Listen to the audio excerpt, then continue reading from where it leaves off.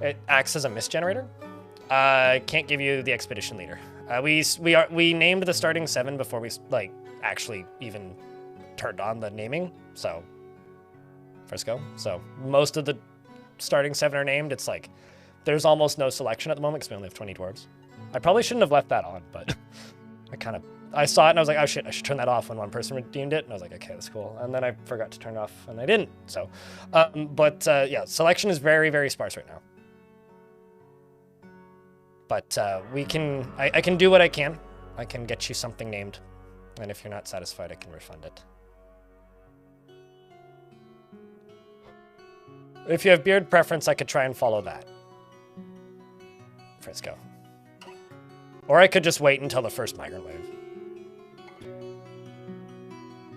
You like building your prisons under aquifers because it looks like it drank deer, so it actually makes them happier. Yeah, that's actually kind of true, is that it's like, some of the things that you can do is like make them upset. I like, if I've dug through an aquifer going into my fortress, something that I like to do is like dig sideways into the walls along the sides of the stairwells. And then once I've built the fortress, build some drainage at the bottom of the stairs and just let water fall down the stairs. Because it's like when the dwarves run up and down the stairs, they get like happy thoughts from the mist going past them. Hold on, I need to clear my nose and lose a layer because I'm warm now.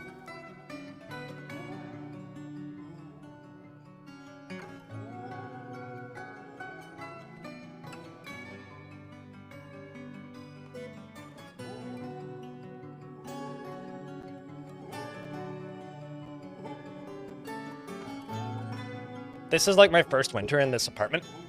Last winter, well, when I moved into this apartment, it was February. So like the coldest months of the year were I was in the latter half of it, right? So like this is me like just figuring out how to live in this apartment when it's cold outside. And I've basically like gotten into the habit now of like just not turning on the heat in my office. I turn it on in the living room and the other room in the apartment, but not in my office because if I run my computer, it brings my office up to like 18 degrees Celsius, which is like totally fine because I've got 2 computers here running. One which runs 24/7 and then the other one that like is just on when I'm streaming. But between that and all my networking gear and 3 monitors and my server, it pumps the temperature up in here, right? Because I like my CPU runs at like, I don't know, 50 under load. So it's just like blasting hot air out of the side of the PC at my arm. So I've just got like a little space heater next to me basically. So I don't turn the heat on in here, but the result is it's like, I don't know, it was like maybe 6 degrees in this room when I woke up. So woke up, throw myself out of bed, put on my pants, put on my shirt, put on a hoodie, put on socks, walk into the other room, and it's like 18 degrees in the other room. Which is like pretty warm in comparison to like 6. That's where all the plants are, so I can't let that room go down. That room's also got higher humidity because I got tropical plants in there. And so then I'm like warm in there, so then I take the hoodie off, and then I come back inside and start streaming, and I put the hoodie back on, and then I'm like, whew, it's chilly in here because it's warmed up a bit, but not much because the computer's just idling, right? And then start streaming, and it's like, oh, wow, it's like almost, it's like warm in here now, and I've only been at this for like an hour. Hello from Louisiana. My name's Blind. What's up, YouTube chat? How's things? It's gonna be minus 12. So you may need the electric blanket. Oh boy. I when it gets cold, this is just I'm a crazy person talking, Darius. When it's super cold, I just get my long underwear. I'm wearing my long underwear right now. I have a lot of merino wool camping gear because I really like winter camping. I just don't do it often enough. So whenever there's a sale at Mountain Equipment Co-op or Outdoor Co. or one of the other like outdoor stuff that we have around here, Ulfa, hello. I usually springtime. I go in and then when they have like 50 or 60% off sales, I go in there and I snap up winter gear specifically because like summer camping gear, that's fine. It's pretty easy to find, especially at the end of the year. Like it's a lot more affordable. Like it's what, just shorts and a t-shirt generally. Like bug nets and that sort of thing. Unless you're somewhere where it's like really, really buggy, in which case it's like, all right, then yeah, you're wearing long pants. But like I have all that stuff and that stuff's cheap, and you can buy like very affordable equivalents from fast fashion places. Whereas like winter stuff is just expensive because like you want the good stuff because you don't want to be cold. Like summer, worst case scenario, you get some bug bites. Oh well. Winter, winter, like you freeze to death, motherfucker. So I have like 3 long sleeve mineral wool shirts. I've got middle layers that are fleece. I've got 5 pairs of long underwear. I've got moisture wicking like pants that have like wool built into them that are like impossible to wash, but very, very warm and very, very effective. Stuff like that. I've got like moisture wicking warm layers. I got all kinds of stuff. Do I drape fabric in a tent to keep condensation from freezing the tent? No, I have a summer bivy tent, a winter bivy tent, and a what's it called? And a hammock. So actually I have an all-season bivy tent and a winter bivy tent. My winter bivy tent literally just looks like somebody took a sleeping bag and is holding the end up. Which I very rarely use, actually. I've used it 3 times.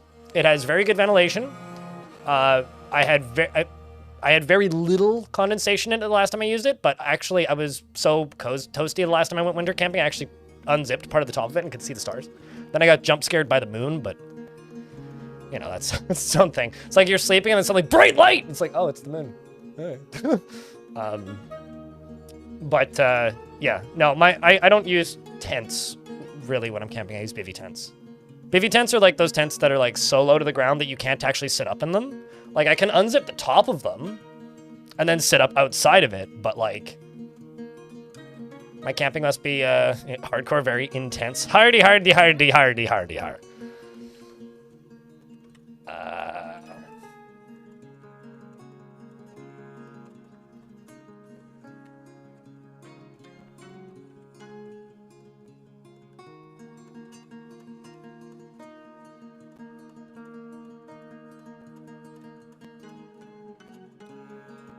Let me just open up Google Maps. This was where we were, or not Google Maps, Google Photos.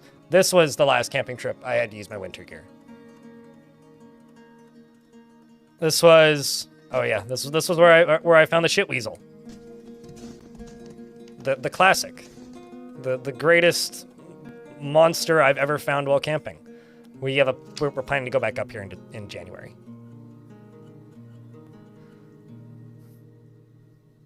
Also, that might look adorable, but is a pine marten. They're related. They're in the same family as like wolverines and are mean, and I jumped and ran away from it because it growled at me and showed its claws. Yeah, I walked 7 kilometers to take a crap instead of just pooping right there because I was like, yeah, nope, that's not happening. Cute but danger. Cute, but yes. Cute, but you lose a testicle. Yeah, they don't give a fuck. Yeah, they're like mean. They're also not. It's not small. Like they're like yay big. Like it's like a small raccoon because they're like the size of a raccoon if it was like a wiener dog instead of a loaf. You know what I mean?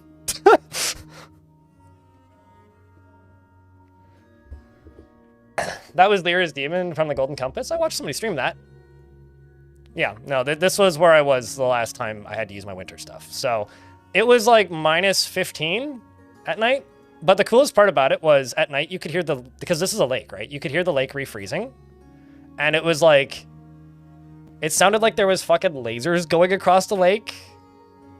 Like, phew, phew, phew, phew, phew, phew, phew, phew, phew, phew, phew, phew, phew, phew, crack, thunk, blah, blah, blah, blah, blah, blah. Like, and you could, it was super neat.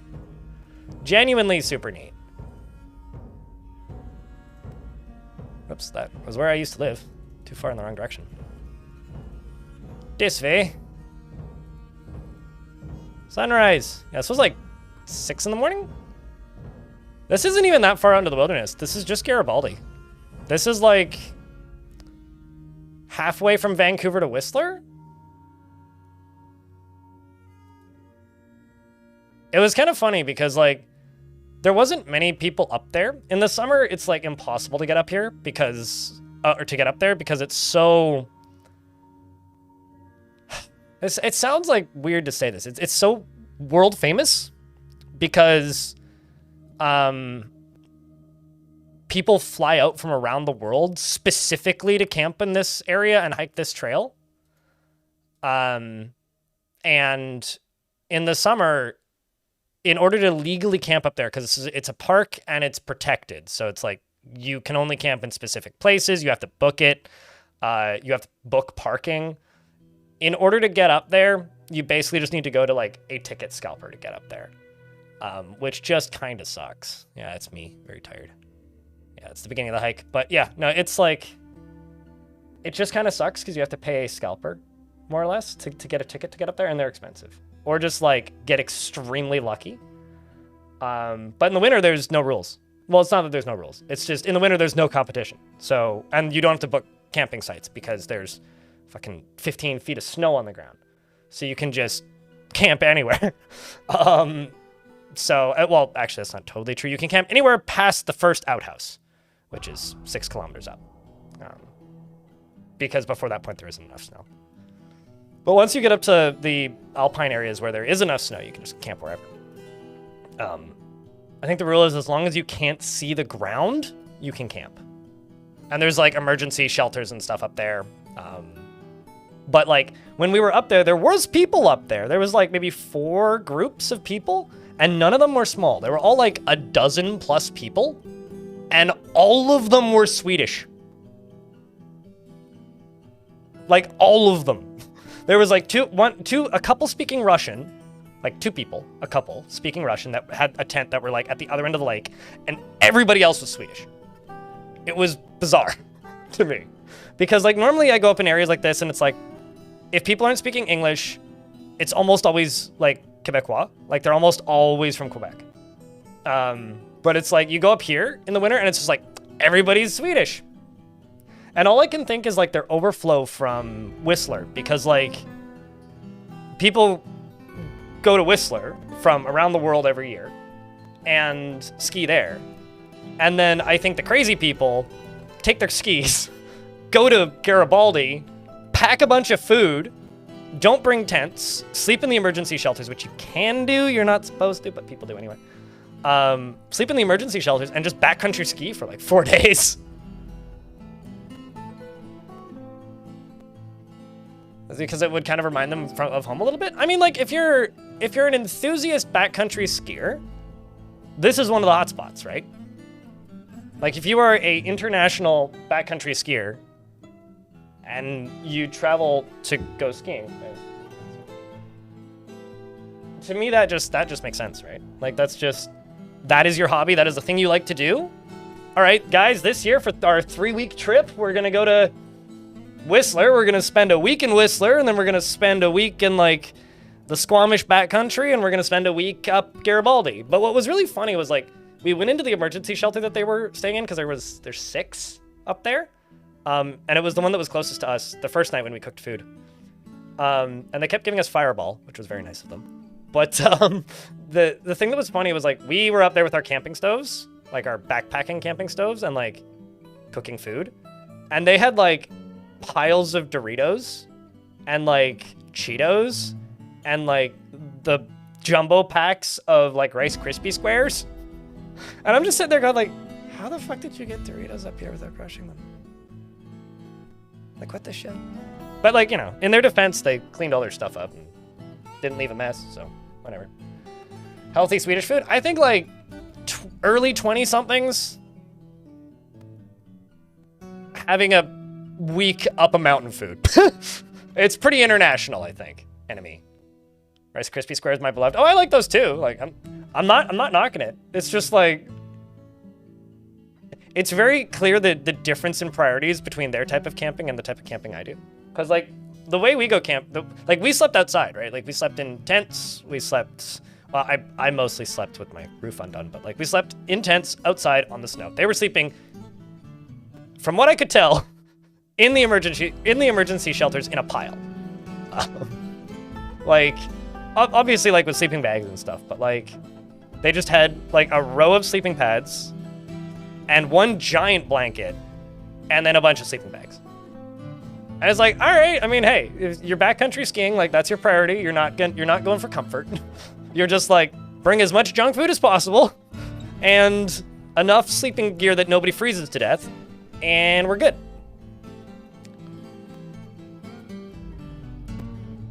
Speaking of hikes, a friend of mine made me jealous this weekend and sent me this.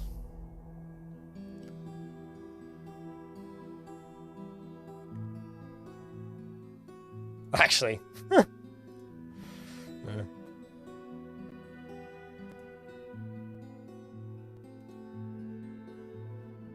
just let me open this photo. And sent me this. This is where I normally go winter camping. This is the place I miss. Gotta be a swingers thing? No, it's just practicality. Everybody's friends in the wilderness. Tiny hippo. Nobody died of shit. Dysentery? Is that what you die of in Oregon Trail?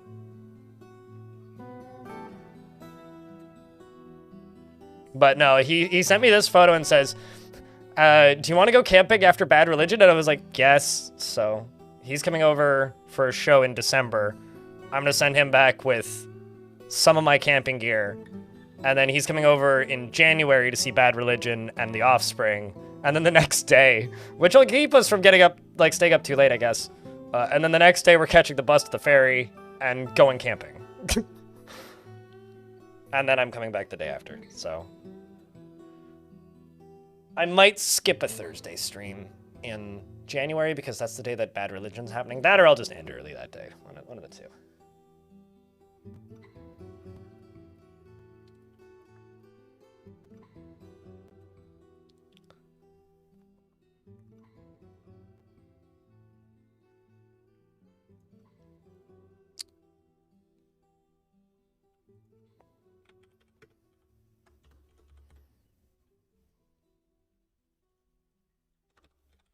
There's a DM I have to respond to. And we're about to get hit by ads.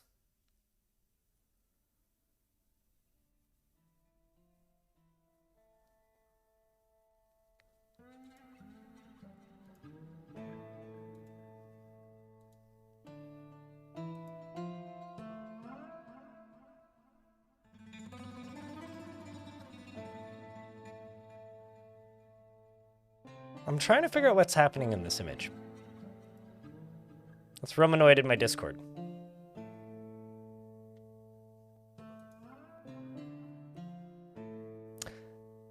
What is that? It's a chimera of some sort. It's certainly a mod. Skinny chimera. Yeah, it's like a lion, goat, snake? What breathe fire?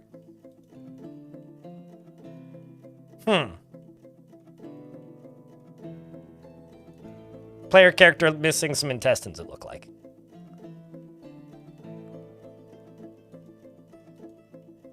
Suboptimal, I say. With HR for the PTO? Yeah, hello, HR? Yes? Can I have PTO? I think they hung up on me. That's a traditional chimera? Is it? Is there such a thing? Is it? I guess there is, probably. I was just like squinting at the pixel art more than anything.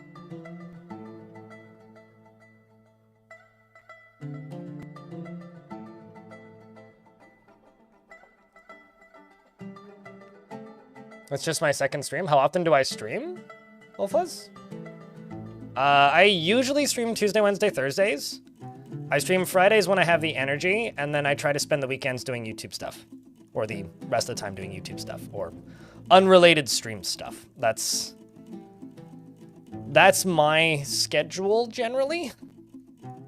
Speaking of pretty mountain photos. That's one of my favorites.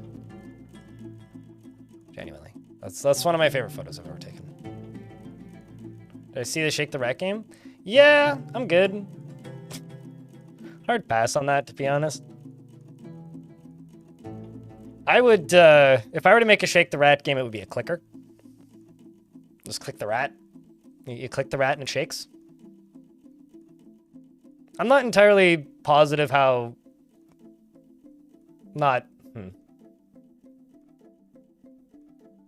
Like, when I look at a horror game, and I see the allegory that it's doing after, like, 3 seconds of the trailer, I'm like, oh, well, the game's ruined now. like, I don't know. Like, if I look at a horror game, I'm like, what's happening? Like, speaking of horror games, you guys see that this released? Fucking Routine released. Like, this game's actually out. This game was in development for 14 years.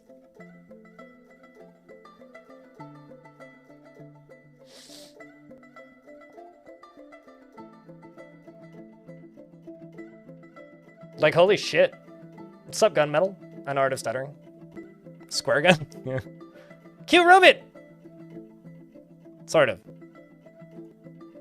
No, this game's trailer, or like the original trailer, was one of the, supposedly, one of the inspirations for Alien Isolation. And I think it has a soundtrack by Mick Gordon, although maybe I'm hallucinating that. I seem to recall Mick Gordon being involved in this somehow.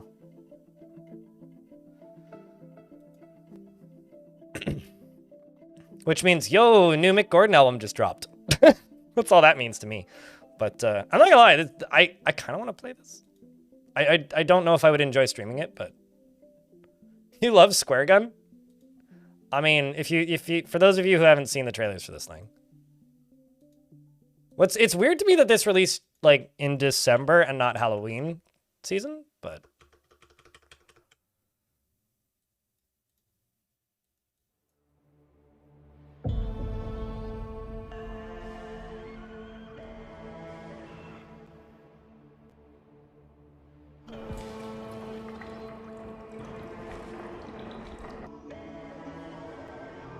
For once, my OBS artifacting at the top of the screen looks intentional.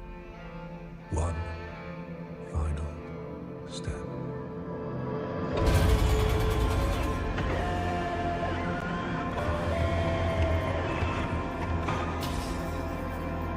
I was looking at the Steam reviews.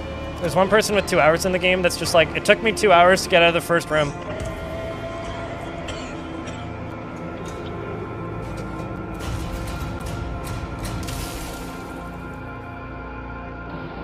You know, it would be funny if canonically it's a Christmas game. Devilish. Yeah, this game was greenlit. It was the first game to get greenlit, supposedly.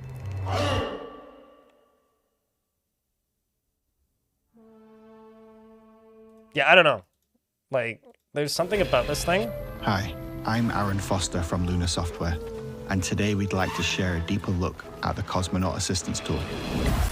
In Routine, you play as a software engineer that's been sent to fix a fault with the Lunar base's automated security network. The Cosmonaut Assistant Tool, or CAT for short, is an essential piece of equipment for personnel here. It will also assist you, the player, as you look into the events that unfolded on the base. This is actually just the prequel to Stray.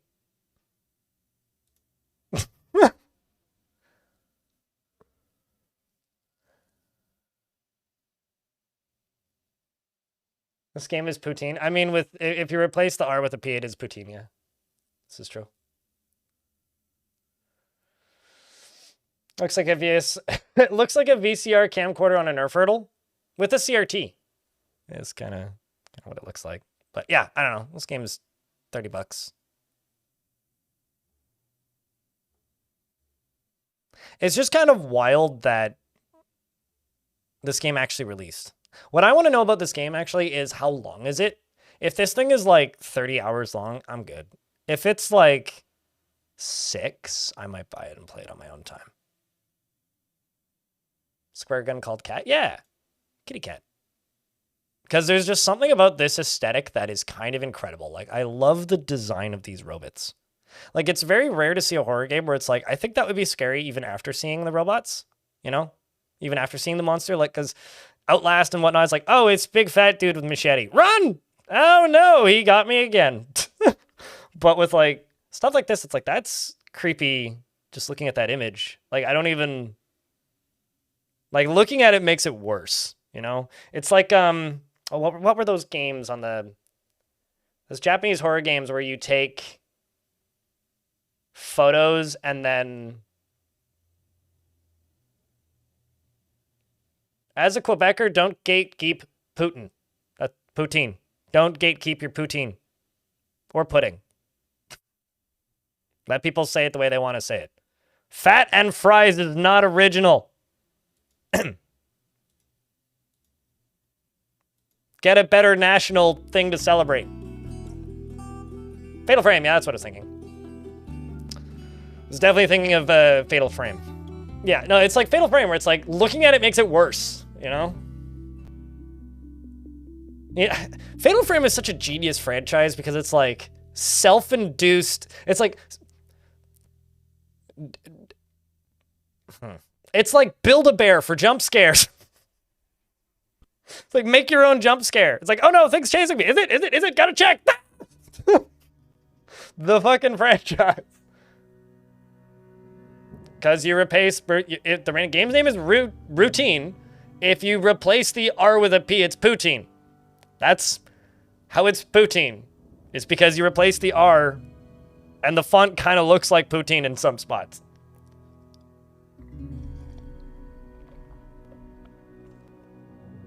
I maintain it's not a scary horror game. My favorite horror game of all time is Fear. It's not scary. Like, unless you're extraordinarily easily startled by little girl, ghost lady. Unless you're extremely easily startled by that, which some people are. I'm not. It's not scary. But I fucking love Fear. Fear is genuinely maybe my favorite spooky game I've ever played. I mean, lots of places. I honestly, Orange, bad take. Bad take. I realize that you're from Quebec, so you are biased, I guess. Bad take. You can do better. I think everywhere has a right to be self-respecting and prideful of the place that they're from. And protective of that thing. Obviously, some people take it too far, and that ruins it for the rest of us. But, like, I think that's a bad take. I mean, except Ohio. Maybe the people running Ohio. I'm sure there's somebody from Ohio who has the right to be prideful.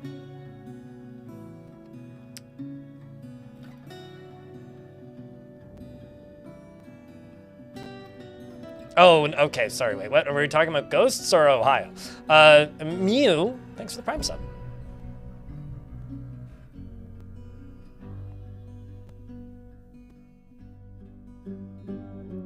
Getting a little bit of electrical interference in my cabling today. It's a little weird. I'll be honest with you, I've never been to Ohio. I've flown sort of over Ohio. Yeah. I'm trying to think where Ohio is on a map. Yeah, I've flown over Ohio, but I've never been to Ohio, so I can't say one way or another about Ohio. I might be forced to go to Kentucky in a couple years, though.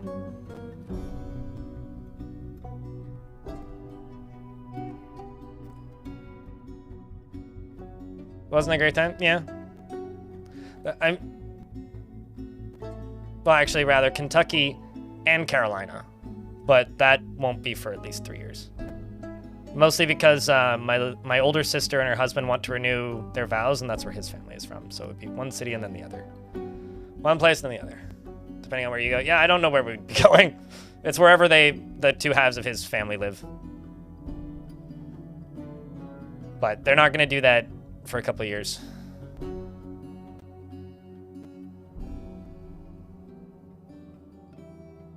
And I think I should probably meet his side of the family at least once. You know, I'll be completely honest with you. DS, I don't know. One of the two, clearly. But genuine statement, I don't know. Reaper, yeah. Naturally. Just show up with a Grim Reaper costume. I'm here for the goods.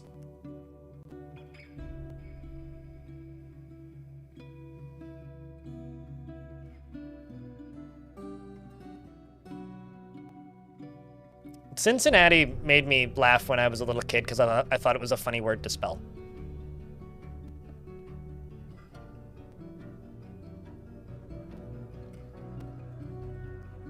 I think chat knows what a Carolina Reaper is. I know that this is a harsh war between people, but they need to merge all the North and South states. Hot take, I have absolutely no right to say what the US should do with the US, but they do need to figure out, like, the whole leadership situation.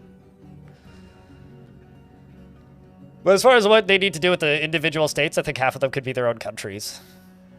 And they'd probably function better. But I don't think merging them would do much good.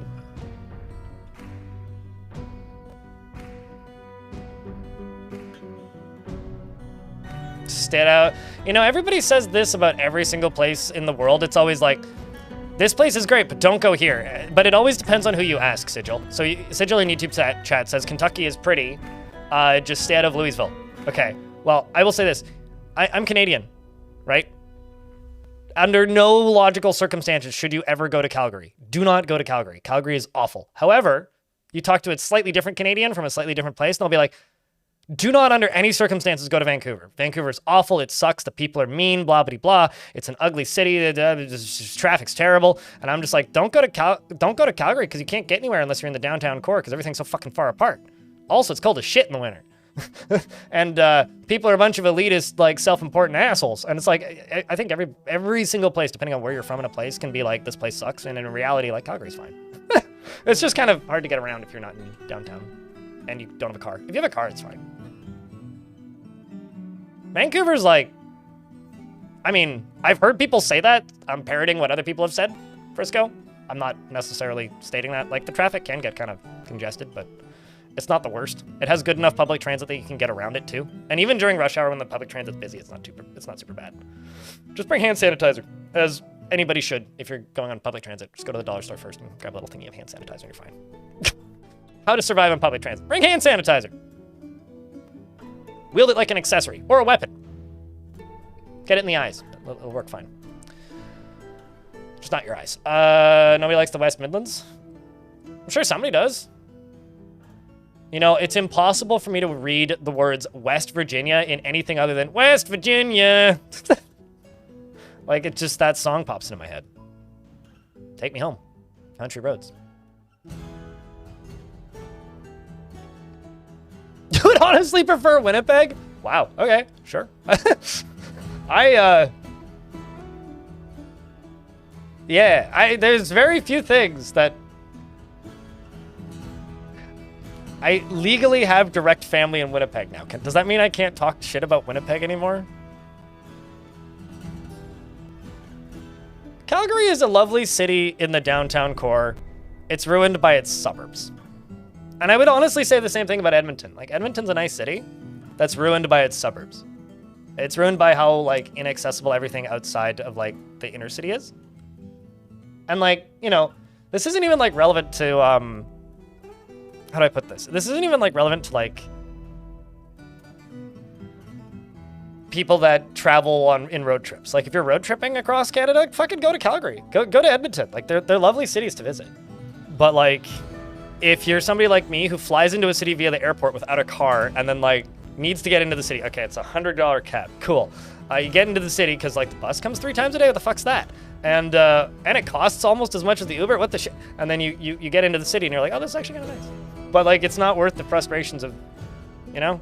I'm like, unless somebody's going to pick you up at the airport, like,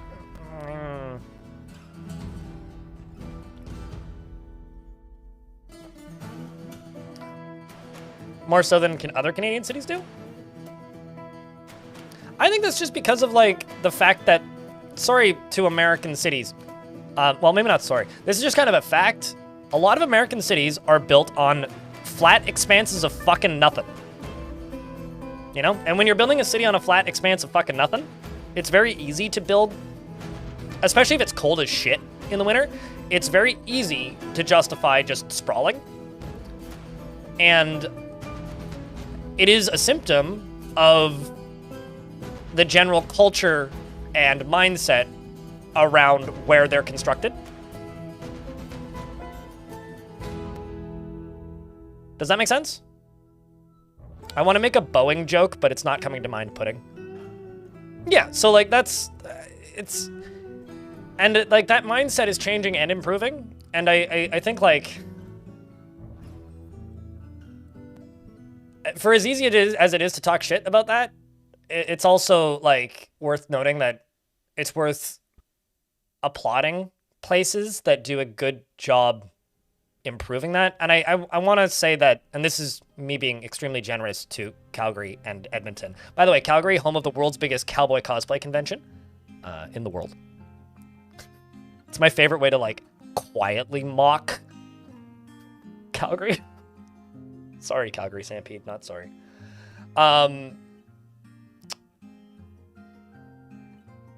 Because those cities are improving. Like they are actively making themselves more livable. No, I'm 100% with you. Like that is exactly what I'm discussing. That's exactly what I'm referring to. Sapphic, Megalodon. But like once you're in the downtown of Edmonton, they have a streetcar system that's pretty good. Their bus service is actually pretty good. It just sucks when you're trying to get to the suburbs. Same goes for Calgary. Diet Denver. Oh boy. Wait, hold on a second. Are you saying that Calgary's healthier physically than Denver? Because they're obviously they must be consuming way less high fructose corn syrup then, if they're on the diet stuff. That's probably good for them then. Good for Calgary. I think I take the term diet to be better than the original, whereas some people take the term diet to mean inferior. As a diabetic, diet products are better. So hot take, what's the best place to move in Canada? Move to in Canada? Okay, so mate, I've only ever lived full-time in British Columbia. So my responses to you are going to be pretty slim.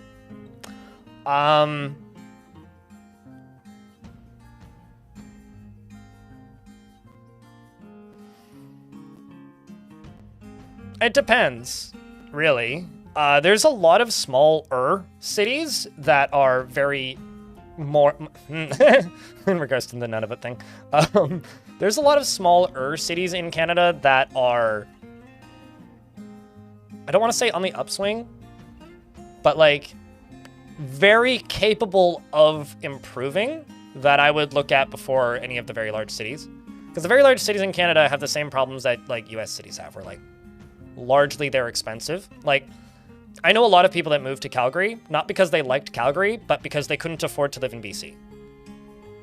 And there's like that one famous case of that kid who lives in Edmonton with his parents and takes commuter flights to Vancouver 4 days a week to go to university in Vancouver because it was cheaper than renting an apartment in Vancouver. Like there's all kinds of wild stories like that. Like I lived in Surrey outside of Vancouver, which is like 45 minutes on the train outside of Vancouver. And I wouldn't really recommend Surrey to anybody unless like you have a family of 5 and want somewhere that's like mostly quiet at night. Because like there's very little culture out there. It is largely just, well, not largely just suburbs. It is like suburbs that's trying to convert itself into a city. So it's suburbs and a lot of construction, which means I think like Surrey will be really nice in like 5 years, 10 years maybe. But like right now it just kind of sucks. I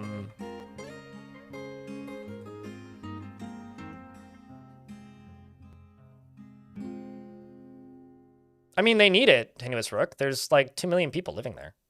It feels like it. It's actually, I think, slightly over a million. It's like 1.1 million or something as of the last census. So like, And for clarity, when I moved in, it was like under 600,000 people were living there. So the population effectively doubled in 10 years. So like they need it. Like it used to be a very sparsely populated, quiet place with pretty high crime. Now it's densely populated, rapidly accelerating in size place. And fix their hospital? Yes. Well, fun fact, they're building a new hospital. They're not fixing the old one. Like the old one's gonna stay there, but they're building a new one. My cousin's doing all the plumbing for it. Apparently my cousin is like in one of the like overseers of like all of the plumbing in there. Thoughts on Westminster? I actually looked into moving to New Westminster before I moved to Victoria. Like that was one of the first places I looked, Roaring Fork. I really like New Westminster. Like I mean, okay, so for those of you who don't know how the Greater Vancouver area works, Vancouver is like a pretty small city with Vancouver, North Vancouver, Burnaby, Richmond, Surrey, New West, Minster, Lougheed, Port Moody, Deep Cove, Pitt Meadows, I'm forgetting one, Port Coquitlam, Maple Ridge, Mission, Langley, Abbotsford, White Rock, that if you didn't realize those were all different cities, you wouldn't. So like, I don't know, I quite like Port Coquitlam. Port Coquitlam's nice, but getting kind of expensive. Port Moody's lovely, but unobtainium, just pricing wise. I could never live in Squamish, but I do like Squamish a whole fucking lot. I could never live in Squamish because like, yeah, it's like an hour drive outside of Vancouver, but like, that sea to sky highway is like inaccessible if you don't drive. I always have to explain to people that West Vancouver is north of Vancouver and not in fact the West End. What was that from Frog for Hire? Was that How We Sound Brewing?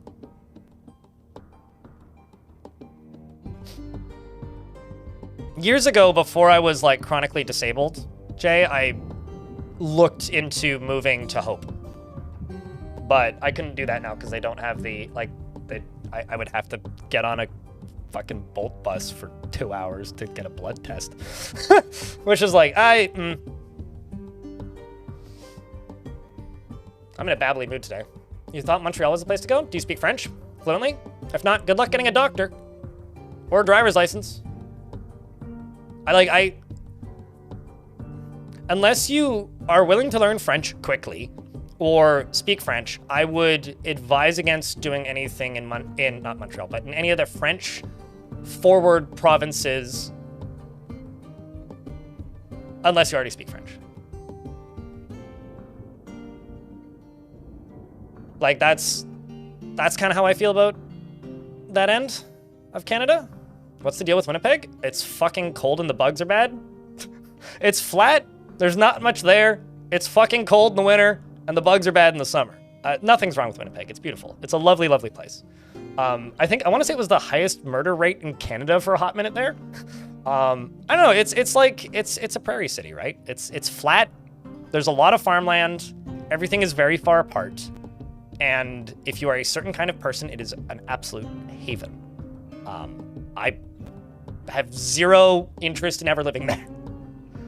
And their airport is horrible. Horrible.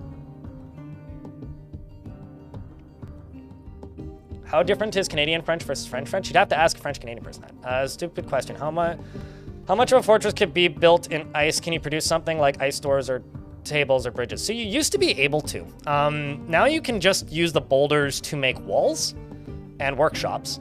But if it gets warm, they will disappear, like they will melt. So you are like gambling with heat, i.e. if a dragon shows up, bye fortress, goodbye, it's gone. Or if a fire-breathing titan shows up, your fortress just melts. Is Richmond what they refer to as the island? No, Richmond is under sea level though. I'm higher above sea level than Richmond right now, and I'm on an island. No, Richmond is connected to the mainland. It is under sea level and separated from the water by a thing that the Dutch make that they really like, that are piles of dirt that hold the ocean back, which I can't say because YouTube will demonetize me because it doesn't understand context. It's spelt with... It rhymes with Mike. But yeah, it's farmland. Richmond's fine. I wouldn't want to... I have friends that live in Richmond because they have, like, low rent there. I find Richmond, like, terminally frustrating. Because... To give you an idea, if I want to go to the mainland, I have to go through Richmond to get into the city. And getting from my front door to Tawasin, which is just outside of Richmond, or at the far end of Richmond, takes me maybe 2 hours and 20 minutes. And most of that is spent sitting on a boat or in the waiting room for the boat. It takes me almost the same amount of time to get 20 kilometers through Richmond to get to the city. It takes me like 30 minutes of waiting for the bus, 20 minutes on the bus, 20 minutes of waiting for the next bus, 40 minutes on the bus, 40 minutes on another bus to get to my parents' house. It takes me 20 minutes on the bus, or sorry, it takes me an hour on the bus and an hour and a half on the train to get to my friend's house that I go to and hang out with sometimes. So it's like,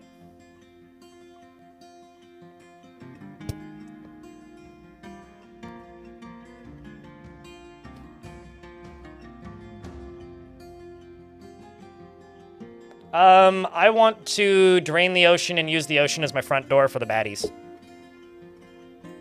Maybe catch an orca, if possible. Although, you want to know what's even better about that complaining about getting buses through Richmond? Is if I take the ferry over, end up in Richmond, catch the first bus, which takes 20 minutes, and then go to the bus stop, the first major transit stop, which is a 20-minute trip away, and call an Uber to my friend's house, it takes a total of 25 minutes of bus time, 5 minutes on the Uber to get to my friend's house, and it costs me 15 bucks. If I catch an Uber from the boat to my friend's house, it takes 20 minutes, total trip time, and it costs me $70. So almost always what I do is I take the first bus and then just catch an Uber. This is so much faster. Never. Wolford's one, and after I ban every single person who asks that. Bro goes on an epic Lord of the Rings journey just to hang out with his friend. Yeah, I mean, it's what I like accepted when I moved to a place with a higher quality of life. You know. Is it a Mirth Ocean? No. It's Untamed Wilds. People just like mocking me for mermaids because they know that I give harsh responses for it. It's my own doing, really. And also because people are sick, disgusting human beings that just want to torture the good things in life.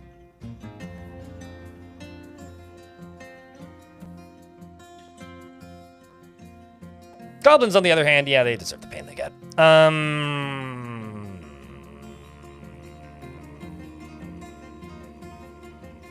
I've got a lot of, like... Whoops. I've got a lot of saves I gotta back up.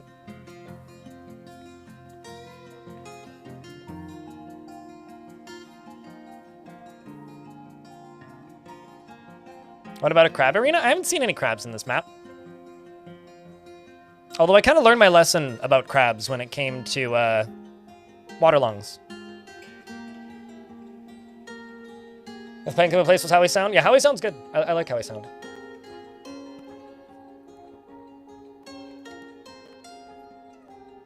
Yeah, that'd be pretty cool. Them like throwing spears or shooting bolts out of the water at you.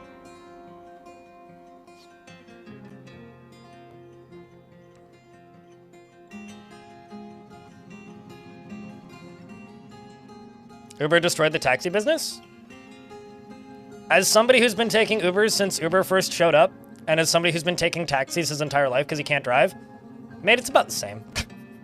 Like, truly, cabs cost about as much as they always have. Ubers sometimes are way more expensive and faster. Sometimes they're way faster and cheaper, and sometimes they're either or and take way longer. Maybe it did. From my perspective, it's about the same. It's like, do you want a consistent price with a predictable arrival time? Take a cab. Do you want an inconsistent price and maybe gamble for cheaper? Take an Uber. Do you want to maybe die? Take an Uber. Or you are less likely to live if you take an Uber. Oddly enough, here I usually take a cab if I need one, because there are enough of them in the areas where I would need to take one that it's fine. What's up, Caps? I think it highly depends on where you are. Probably Jody. Like, at least over on the mainland in Vancouver, there's an app that you can download that is, how do I put this? Quite literally just Uber, but for cabs. And it tells you what their distance fare is. So you can just like price estimate what it'll cost you to go from place to place and summon a cab that way. Which is like, oh, like you look at the Uber app and it's like, oh, $70 for an Uber to get to the airport. And they need to look at the cab app. It's like, oh, about 50. I mean, I guess I'll have to tip them, but like, So a lot of the time they are competitive. It's just their marketing isn't as effective. And people are stupid and don't like competition, so they don't promote the competition. You know what I mean? Like, in some cases, they are competitive. It's just people don't. People don't.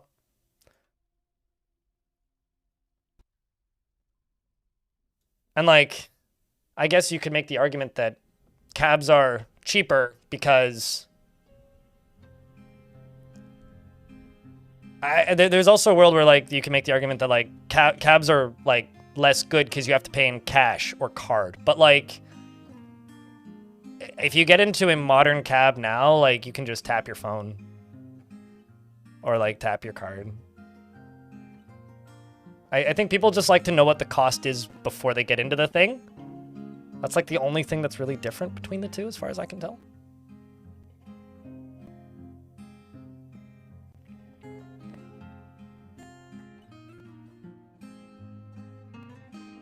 It's probably, like, taxis weren't doing that. Like, I find that areas where taxis suffered heavily because of Uber were areas that taxis were already suffering, and Uber just, like, killed them. But, I don't know. What do you mean by suspend? Terry Dio? And hello? Bama Dora Gamza Souza? That's a very long name. Yeah, we had some killer whales floating around a while ago. But they're very rare, and they don't tend to come back super frequently. So you really have to, like, get them when they're there, or you're off an SOL. Then you take a cab? King of Pudding? I mean, unless you're in an area where cabs, like, don't exist, but... No, that makes sense. Mercy Kitty. I guess, like, I'm also, like, a bit... Not jaded. That's the wrong word. I'm a bit, like, biased in favor of, like, cabs are fine because, like, where I used to live, there was 3 competing cab companies that were all pretty close to me. And, like, were kind of everywhere. Like, there was Surdell Taxi, Nordell Taxi, and Surrey Cab where I used to live. And where I live now, there's at least 2. There's a third one, but I've only seen them drive by occasionally, so they must be from the next city over, but... There is enough cabs around that, like... It's often faster to just hop in a cab than it is to take an Uber anyway.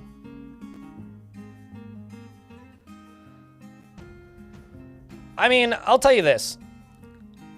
I've never had a driver make me think I was going to die in a cab.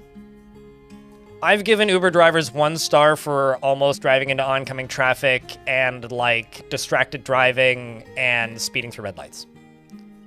On more than 1 occasion. So... I will take an Uber if there are no cabs in the vicinity and I'm somewhere where I would need a cab and the Uber is close. Otherwise, I will take a bus if available. But generally, like, if I need a cab, I will take the cab.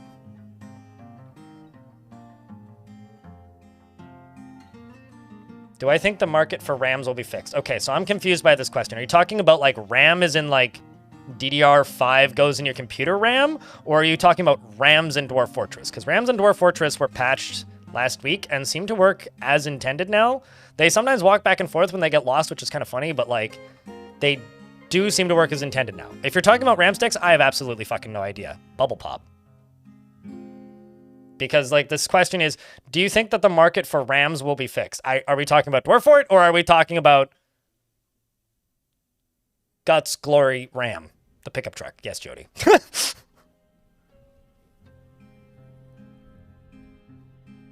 That or like, generally I'm more into like lamb than mutton, so.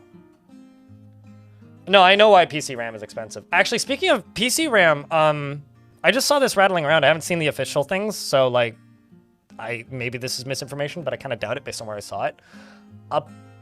That's number 3, Snail. Got it. Apparently, Crucial's no longer making consumer RAM. Like, they're just going all in on B2B, which is nuts. Like, they just, like, nope that out of the consumer market. Which is absurd.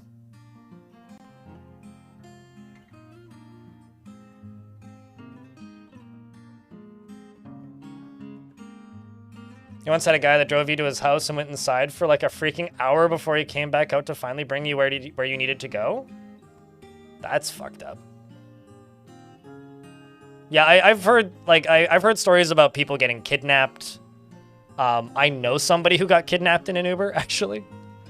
Like got into the car and driver like turned the phone off after a while. So I feel like everybody here watched the same Gamers Nexus video.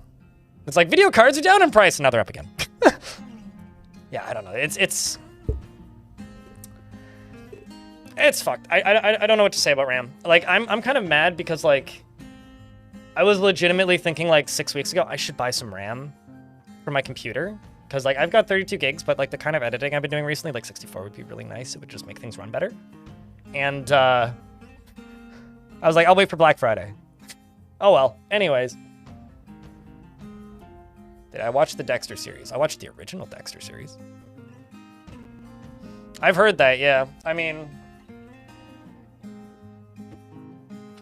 Sorry. Reaching for an SSD. I've got a 4 terabyte M.2 right here that a very kind viewer sent me. So I need to install that. I think I'm good on memory for the moment. I think I'm good on that kind of memory. Let me check something real quick. Sorry for the slow start today. I think like it's just one of those days where I got like 4 hours of sleep maybe last night. Like I just did not sleep well, but we've made some progress. We made some progress last night. I do have several dwarves to name. Let me just grab the queue here. I got a name. Dwarf with any happiness, any job dealer's choice.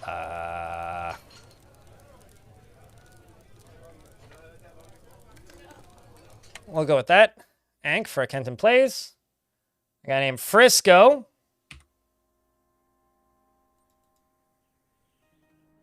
Literally can't give them any of their requests. Did Frisco have any requests about Beard? I don't know. And Snail, did you have any requests about Beard?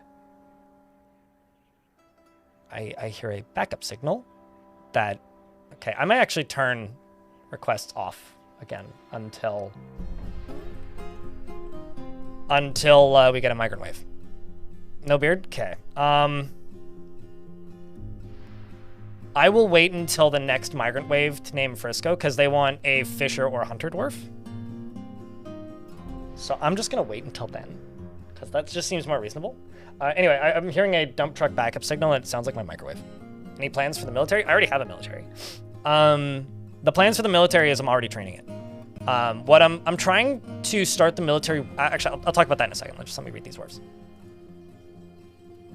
Oopsies.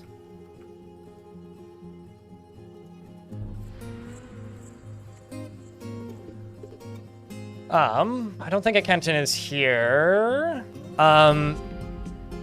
She has no ambition whatsoever, and she finds helping others emotionally rewarding. She finds a chaotic mess preferable to the boredom of harmonious living. She does not often experience strong cravings or urges and doesn't handle stress well. She is stubborn and she is conflicted by this part of herself as she is often cheerful. She is not inherently proud of her talents and accomplishments, and she needs alcohol to get through the working day. She dreams of raising a family and personally sees cooperation as very important in life and sees competition as reasonably important and doesn't Wait, why am I saying doesn't?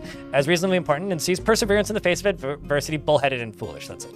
And doesn't care if others take the time to master skills. And dreams of raising a family. She likes calcite, lay pewter, ruby, avocado wood, deer hoof, mauve bracelets, bolt thrower parts of impossible. Prefers to consume honeybee and quinoa beer and pearl millet flour and absolutely hates bats. No, because, so that's like a biological trait. So humans don't need alcohol to get through the working day because they're humans. Dwarves need alcohol to get through the working day because they don't need water to get through the working day. That is a uniquely dwarven trait.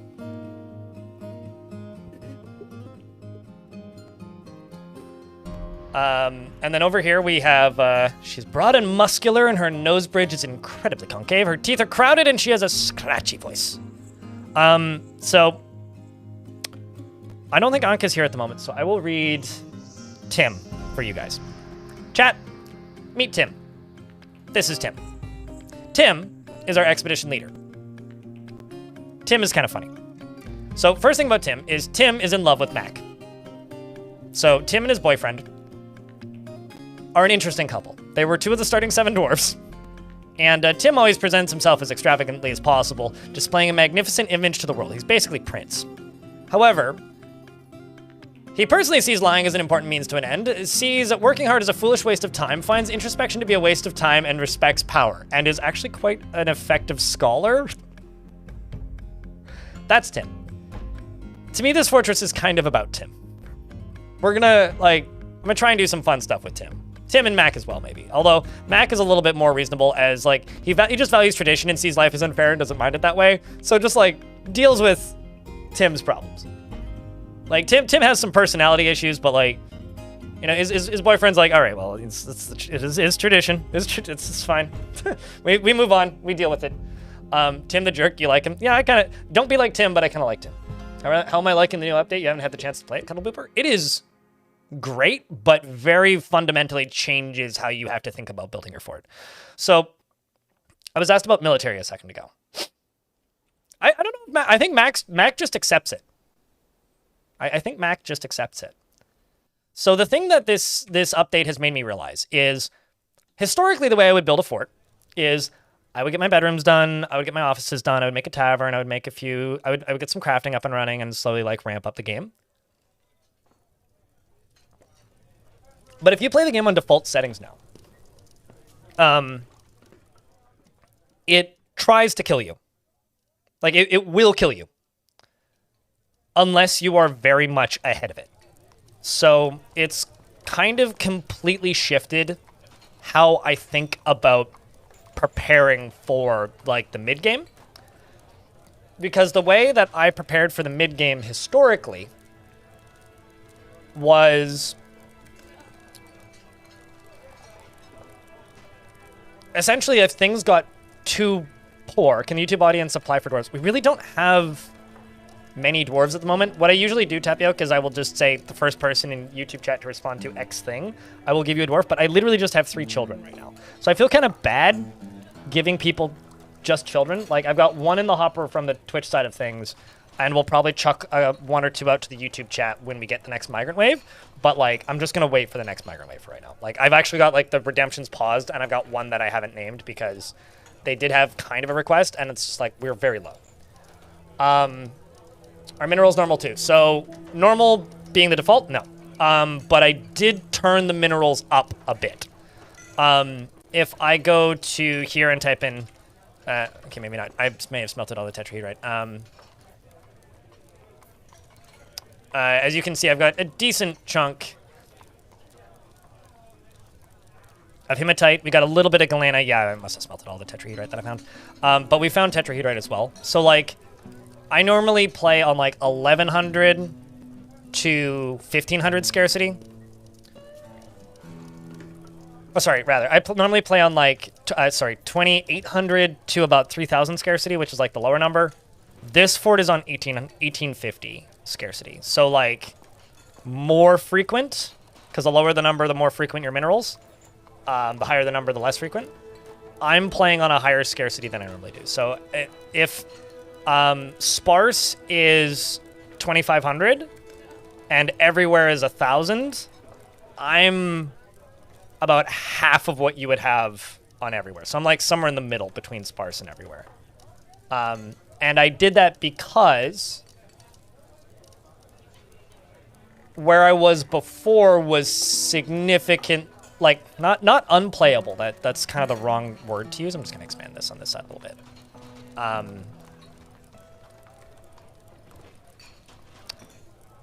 Where I was before, I don't think is unplayable, but I was having a hard time keeping up with the needs of ammunition for the bolt throwers, like an extremely hard time. And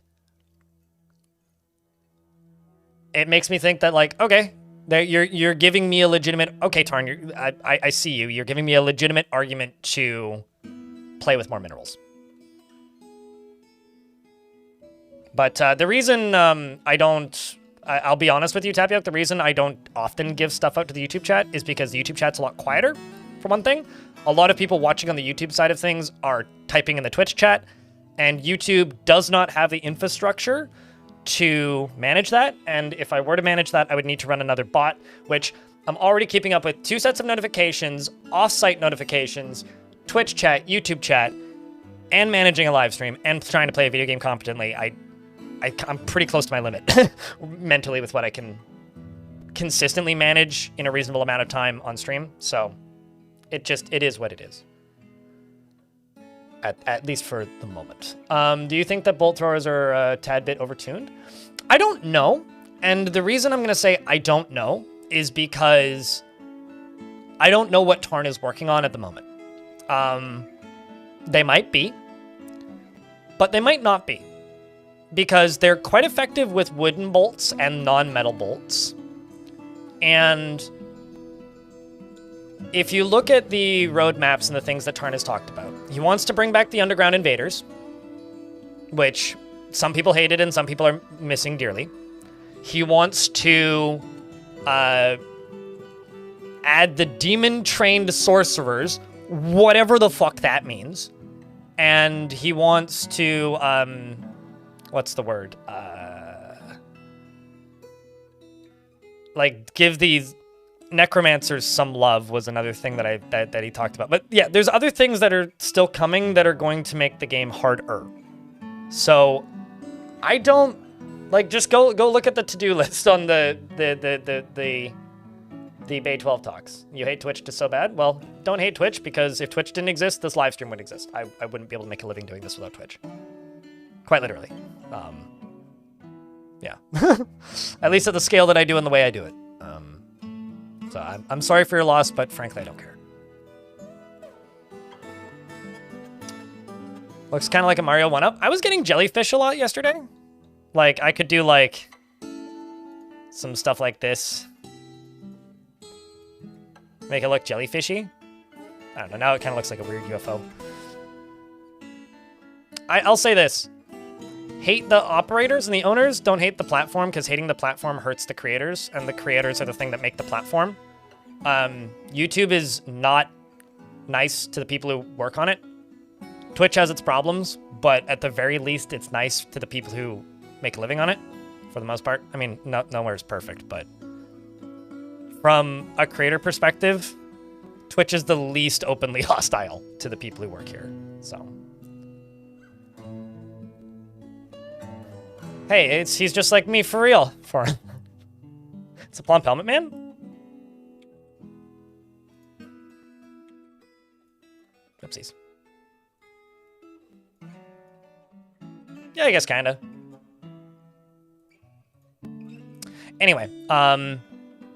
So that's kind of where I'm at with the siege stuff. It's kind of it would be nice if there was a sieger setting for how long before they send diggers and ramps. There is. There quite literally is. There's enemy production triggers. So I don't know exactly what these numbers equate to, but you can change these numbers and make it so that you have to have a higher amount of production for them to attack you. A way to explain this is it's kind of like the RimWorld wealth settings, where like the higher wealth you have, the more the enemy attacks you. The more wealth your fortress has, the more you get attacked. The other thing that you can change is where is it? Minimum raids between sieges.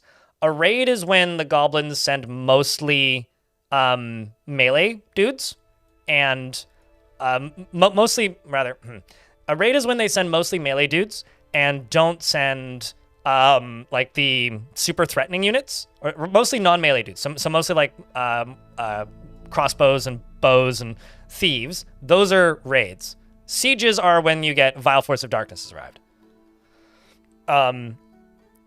So you could turn that number up, which also lowers that. Also, apparently, Blink is gifting out 2 mug goblins in the Twitch chat. YouTube folks, if you tab over to Twitch real quick and type an !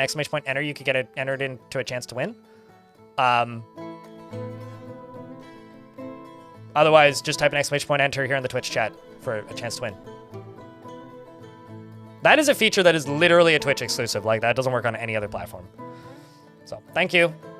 Blink, you're very kind. The mug in question is...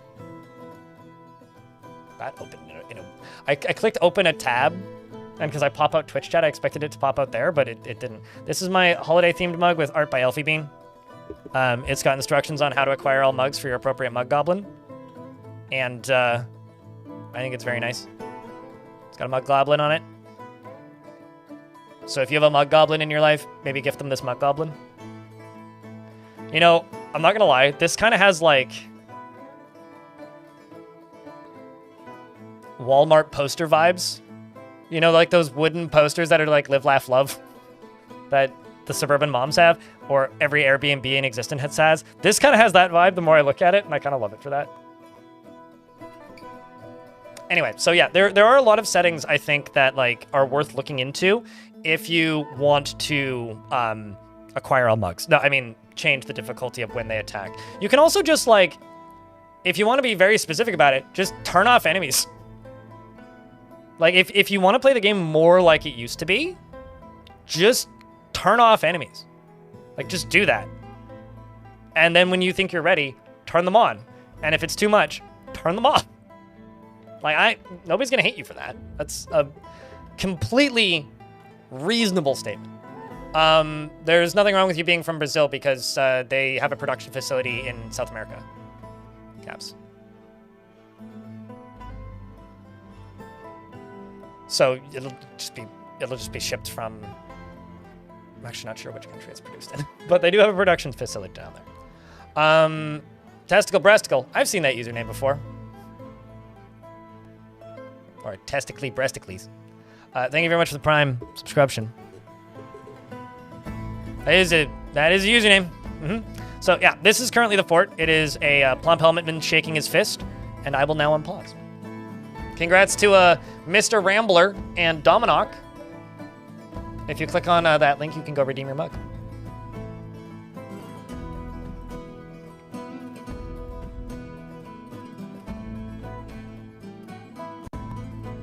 PS raids don't exist anymore. Turn them off if you want to get attacked more. I beg your what now?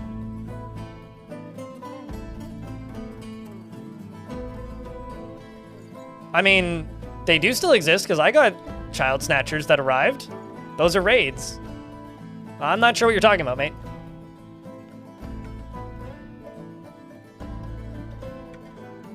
I think being platform agnostic is healthiest for every content creator on Earth. So, if the YouTube player is better for you, it's easier for me if you type in Twitch chat. Think of Twitch chat like corporate budget IRC.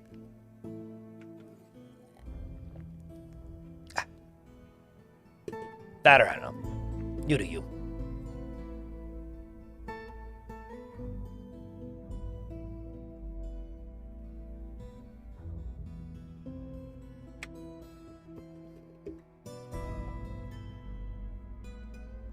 With the Z-axis? I see that a lot, the people getting confused with the Z-axis, and it's just something that takes time.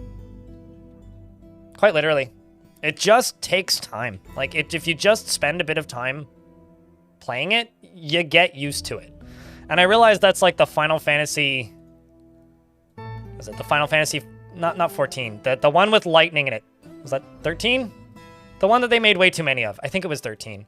It's like, it gets good after 25 hours, and I realize that that's like just a really bad argument to make about video games, but like, you will get it. It just takes some time.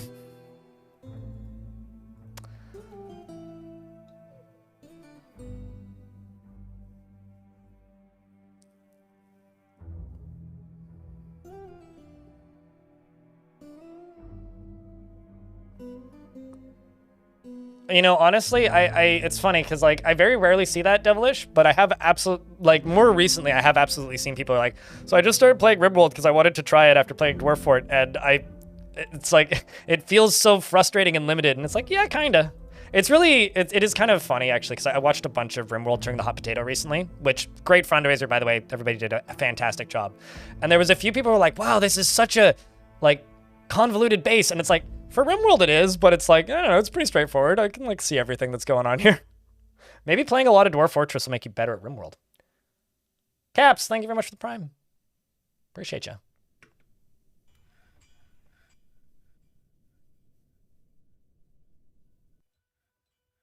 Watch the first 30 seasons and it get good? Wait, 30 seasons? You mean 30 episodes? 30 seasons? That seems like an exaggeration even for anime. How many? Okay, sorry, stupid, uneducated question. How many seasons does One Piece have?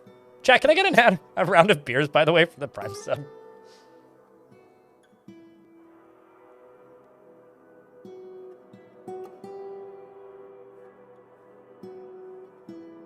So wait, if it has like 30 seasons, then you're implying that it's just not good then. Like, I know that there's, like, stupid numbers of episodes per season. I'm aware of this, but... I was just kind of like, I think your argument is invalidated. I think, like, it might just be a bad show for you in that case. Oh, sure, like, Simpsons has a ridiculous number of seasons, but... It's old enough to drink in the US? I mean, fair. King the Fox of Disco Space! I hope you're doing well, by the way, mate.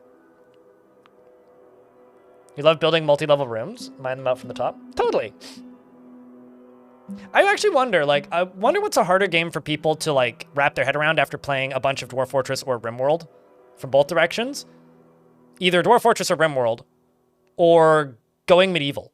Because I find the camera in Going Medieval, I own it, but I've never streamed it.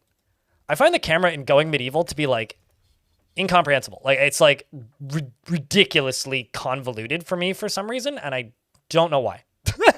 Like, there's something about it that just...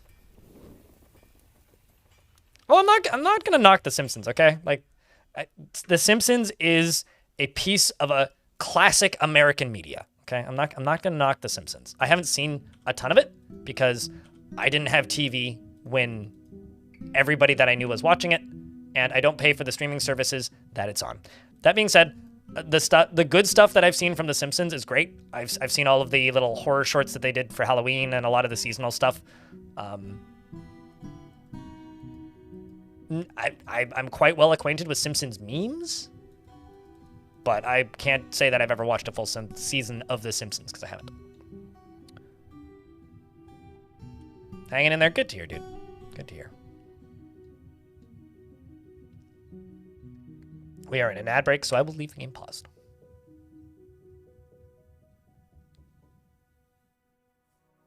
Fort is more complicated than RimWorld, but RimWorld has a proper religion system. As somebody who really fucking hates the religion system in RimWorld, I disagree with that statement, but I see your point. I understand why you would feel that way. But I fucking hate the religion system in RimWorld. It's so gamey.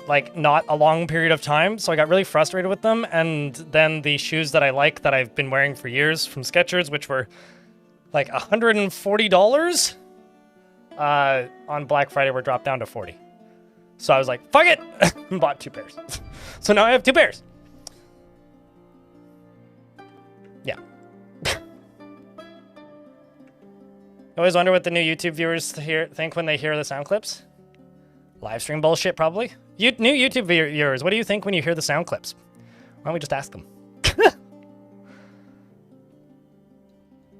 I mean, that was you once, right, JJ? All right, let's get these unforbidden. See what we're at. So currently, all that we really have in the fort is this. This is a guild hall that is training weaponsmithing. Sorry, armor smithing, not weaponsmithing.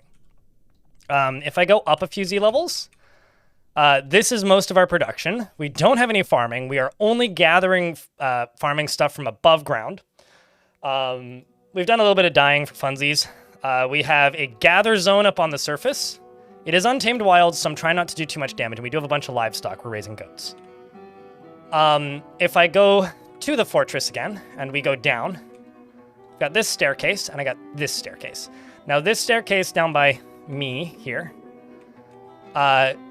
missed the first cavern layer, but this one we dug through it. It missed the second one, but we went and found it, and I need to finish that and that. And didn't miss the third one because missed the third one, made it down to semi-molten rock, so I also missed the lava sea. I went back up 10 levels and just started digging horizontally and found water, found this cavern layer, and also found this, which is a mysterious wall studded with gems coming up through this cavern layer. I was like, that looks like the top of it.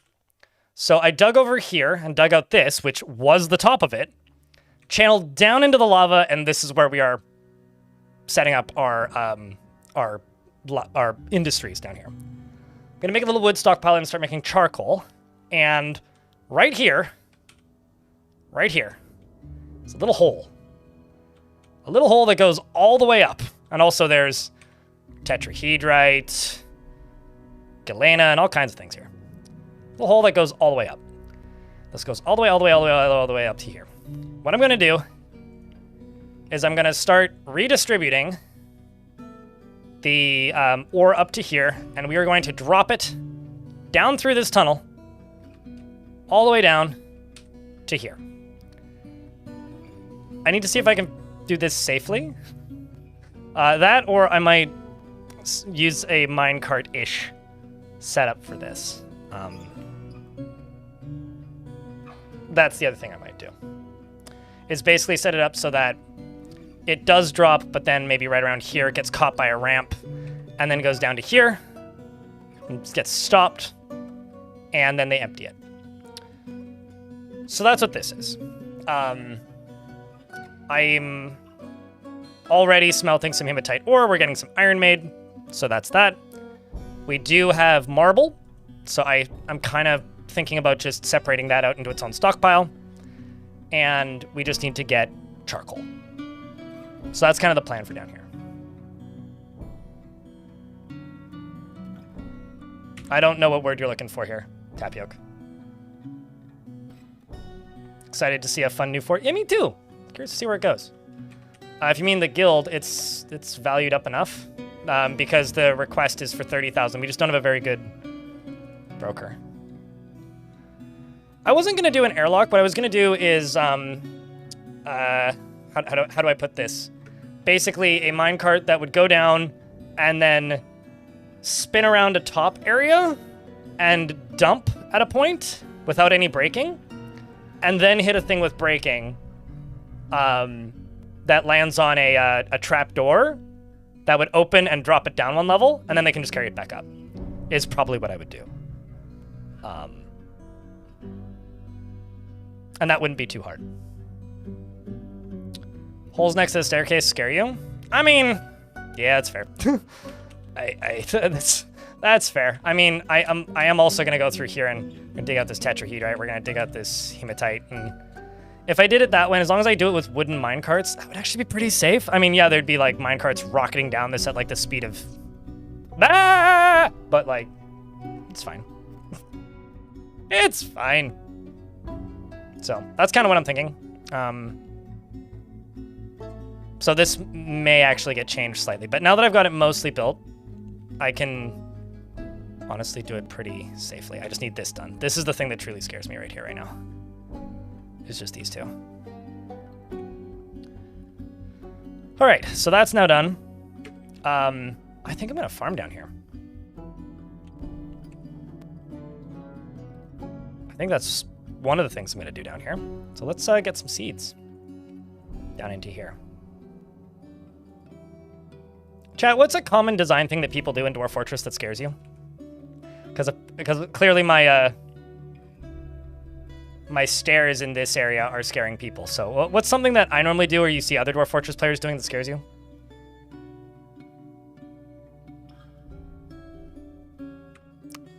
Something that scares me is not putting drawbridges at the front of the fort, so I'm gonna place a drawbridge at the front of the fort. This fort is on an ocean, and my plan is to use the ocean as the baddie entrance and defense. Very long ramps scare you? Have you ever seen something accelerate on a ramp and slide down it? Like, if it's raining a lot and there's a lot of liquids on the ramp, I've seen dwarves running down a ramp, slip, and break their neck before, which is bizarre when it happens. But it can happen. It doesn't happen in stairs, but it can happen with, like, back-to-back ramps. Yeah, like I had in that pit fort. It was so strange. This is maybe that's maybe one of the weirdest forts I've ever built. When dwarves just, like, start dying out of nowhere, it's like, huh? What in the hell?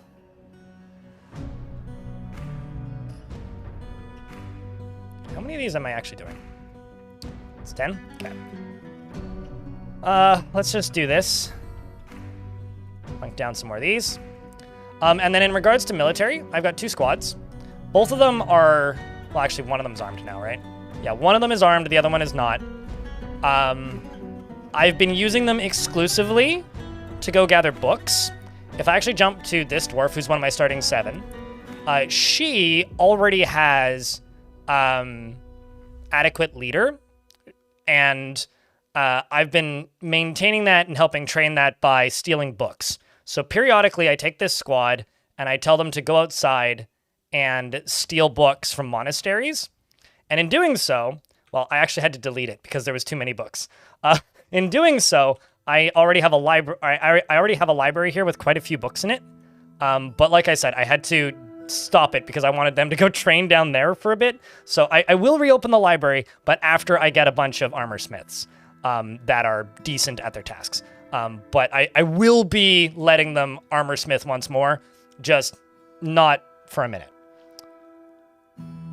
Are you planning a span of drawbridges to the ocean, to the entrance, or a convoluted path through the siege entrance? It highly depends on how much I'm able to drain out of the ocean. If I'm able to drain it down to the core, it'll probably just be a road at the bottom of the ocean.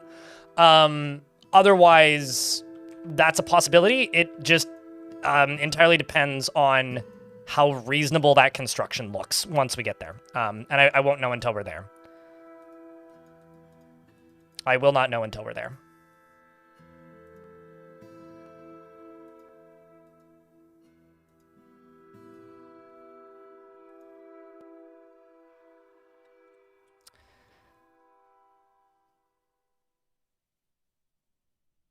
Ooh, I know how I'm going to build this.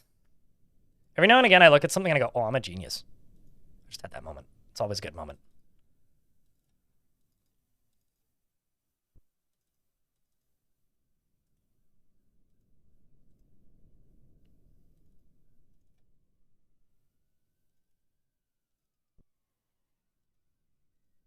The problem is going to be like, how do I stop the bad guys from just like, not directly digging into the, but more or less just how do I stop them from digging into the fortress?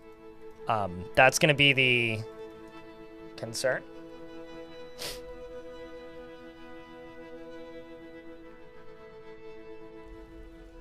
impacting the whole fort. I mean, these days the bad guys can just do that for you, but I would advise against tunneling directly below the surface in any situation.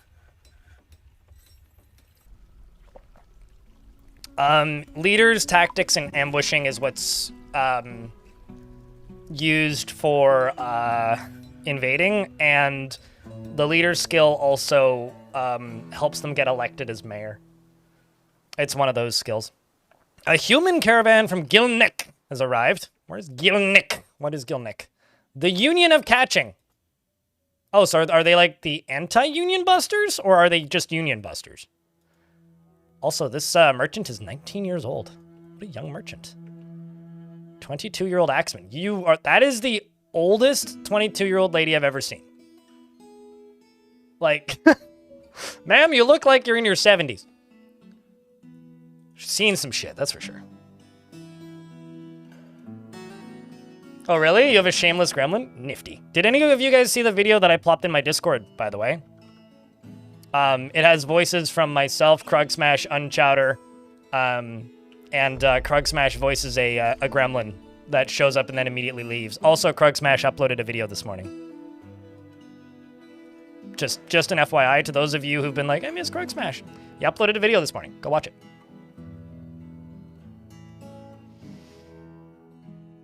I'll see you in 30 minutes. Dinosaur noises. Drowning dinosaur noises. You know how I made the drowning sound? I literally put bubbly, which is fizzy water, in my mouth and then gurgled it. I'm not going to do it again for you, but it was like the only thing I did that day, and I was talking with a friend that evening, and they were like, so what'd you do today? I'm like, I made drowning dinosaur sounds, and she was like, you have to show me the drowning dinosaur sounds.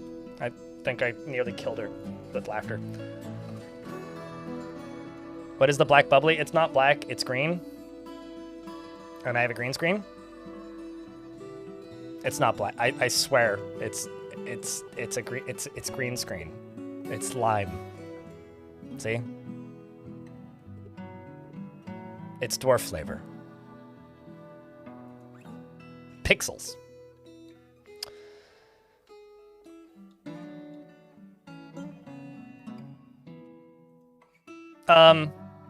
Well, then it would need to be celery, no? Because celery is like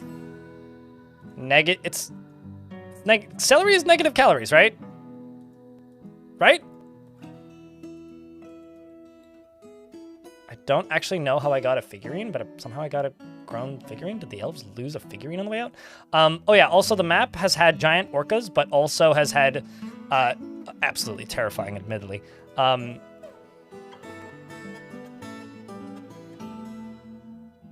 It has had the absolutely, yeah, I think the elves dropped a bunch of stuff. Cat's Eye Altar? Ooh. Yeah, they definitely dumped their stuff. They must have gotten attacked by one of the giant animals. That's unfortunate.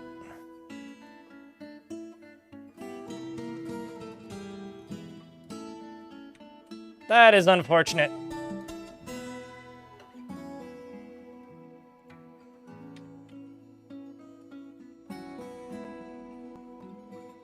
But the scary thing is that this map has giant Kias, but it's also had giant orcas and various other things.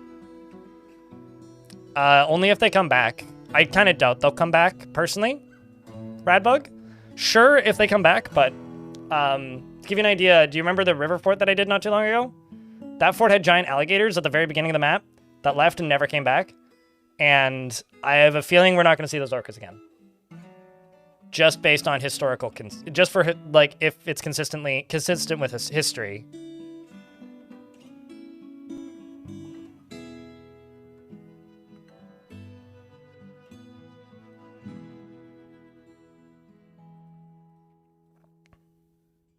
I wonder if they do that actually, Sigil, because my last fort was kind of built in a way where they would be tempted to punch holes in things that would cover them in lava, and they didn't. So I don't know. Like they probably get the same notifications that the dwarves get to tell them that the like walls are damp and stuff like that, you know?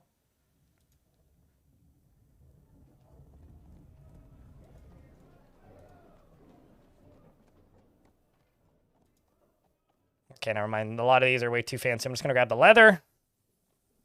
Gonna grab the cheap wool. Grab the leather. Gonna grab the anvil. Let's grab the fish for some food variety. Let's grab the veggies. Wait, never mind. Not gonna do that because I can't afford it. Gonna grab some of the fish for some variety because I don't actually need that much of it. Gonna grab some of the meat for some variety. And try and trade. Done.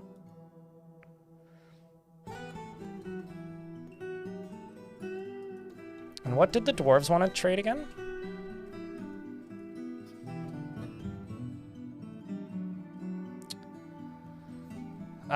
They want drinks and anvils.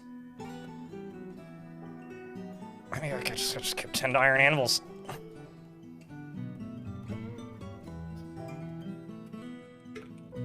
Depending on how much they pay for them. Let's do 5.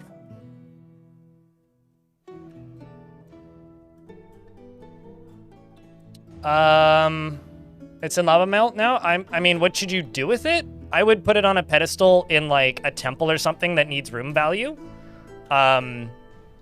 Because on its own, it will be very annoying to use. Because it'll require you to... It'll quite literally require access to arrows or a consistent supply of arrows, which is going to be really annoying to get your hands on consistently.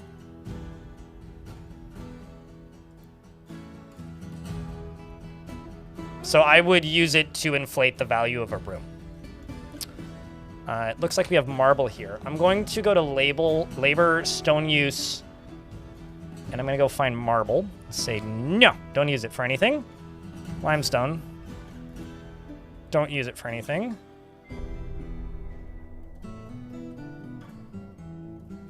Yeah.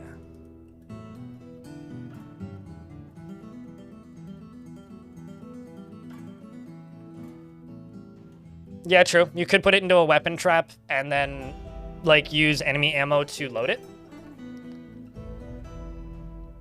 I don't know.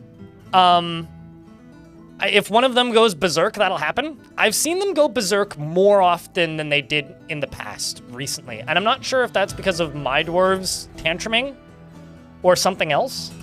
But if they go berserk, your soldiers will kill them. That'll do it. Like, I had that happen twice in the last fort, which was odd. Gigmoth, thanks for the 21st month. Welcome back. You haven't seen him try to breach an aquifer yet? I'm actually kind of annoyed. I've settled on 3 maps in a row that are supposedly maps with aquifers, and none of them have actually had aquifers. Or they've had extremely tiny ones. Like, this is supposed to have an aquifer. I haven't found it yet. Chat, can I get a big round of beers, by the way? How goes the new fort? No complaints so far. Gigmoth? No complaints yet. I mean, like, it's been good. It's been good. This right here is going to have 2 wheelbarrows. This right here, I'm going to remove 1 wheelbarrow. Oopsies.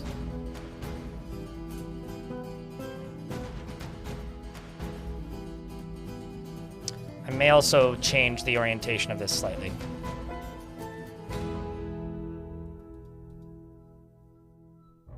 Not a bad way to increase metal crafting.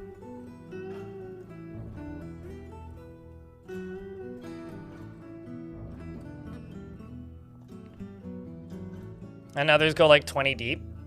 Yeah, no, totally. Like they're all over the place.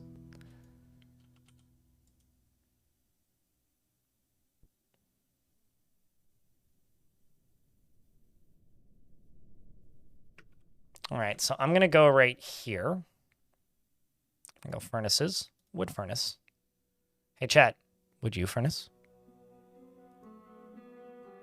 It's a very nonsensical statement, but I'm gonna do that, and then I'm gonna put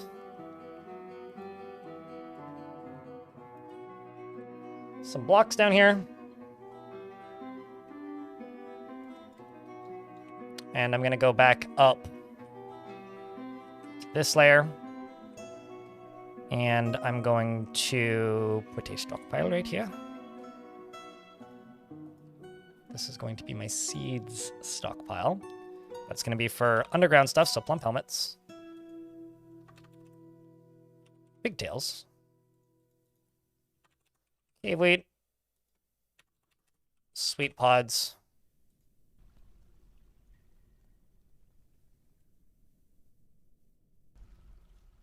I think that's all I'm going to do down there. Yeah, that's all I'm going to do. And I'm going to then fly to here. This is going to become a water reservoir at some point.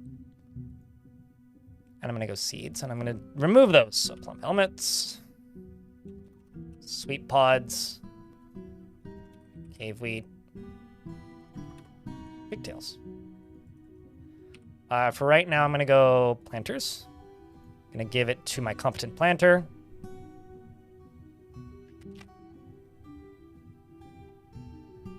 And Unk the peasant. Maybe Muthcat. Well, let's actually just go with Muthcat.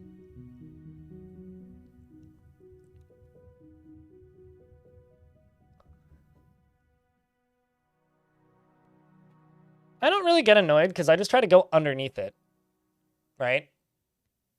I actually am really happy when I find aquifers. I think like there's an upper limit to the amount of aquifers when they start getting annoying. I'm not going to deny that. But like, honestly, most of the time, I'm just excited to see aquifers. Most of the time. Maybe 90% of the time. This is the upper level. Yeah. Platinum Platypus. Thank you very much for the Prime subscription. Appreciate you. So now that I've done that, I'm gonna go workshops, farming, farm plot, farm plot, farm plot, and farm plot. I'm probably not going to use all of these, especially not right away. And we'll let those sit.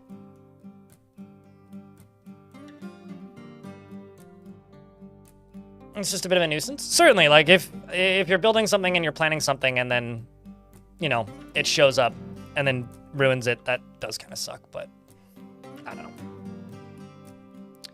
I think Make Rock Blocks is going to be limited to 2 workshops max.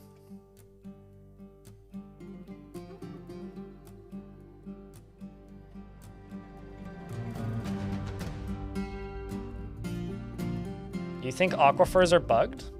You haven't seen the update since the New World. Interesting. I mean, I've definitely seen them, but they haven't been as intense. I mean, I'll say this, Sigil, if you think they're bugged, like you might be onto something, go to the KitFox Discord and go to the bug testing room and ask if anybody else has seen ask what aquifer frequency people are seeing. Because that's the place to discuss that, if you think it's bugged. I haven't noticed too much of a difference, but I have certainly noticed less aquifers. Or in an ad break, I will pause. Actually, just out of curiosity, has anybody here who normally settles on aquifers since the Siege update, have any of you seen less aquifers? Because there was somebody who was talking about settling on a heavy aquifer. My Volcano Fortress did have an aquifer, but it was in the first cavern layer, and it was only a small portion of the cavern layer. But I haven't seen, like, there was nowhere near as much of an aquifer on this map as I thought there was going to be. I figured that was just because it's Volcano. War Machines had way less. Where you used to have that mainly in soil layers. Yeah. You know, actually, maybe that would be the issue, potentially, because, like, they only show up in certain types of rock, like mudstone and conglomerate, and I think sandstone. I haven't seen them in dirt.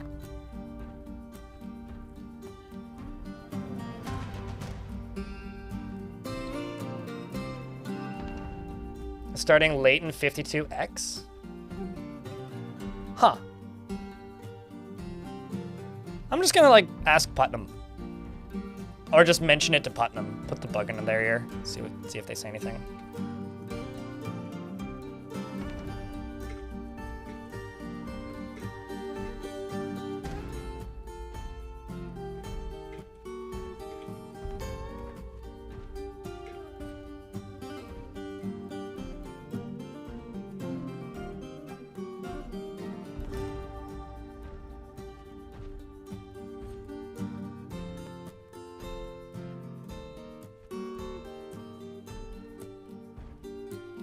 You've seen them in dirt a lot. Have you generated a new world recently, Mr. Rambler?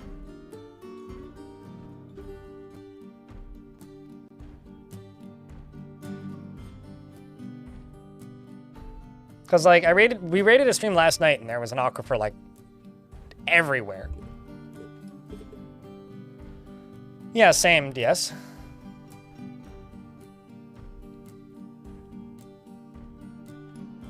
Meanwhile, in YouTube chat, I ditched my... Actually, I will preface this. This is only relevant of a question if you are playing in a recently generated world. You've seen multiple? As in, like, settled on them and had to dig through them. Because, like, I've seen them in the overworld, for sure. Like, this map supposedly had one. It's supposed to have them in both biomes, both the surface... forested area and the ocean. Dug through the surface, no aquifer. Dug down into, like, all the way down to the ground. Dug up, no aquifer. Never played the game, looks fun. It is the granddaddy of colony sims in many ways. It's very much a unique thing, though. Very much a unique thing. Which is weird, because, like, there wasn't that many changes made to, World Gen in the last patch, if there is something going on. Fun, yes, uh-huh. Losing is indeed fun. Is it bad that a lot of my salt towards RimWorld is literally just that they renamed their hardest difficulty Losing is Fun? Like, I really hate that. Like, you used to... Dwarf Fortress would show up at the top of SEO if you Googled Losing is Fun, and now it's RimWorld that shows up, and it bothers me. Like, it makes me feel icky. That is, like, 99% of my salt towards RimWorld these days. So seeing other people play to see if you should give it a go. All right, if you've played a lot of RimWorld, it would be easier to learn this game, but you will have to unlearn a lot of the things that you learned playing RimWorld. That is, like, kind of the biggest caveat of learning Dwarf Fort. Is RimWorld teaches you a lot of things that you'll assume are possible in this game that this game doesn't even acknowledge. And is only DF? Interesting. Well, maybe we have okay. Maybe we just have different search results.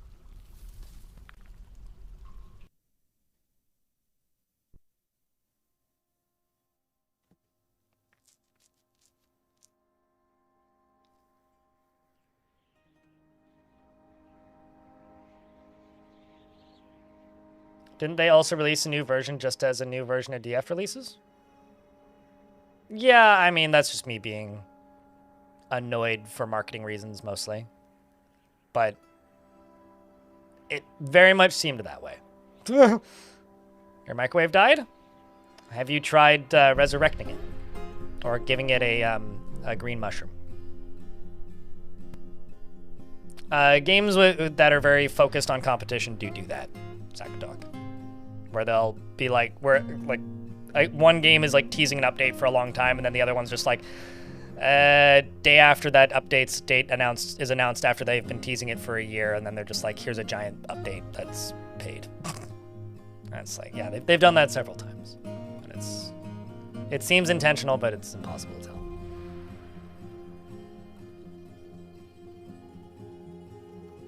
On my new map, showed a light aquifer, and the map does indeed have 2 aquifers. Interesting. I haven't played RimWorld since 2020. I played RimWorld throughout its early access and really liked it, but I kind of hated it by the time it released. I have at least 12,000 hours in this game, and according to my Steam hours, I have like 3,600 hours on RimWorld, but I played RimWorld from the website version before it was on Steam for a good chunk of time, so it's kind of hard to say. So I would guess around 3,000 hours in RimWorld and over 10,000 hours in this game. I really like this game because it is very fundamentally different and it focuses on different things. Dwarf Fortress is focused on like the metagame. It's really sad to me when people say that like RimWorld has better character development because I think that's fundamentally untrue. This is a game about mechanics stacked on mechanics. It's like a giant card castle. You have extremely detailed character personalities that slowly get contorted over time, kind of in the same way that like Crusader Kings works, but before that. Well, actually, maybe around the same time. Kind of in the same way that Crusader Kings works. It's a much larger scale. You can run multiple forts in one world. You can explore the world in adventure mode, but the mechanics in adventure mode are rather limited. It chronicles all of the history from each world. If you want a really good example of like what the history is like in this game, or like what the character development is capable of, I would actually humbly shout out one of my videos where I follow one dwarf for 10 years. Because it'll show you like how crazy the character generation goes. I mean, obviously I'm manipulating it in that video, but it is a very, very deep game that is very obtuse and feels more like playing D&D with yourself rather than like a balanced strategy game, if that makes sense. The game recently got a lot harder and is quite difficult mechanically with sieges as of now. But is still a very contortable game.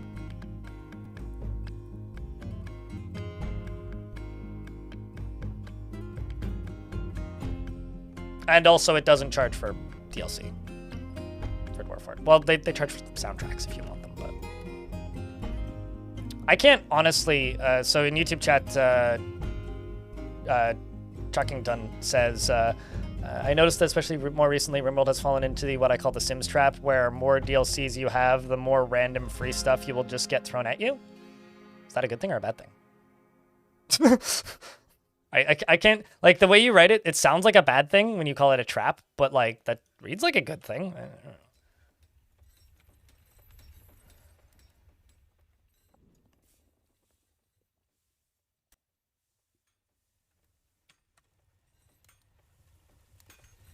And I'm just setting this up so that if we have less than 5 beds in the stockpile, they'll just make 5 beds.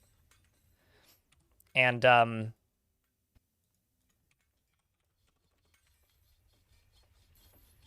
just queue up 80 charcoal. I'm just going to go up to the surface real quick. Hack down a couple of trees, not too many. Just a couple. It says not too many, just a couple, and actually queues up way too many because he started queuing them up too far south. Let's fly down through here. Yeah, let's actually just go back down to... Do I not actually have a hotkey for that yet? Okay, I thought I did.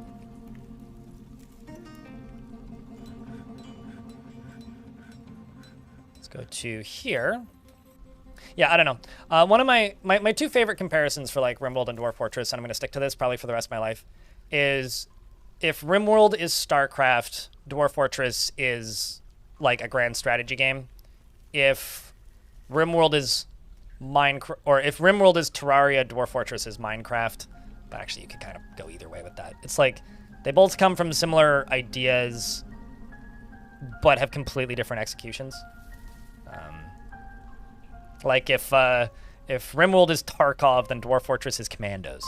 But nobody's played Commandos probably, so.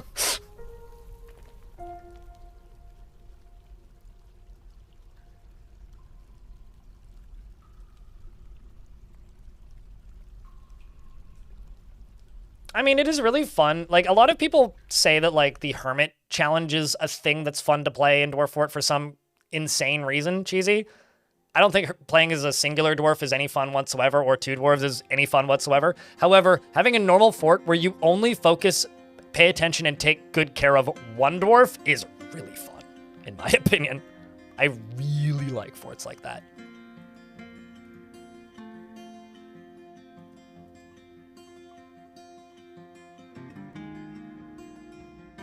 They're quite a lot of fun, but it was quite slow. Old franchise, you know? It was a different time. I'm gonna make me some Infini stockpiles.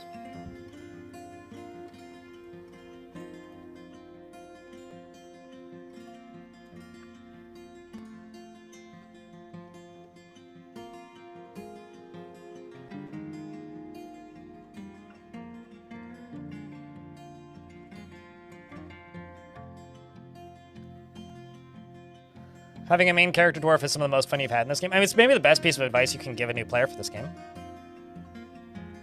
Actually, hold up. Did I do this correctly? I don't think I did.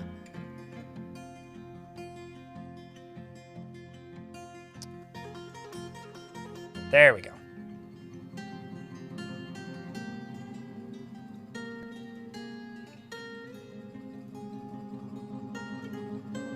How goes the ocean fort? I mean, we haven't done too much yet, so still pretty early days, but we've acquired a bunch of books. I'm actually going to send the military out again. We've acquired a bunch of books, and we are acquiring more books. I'm working slowly on building up defenses. Actually, hold on. Did one of you...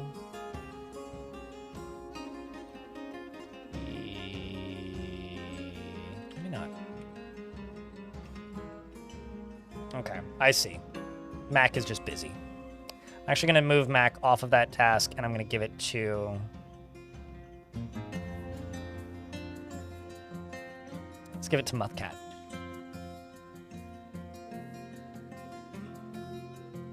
Is underwater, obviously? I did do that in one fort.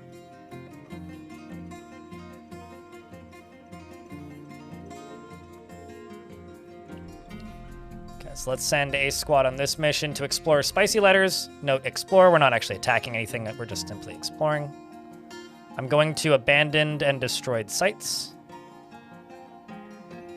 to acquire items and artifacts and books, mostly books.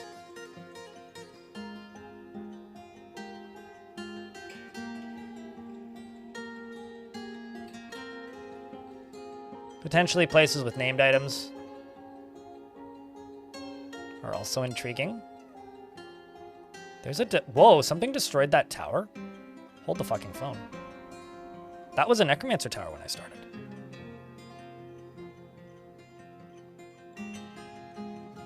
Also, a new fortress was founded there.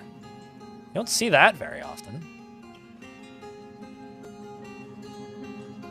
Especially because usually they get repopulated with something.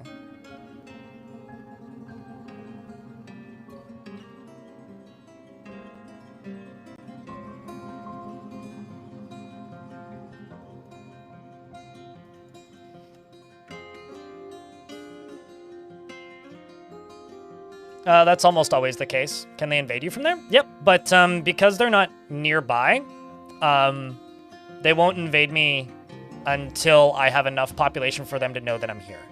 Aw, the puppies are sad that I'm taking their parent. I followed them to the edge of the map. How adorable.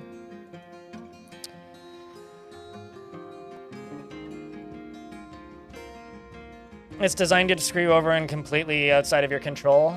Randy, Cassandra through pure malice. Yeah, I don't know. I try really hard to make this stream into not a let's have grievances towards RimWorld stream. Because, like, I think back in the day, I used to poke a lot of fun. And I still do sometimes. But more recently, I've been trying to do that less and less. Purely because I think, like, it doesn't really help anybody. Just kind of pushes some people away from this game. And doesn't really... I don't know. I think, like, rising tide raises all ships in more ways than one. And personally, I feel that just airing grievances doesn't really do anything of value for anybody. And I gotta say that, like...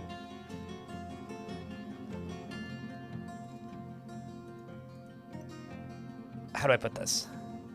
I think they're both very good games. I think it annoys me when they compete in marketing, but at the end of the day, they're both very different games that probably should be enjoyed separately and independently of one another in order for everybody to have the best time. Because, like, RimWorld is a tower defense strategy game with some story generating. Dwarf Fortress is like a world sim, a fantasy world sim story generator. They're kind of two different products. Yep, because bricks are higher value than smooth stone. Full stop.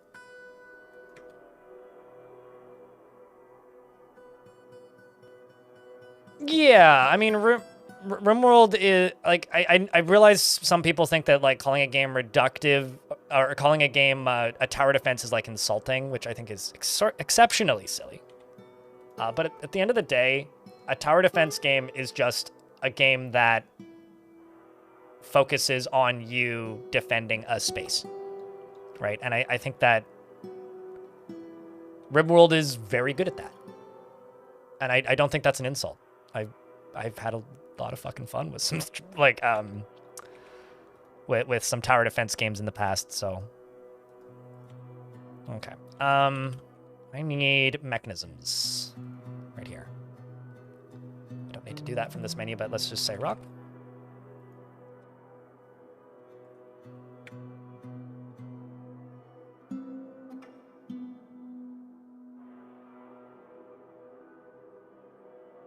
We're getting old? I think you're getting old.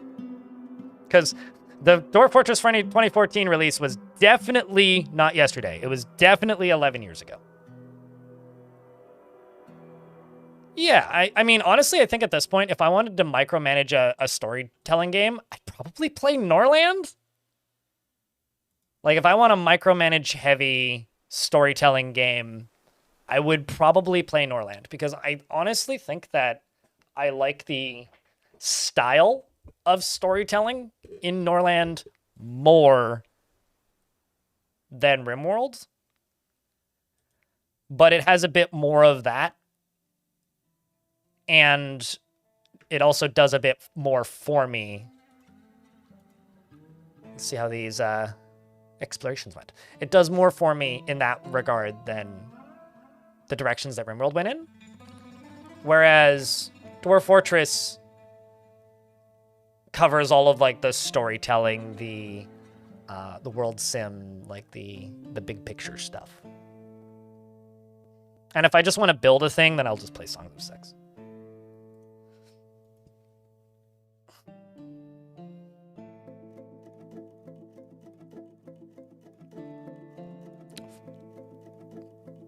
Was looted. Tussler Fluckenslented? That looks like an artifact.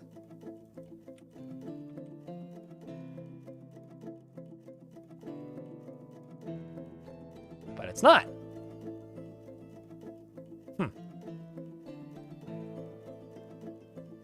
Nope, definitely was a book. For Dwarf Fort, none of them have been like updated to a point where I would play them again. Because none of them have completed tile sets. But historically, my two favorite overhaul mods were the Super Mario Brothers overhaul mod, which is just like have a bunch of Super Mario stuff for no reason mod, which I really enjoyed that. And probably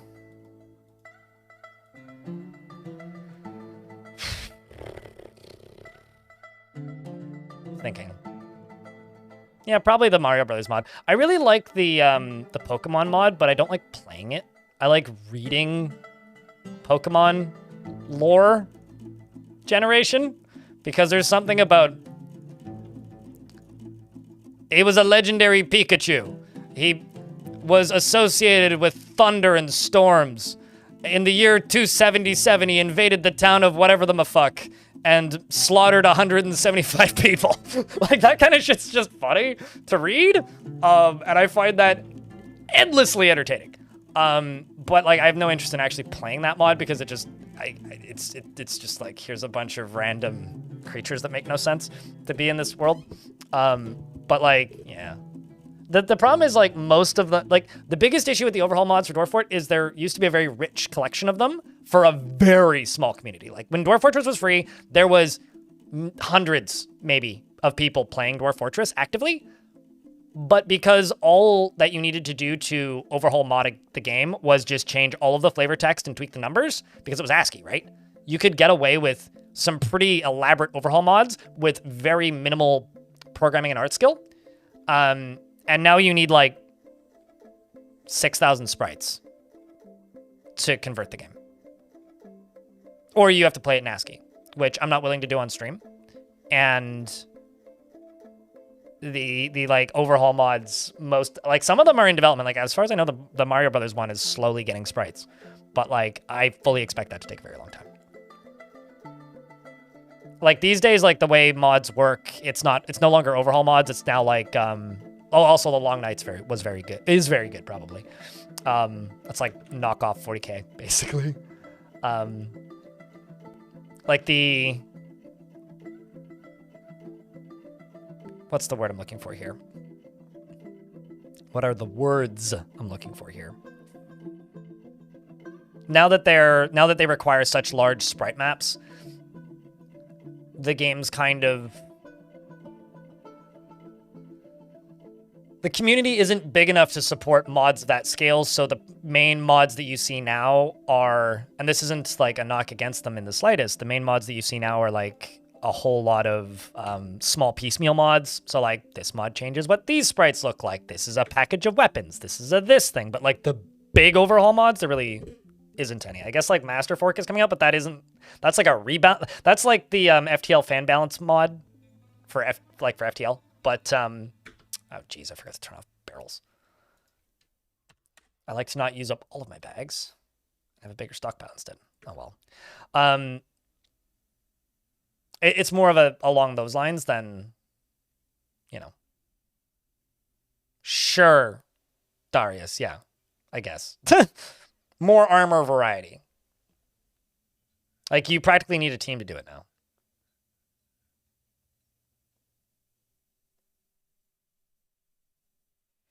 You think you first installed DF after watching a Quill 18 video in 2010, so it's been a while? Similar era to me. Yeah, I first installed Dwarf Fortress after after a friend of mine yelling at me and saying I should try it because I asked for a recommendation on another weird game to play while waiting for people who were interested in playing, while waiting for friends to show up and get online and play Counter-Strike. Actually, it might have been Crossfire or even League of Legends back then. Actually, I think it was League of Legends at that point. It's either Crossfire or League of Legends at that point. May have been Counter-Strike. Counter-Strike was later.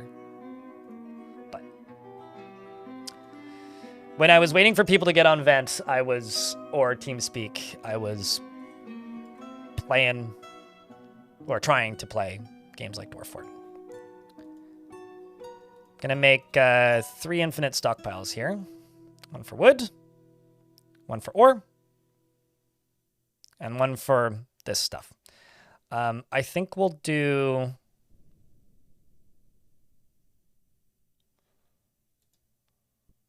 ore first. So you are going to have a stockpile here, and I'm going to call this ore. It's going to take from this stockpile number 2. It's going to load metal ore, and it's going to just automatically dump when loaded. It doesn't have a minecart available yet, so I can't put one in there. The second one I'm going to do is going to be wood logs for ore. And it's going to go right here. I'm probably going to need to add an extra step onto this one, but for right now, it's fine. It's going to take from this stockpile. It's going to get rid of this. And it's just going to fill with wood. I'm going to have to make another one because I'm going to need a different wood stockpile elsewhere. And I will probably put that one around around my crafting area, closer to the fortress. And that, or just put wood crafting down here. I don't know. I'll think about it. Depends on what I decide to do. But if I end up having a wood crafting area close to the fortress, then I will... Actually, I might just put wood crafting down here. Then I will have like a 2-stage thing where like initially they'll put it in that one, and then this stockpile will take from that one individually, slowly. Might be better to just put it down here. Less walking. You've been on for 3 hours, I know. Yep, I turn on the stream at 9 a.m. Pacific time on stream days. Although tomorrow we will be playing Mountain Blade. Bannerlord.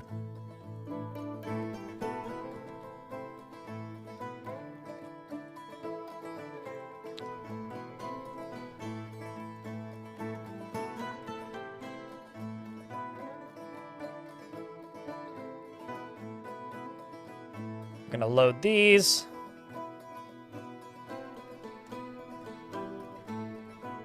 I have absolutely no idea. 20 something, maybe? Mikatitsu? That's not like... You're asking somebody with thousands of hours in this game that doesn't remember stats like that ever, so I don't know. A lot?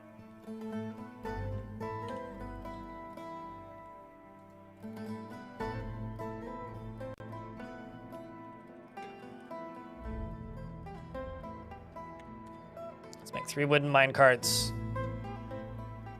Let's make them all out of pecan.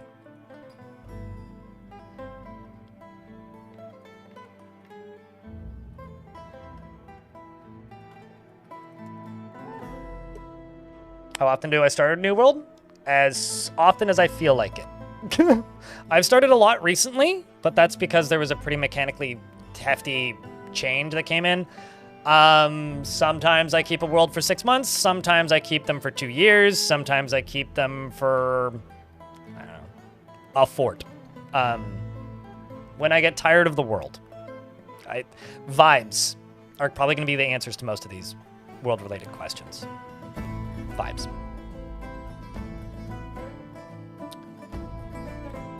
Everybody will see. Wait, hold on. Are you asking, do they siege or have the sieges been changed? Because all of the factions have been affected by the siege weapons or by the siege update, if that's what you're asking. Necromancer's siege, human siege, other dwarven faction siege. You can, like, if there's more than one dwarven faction in a world, you can play as one faction and then invade your own fortress. Like, everybody attacks you if you attack them. Elves attack. Unless the question is, did they all get updates? Yeah. The pathing for the elves has been significantly changed. Everybody gets very different behaviors. The mounts apparently for elves are now higher in variety, which is crazy. The humans now have rams, which they didn't before, and more variety in mounts. The goblins have significantly more variety in mounts, the ability to build, and the ability to bring rams and dig. The humans and dwarves can now dig. The necromancers don't do much different unless they happen to have very large necromancer experiments, in which case then they can also build and dig. But I haven't seen that. Yes. If you watch the most recent trailer or any of my update videos, you'll see all of this. They can dig, make tunnels, and build structures to get over your walls.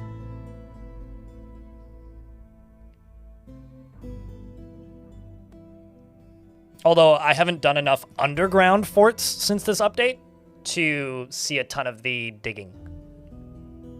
Most of the forts I've built have been the ones where they would build up and over.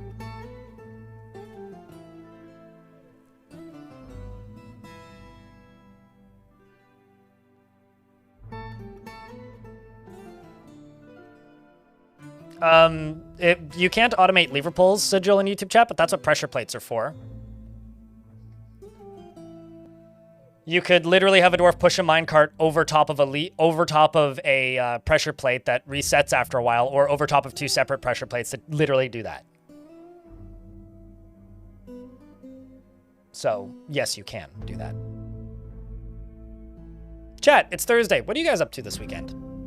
Last week was a holiday, so it was very clear ahead of time, but at least for a lot of people in chat. How's the new fort going? Pretty good. Chat's a little quiet today, though. Makes me feel like everybody's busy. Or it's just one of those days. But the new fort's going pretty smoothly. We did have one terrible nightmare where I had to reload a save because I got cocky and fucked up. But aside from that, it's been pretty smooth. I didn't get a migrant wave in the last season, which was odd because I did trade. So basically every dwarf is named, so the redemptions are turned off right now. Because I don't want to take points and, like, build up a big old line and then just, like, name a whole bunch of dwarves at once and be like, guys, I'm still out of dwarves. Because it's hard to say. haven't made sushi at home in a very long time. I used to have all the stuff to do it. I think I still have some of the stuff to do at Verbolt's, but it's been a long time. I used to make like homemade California rolls and stuff. I made vegetarian sushi while camping once and got some of the funniest fucking looks ever from the people I was camping with. So I was like, I don't know, I need an activity for the next 6 hours.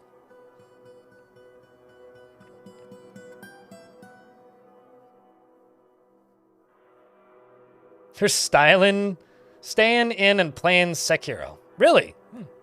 That's not a game I've heard people talk about in a minute.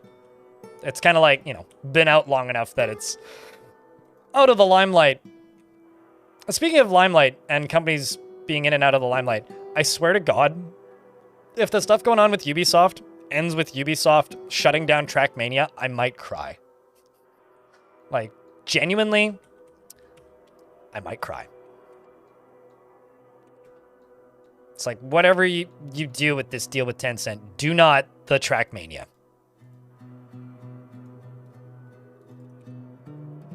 Mostly because how dare they shut down or threaten the significance of France's national esport. And also the only multiplayer game I actively play. I haven't even played in the last season and a half, but it has been a while. Although the older Trackmanias are mostly just custom servers anyway, so I think those games will live on.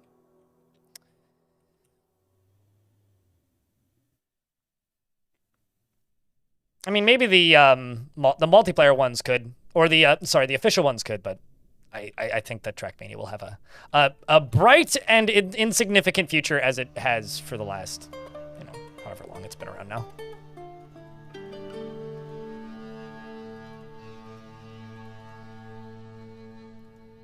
A bright, albeit insignificant existence.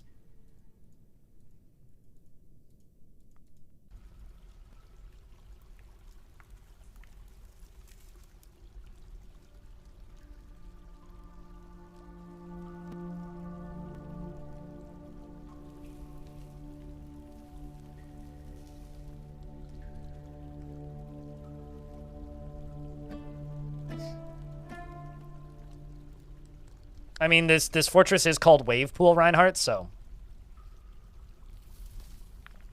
I've streamed about 300 hours of Songs of Six. I have a very consistent love-hate relationship with Songs of Six. I absolutely despise the combat in that game. I think it's really bad. And almost ruins the game for me. And the last time I played it, I got really, really fed up with the combat. That being said, I really like the city building. So, like, I do kind of have a harsh love-hate relationship with it. So, there will be more Songs of Six on this channel. I'm waiting for a patch that jumps out to me as something that I go, ooh, I want to play that. So, whenever that happens, we'll play more Songs of Six.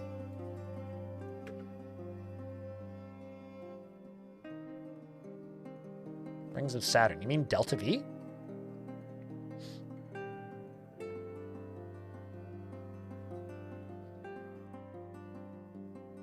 Ubisoft split into two companies, Rage Piglet, and then, like, sold a majority of the company to Tencent recently. Right. Gotcha. Yeah, I mean, Delta V was a neat game. I kind of got bored of it when the story got going, which maybe says more about me than the game, but... Yeah, Eric, I know. I guess, like... For a while there, I was like, I'll play Songs of Six when it's released, like when it leaves early access. And then the dev was like, actually, I'm going to take another 3 years to finish this. And I was like, all right, well, then I guess I'll play you. And because like it was like supposedly supposed to be done with early access, not like kind of like last year. I think it was like 2025 or something. He was hoping to be done by. But I don't know. That's a game that I play in fits and starts here and there. Right now, I'm just very, very deep in Dwarf Fortress because of the Siege update, and combine that with me also like kind of falling a little bit, not a lot, but a little bit back into Mount and Blade. That's kind of where my interests are at the moment. Is like 70% interested in Mount and Blade, Mostly not. I'm going to go into here, and I'm going to set all of these materials to metal, because them elves dropped some items on the map. And can I not specify wood weapons? Or not wood weapons? I guess I can't. That's a little annoying.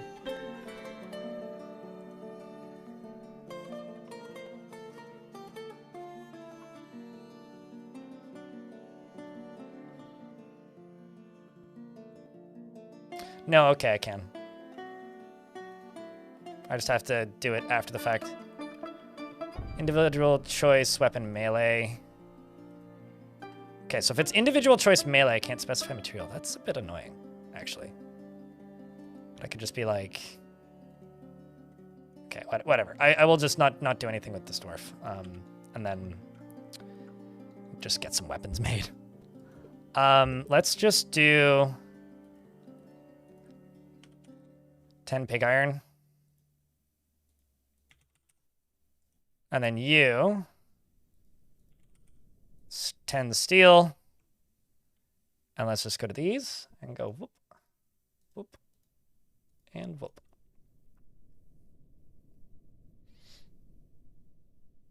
No, I bought war sales. I have war sales. I think I bought it 3 days after it released. Unless you're asking if I'm waiting for mods, in which case, no, because I have like 25 hours in that game total and never really played with mods. And I like to know what I'm modding before I mod a game. So I will... If I keep playing it beyond the one playthrough, then I would mod it. Otherwise, I will probably never mod it. If I just do the one playthrough and feel happy after that, then I will probably never mod it. Which is kind of how I always run. You're still new and you usually keep up with the stream, so you missed all that? You need to remember, I've been streaming for 12 years. Maroshad? So, like, when you've been doing this as long as I have, it's very easy to just kind of develop history that, for all intents and purpose, people just kind of miss. Like, it's... That is completely understandable, mate. So this is just going to be a whole lot of hauling stuff into these stockpiles. And then I can make these stockpiles smaller. Because right now we're just moving everything right here, marble, and then we just need to get some wood.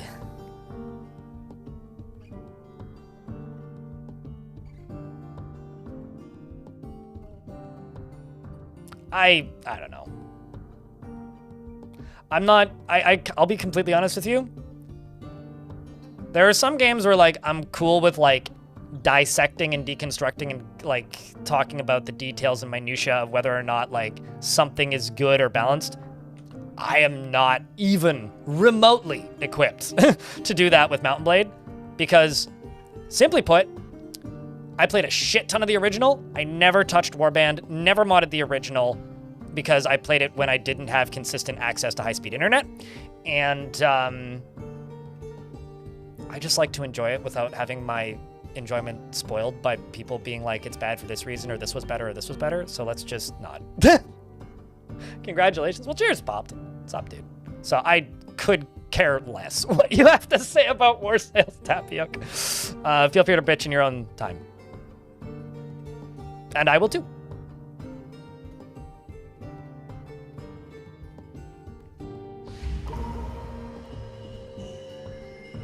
I kind of hope there isn't ever a ships mod for Dwarf Fortress so that when Toady gets around to adding ships, people aren't like, the mod is better, because the mod is better is maybe one of the worst things that can happen to your game. Genuinely.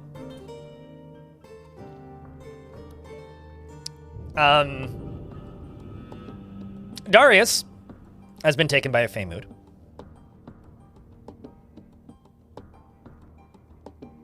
I'm just saying, Tapioca. Chat room, can I get a round of beers so I don't need to interact with Tapioca's last statement? I don't want to read it. Just let me enjoy things, man. Darius, the metal crafter, has been taken by a Fey mood.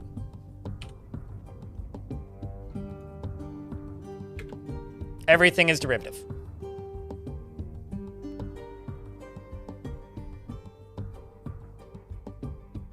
Then play it and enjoy it. Have fun. Benny the Jet, rather.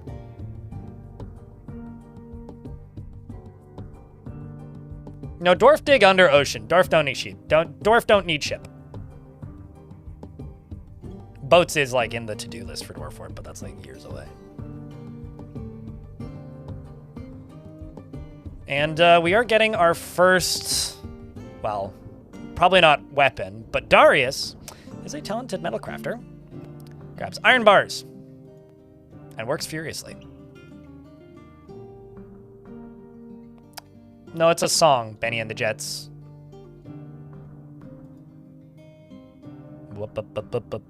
Benny and the Jets.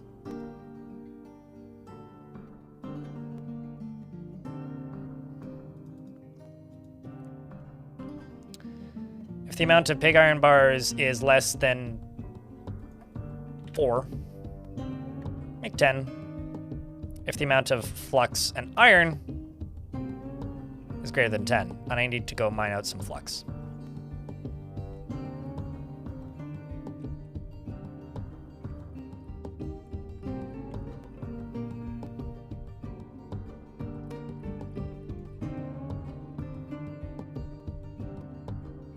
Let's actually make this look less terrible. Benny and the Jets, piece of blind IRL lore about that song. It's my mom's least favorite song ever written. My mom hates that song. Like, you know how everybody has like that one song that they're just like, fuck this song. I need it turned off like now. I need to never hear this again. I will like actively get angry when I hear it. Like, you know, do you have that? Do you have a song like that, chat? Well, that's the song for my mom. Yeah. A little bit of family lore. This is a new world too? Yep. We generated it yesterday. The only difference in the world gen is there is slightly more minerals. Maybe like 30 to 40% more. I mean, I feel that way about snow, but I like a lot of reggae. Take me down to the paradise. Yeah, that's fair. Yeah, I can see that. Actually, there's this one Luke Bryan song that I feel that way about, and I can't actually remember the name of it. Like, I need to actually go look it up, and I ain't gonna do that. But I know it when I hear it.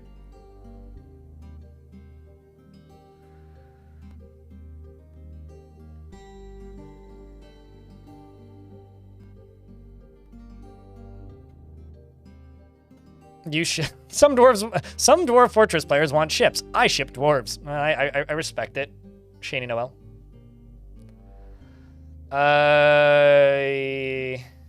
Wait, Paradise City was your alarm? Oh, wow. That's funny. Actually, you know what's a song that I hate with burning passion? I can actually never remember the name of it, but it's the Bring Me the Horizon song. That song irritates me because I used to love that band. And that was like the first album where I was like, oh, I don't like this. This kind of sucks. And then they got really, really big off the back of that album, and I was like, sorry. I mean, no, that's not Mortal Kombat, no. But, I mean, similar-ish riff, I guess, when I hum it badly.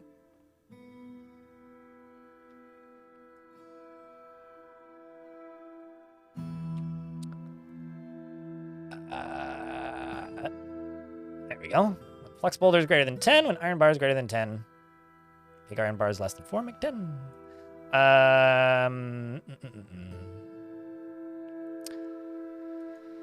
Steel bars when iron and pig iron greater than 10 make 10.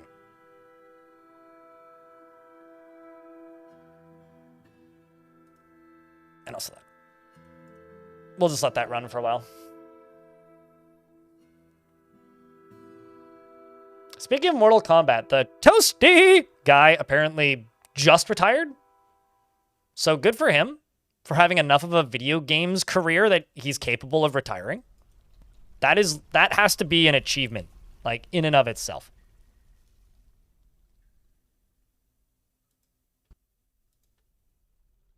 What's up, Tibet? Song from Little Drummer Boy. There's a good number of Christmas songs. Actually, Santa Baby, I get kind of angry when I hear.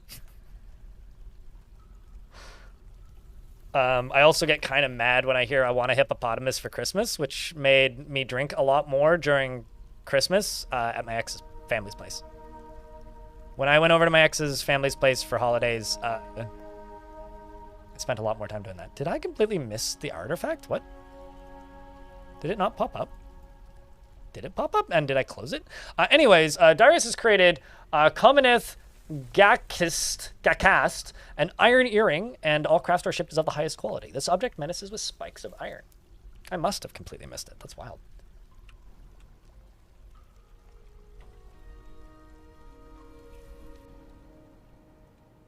Let's get rid of these earrings and replace it with that one.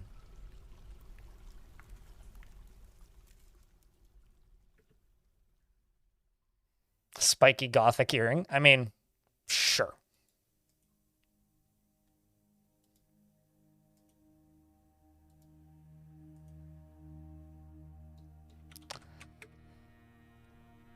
And fuck it. We'll do it. So the way I'm going to do this, or the way I'm going to try and do this,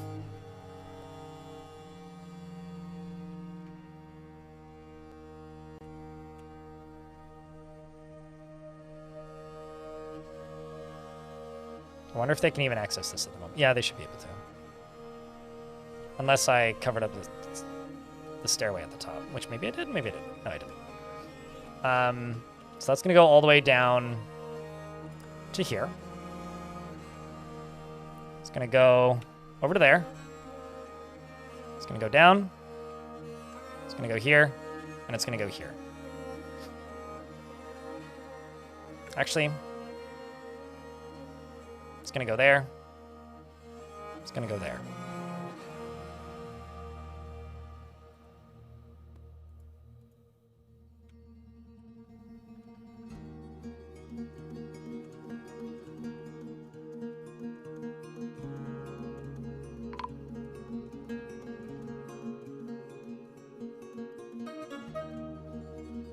Good day, Romanoid. You keep having artifacts get stolen from the middle of your fort without anyone noticing, and you're really questioning your dwarves' capabilities. Do you have lots of visitors, and are you positioning any guards near your artifacts? Make sure that your dwarves are near your artifacts so that they see them being stolen, if you're going to do that. So they wanted drinks and anvils. So I made them some anvils.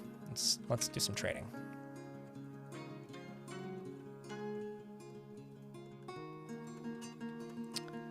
And, I'll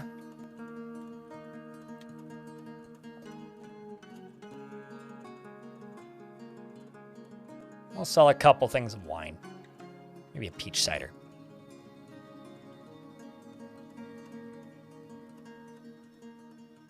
But how are you doing today, Romanoid? How's things? You keep falling asleep to my stream? That's either a compliment or an insult, but usually I take it as a compliment. I'm just gonna go to my dog and gild all of the males. Because I have breeding pairs of puppies.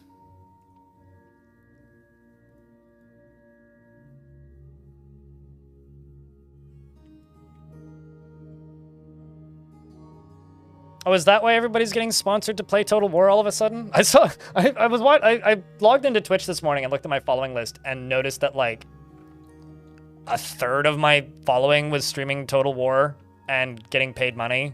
And I'm just like, well, none of you play Total War. What's happening? Makes sense.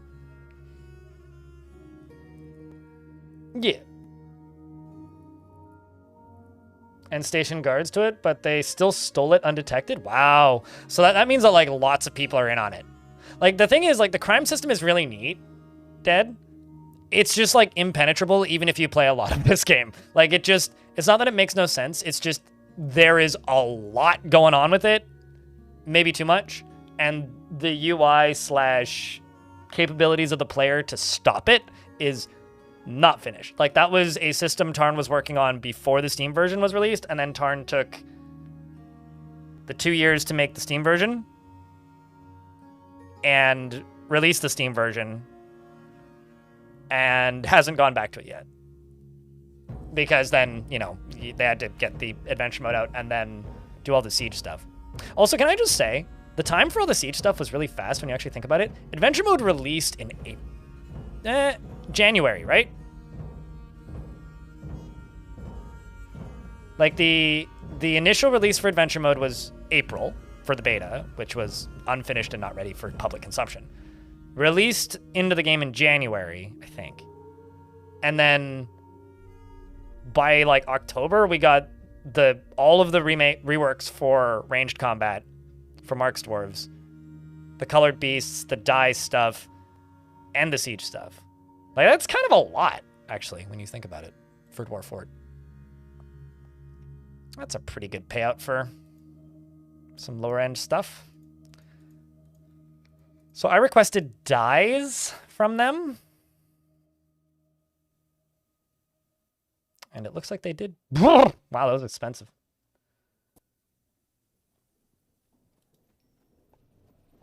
Well, that's... I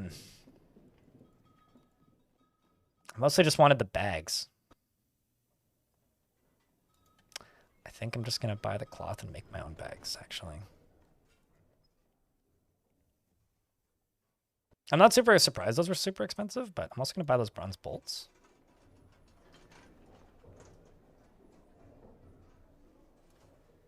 Some cranberries.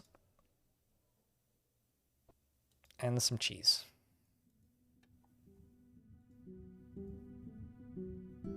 Dwarven cheese is expensive.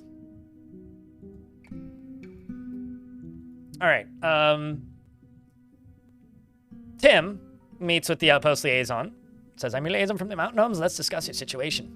There's much to share. We've added information to your civilization and world info. I'm going to ask for...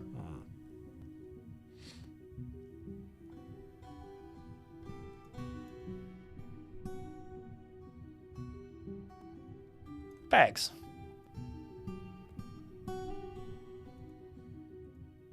They want ammunition and goblets. Okay.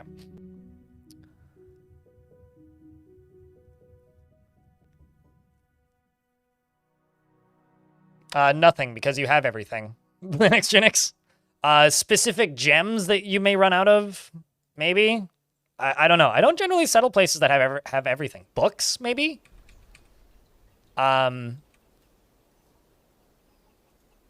Yeah, I try really hard to not settle places where I have everything. Kind of for that reason.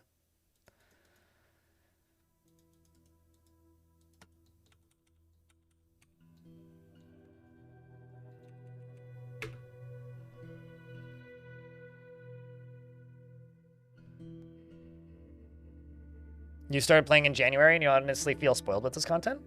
Yeah, I don't know. Like, when people talk about Dwarf Fortress patches being slow, I like to remind people that back in my day, which makes me sound like an old fogey, but we didn't get a patch from 2017 until late 2018. Then we didn't get a patch from 2019, and then we got one in 2019 pretty shortly after that. We didn't get another one until 2021, and then we didn't until the beginning of 2021. Then we didn't get another patch until the Steam release, which was some mechanical changes, but mostly just graphics.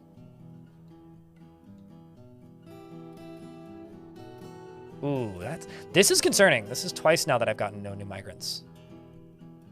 I presume we'll get some in winter or spring. It's full release drop this year, yeah. It was the beginning of the year. I need to go look at the actual like Steam release posts to see when it, like the exact date, but I want to say it was January. I think like, because last year I didn't do like a patch recap video, basically like all of the things that were added to the game in that year. I used to do those, but I didn't do one last year because it didn't feel like there was enough there to be worth making. I might make one this year, though. I personally think that the remake, or like the adjustments to the behaviors of the Mark's Dwarves and the solving of the issues with ammunition was the biggest update, at the very least for me. Like, I actually think that might be as big, if not bigger, than the Siege update. Like, the Siege update wasn't small, don't get me wrong, but I think, like, when it comes to massive updates for Dwarf Fort, I think that's... Jesus. A truck just honked it. I think a garbage truck just honked its horn and it scared the crap out of me.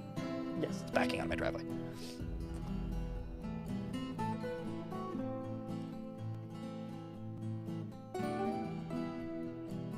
Yeah, I think I'm like leaning that direction now. I will say I like to have sand or clay. I like to have either iron or at least one other metal, unless I'm doing no metal. And although I do genuinely wonder how possible that is these days. And that's about it. Like one type of metal that can be used as a weapon, and sand or clay. That's all I really require. It's the ideal size of fort for me. People keep asking questions where legitimately I could bullshit an answer for you, but genuinely, whatever I feel like playing. Sometimes I feel like playing a fortress that's giant. Sometimes I feel like playing a fortress that's small. 5x5 maybe? It's probably the one I end up on the most.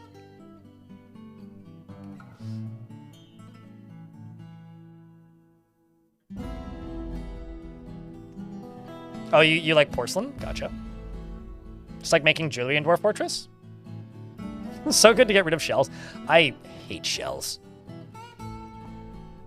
Avoid shells at all costs. Scourge on society. Okay, so I'm gonna go one layer beneath this. And down here is gonna be crafting, and I'm gonna channel up so that you can see up and into this area. I'm also gonna dig up and put some bedrooms up top here, or maybe some other rooms up top here. But like, this is kind of how I'm thinking about building this fort. I might make another way down over here and then make another circle. So fun fact about the way Strange Moods work. They will only request items that you've had in your fortress in the past. So if a Strange Mood requests a shell, it means you've had a shell in your fort at some point. At which point, curse the name of the Forgotten Beast that dropped a bunch of shells in your fort.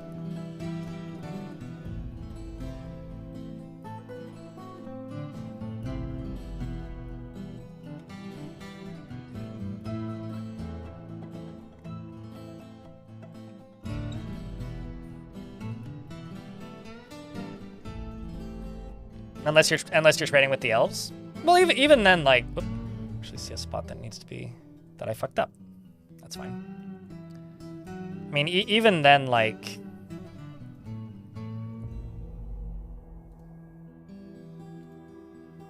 if you have an even remotely decent trader, it'll pop up as red. I'm just gonna designate a bunch of stuff because we're about to get hit by ads.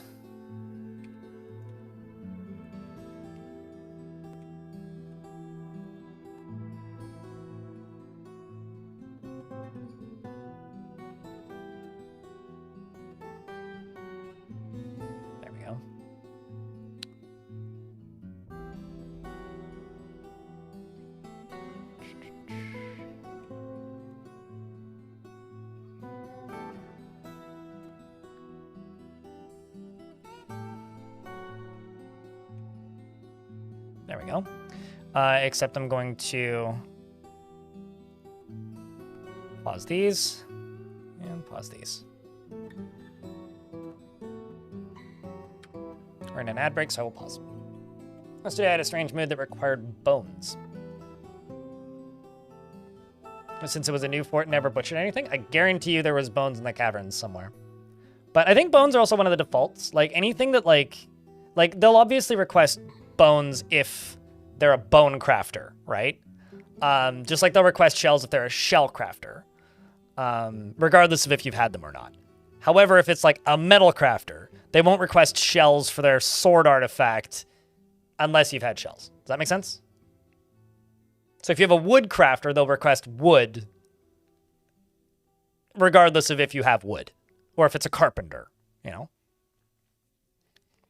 Yeah, glass, like when, like that feeling when, Darius, you get a bunch of glass makers migrate into your fort and immediately one of them goes into a strange mood and you're like, there's no sand on this map.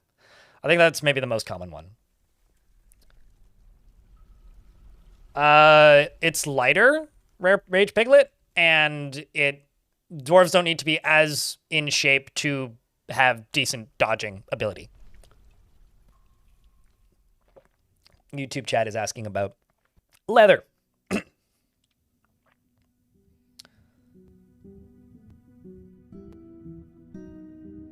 But they will ask for a rock. Absolutely correct. It's like when they ask for silk and you're out of silk, and there's silk in the caverns, but there's also a giant forgotten beast made of glass that breathes fire in there. And you're like, I don't know if that's worth it. I had a kid starting a craft store shop yelling, I must have bones. Oh, yeah. I too read Bone when I was a kid. It's a good book. Good series of comics. Chat, should I do stairs or ramps? Down into this lower level. This is going to look pretty dope, actually.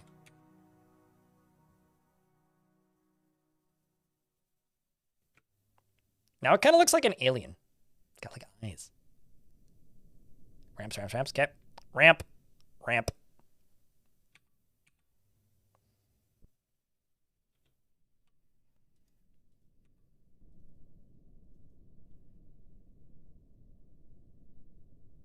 Looks like a snake to you? Yeah, it's kind of Cobra-y-ish. Like a cobra. Cobra's big puffy cheeks.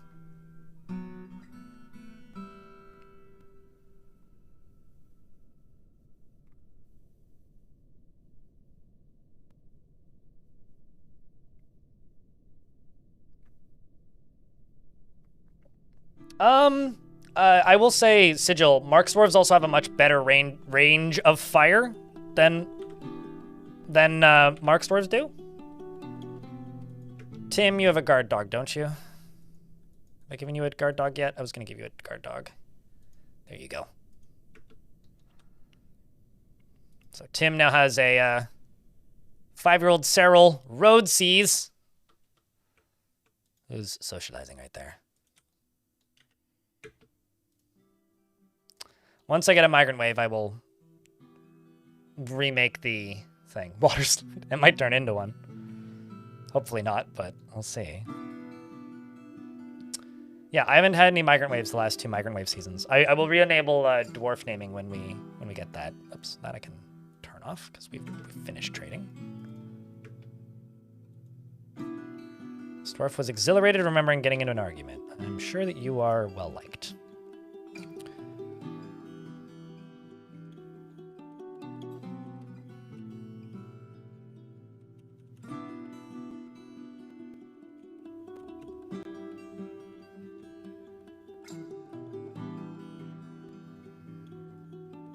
I'm not actually sure if this is reachable.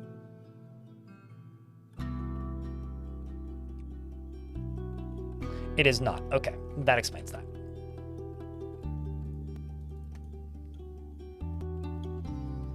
Construction's being loud today, so if you guys are hearing sounds, I'm sorry. Thankfully, they're not on my road anymore. They're like across the street and a block up, but they're doing something today that's loud, so I can hear it, but hopefully you guys can't hear it. Let me know if you do. If you do hear it, then I will turn down the sensitivity on my microphone. But it's like loud enough to be kind of annoying for me, but I will live. No sound? Alrighty. Well, it's all good then. I'm also going to just chuck a loom in here. I don't know where this industry is going to end up, but for right now, I just want to get the silk out of here as it appears.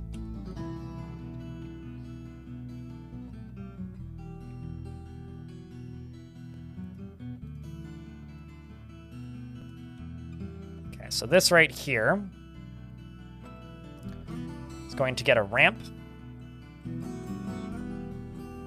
And one of these out to there. Now, I'm not entirely positive I'm going to be able to make this work, so wish me luck.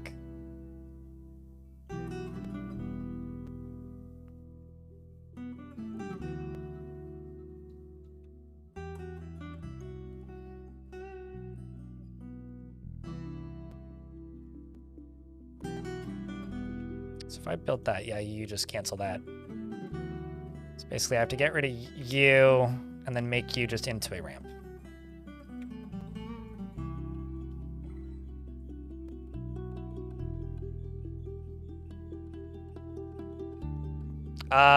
If there is, it would be on the wiki, and I haven't seen one. T-bang. That would be a very useful thing for the community if you wanted to start one, though. I would say that. Okay, how are we doing on steel? 47 steel bars. I'm going to condense my 2 squads.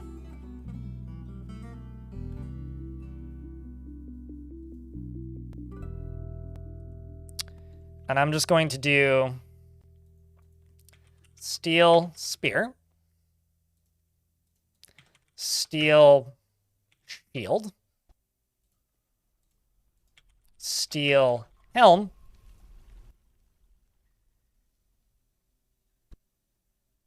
that'll be enough for the moment. We'll do breastplates and greaves and gauntlets next. Because this is like the entirety of my industry at the moment.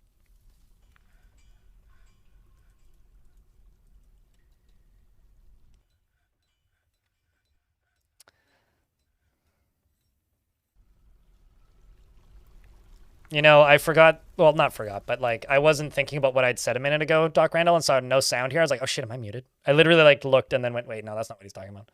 I'm an idiot. By the way, I just want to say thank you to everybody who's tuning in today. It's nice to, it's been really nice since the Siege update released. Like, I know a lot of you weren't watching before the Siege update, but it's kind of funny looking at my stats because like average view counts effectively doubled when the Siege update hit, and it's been holding pretty steadily. Like, obviously, the first 2 days were kind of crazy. Like, I think we had close to 500 people. But since then, you know, YouTube's been pretty steady at like 150 every stream, and we've been pretty steadily at 250 on Twitch every stream since then, with some dips, obviously. But it's been nice to have a bigger crowd again, because it's been a while. It feels like it's been a while, so. I have my moments. I think we all do, though, Dr. Lovelace. You can hear me, but not the outside. No. It's all me. I'm just suffering from, you know, the standard human and normal amounts of brain rot.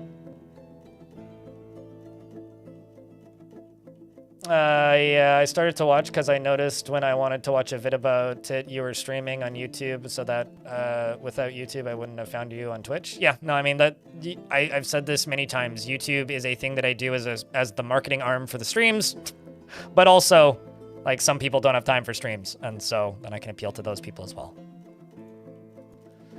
Ideally. Or people are like, why does this guy show up everywhere when I look for Dwarfort? I don't like this guy. Make him go away. And then they can just block me like normal people. I once had somebody like state in my comments that they absolutely hated me and despised my shorts, thought my editing was bad, and thought that I was annoying and hated the sound of my voice. And I responded to the comment with just like, here's instructions on how to block me on YouTube. And they just responded with, thanks, based, thumbs up. I left the like. I was like, what the fuck?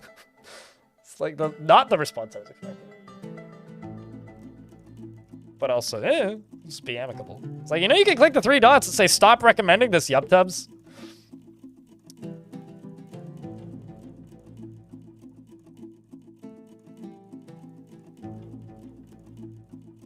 I mean, you gave feedback they might have wanted. Yeah. Trolls want to troll. I don't know if that's a troll. Like, I think that was a person expressing genuine frustration. But maybe I'm giving too much credit. Which is entirely possible. Now let's see if I can make this go up. Otherwise it won't roll.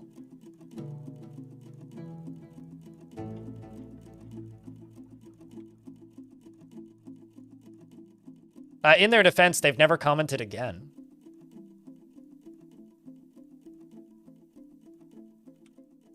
Actually, why don't I do this?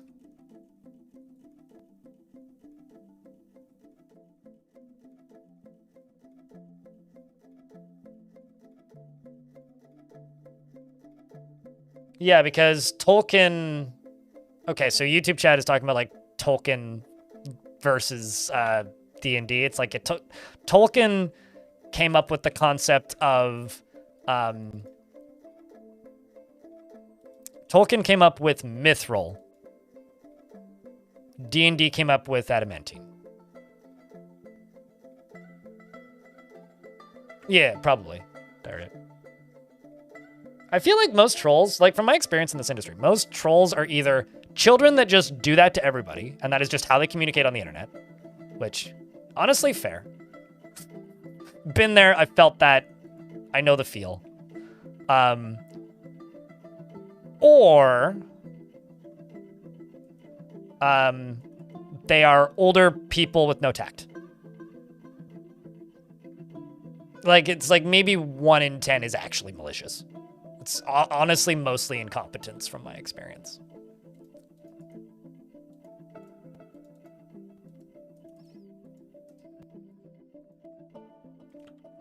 Okay, so this top squad. There we go. Now we're talking. Now we're cooking.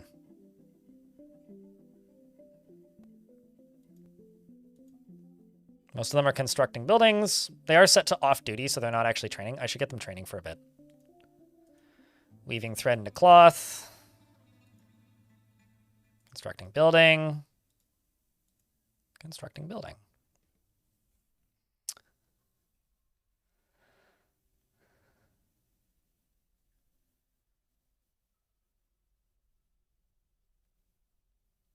Hold up.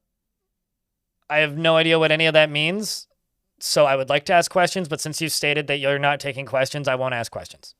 I will respect your request. Clockwork.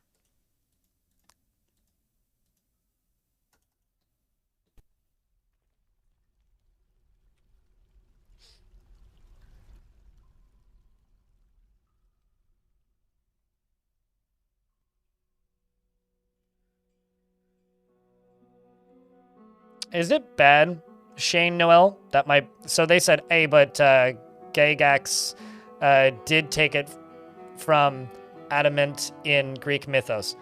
Did you mean Jagex? Like the RuneScape people? Because that's what I'm presuming that you mean, but... reading that, like, I feel like I've just, like... Oh, okay. No, you're talking about actual Gary Guy. Okay, fine. Fair enough. I thought you were talking about Jagex. Life. Certainly, but like I just had to. That's one of those names that I've heard said out loud many, many times, but I think I can count on one hand the number of times I've seen it written. But like reading that just like hurt my brain. Okay, so are you a ramp up? Yes, you are. So you might roll. So I need to test something now. Let's make another wooden minecart. Let's do some science, chat.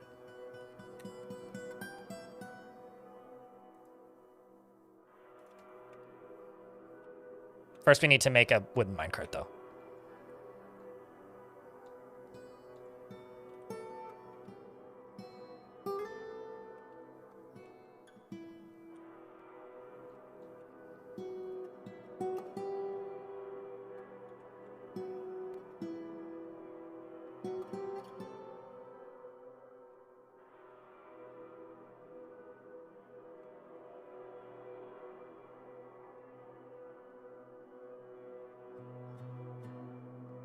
Also, I'll be completely honest with you. I had no idea that adamant was a thing from Greek mythos. So, the more you know. You learn something every day. It's almost like we are all feeble, uneducated minds that have much to learn.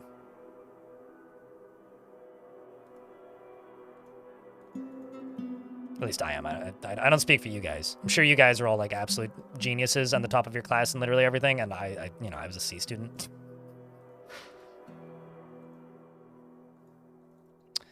All right, let's just do that. And also this. Oh, also this.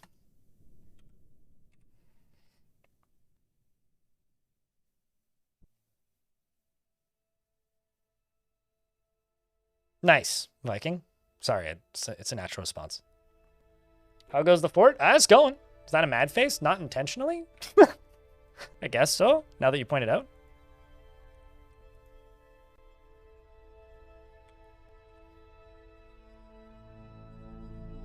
I mean, maybe that's the face I'm making inside because we haven't had any more migrants yet. Is having livestock important? Do you like having food variety and leather? Making cheese? I mean, it's not unimportant, but it's not necessary. You don't need livestock. Although I would say you don't need anything in Dwarford. In theory, you don't even need bedrooms.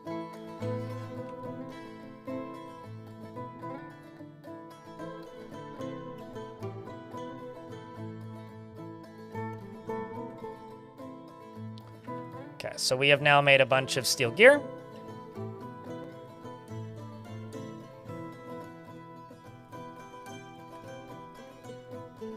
But we appear to be out of stuff for steel bars.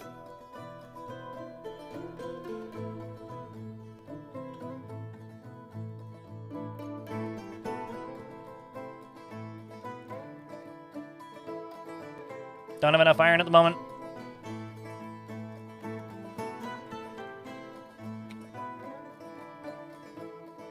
Actually, you know what? I will just do this. Let's go hematite, smell, hematite ore. 20. If there's more than 20.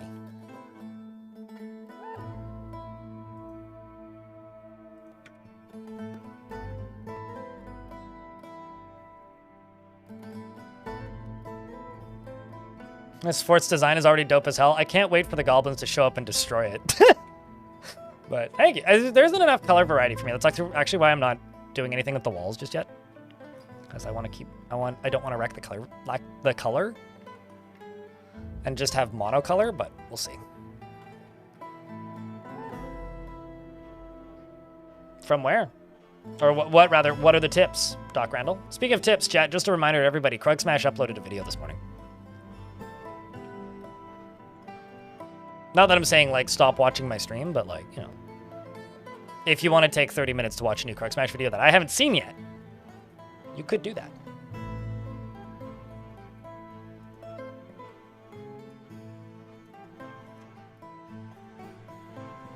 Also, thank you to the person who bought me 2 coffees, 1 coffee. Appreciate that.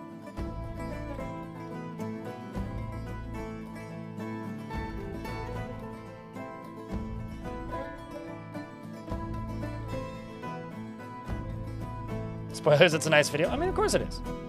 Can I do a quick fort tour? It's an ocean fort. It has a little stairwell that goes down to a long tunnel. That goes along this tunnel. This is going to become a reservoir. I need to get all of this underground. It then goes down into here. Pretty deep under the ocean. We haven't had any migrants since last spring. Actually, maybe even winter. It's been a while. I'm a little bit worried about that, but I was able to just successfully trade, so that's good. The problem is there's giant Kias on the surface, and let's just say they keep on making the traders upset. Down here is the actual fort itself. It's pretty small. I do have this very long tunnel that goes all the way down to a shiny spire studded with gems. And the hope here with this little spire studded with gems is that I will be able to essentially just get stuff to roll when it lands down at the bottom of this. Otherwise, I'm going to have to do a bunch of extra work, which I might actually just do. But the idea would be to transport ore, amongst other things, from above down below very quickly, like this. You're dealing with a bunch of them yourself at the moment. I'm very sorry for your loss. Let's see if I can make this work. Otherwise, I will do it a different way.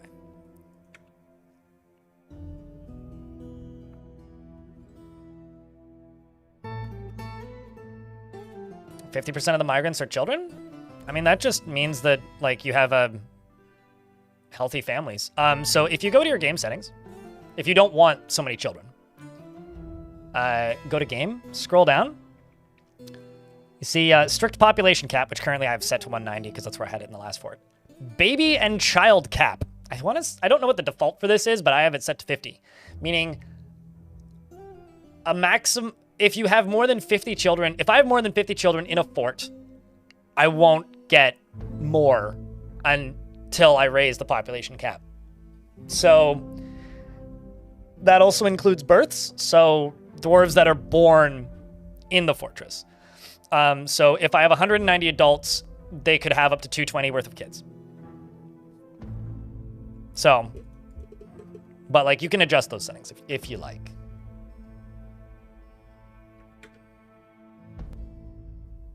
Yes. So there's the total population for my fort, which is 220. The migrant adult population is 190, which means like if I just get migrants, I'll probably have like 30, 35 kids. Who keeps attacking cats and bunnies? Oh, that sucks. If you expel his parents, he'll leave.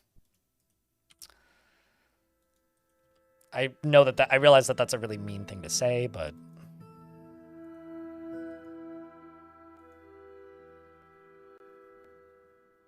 it is true.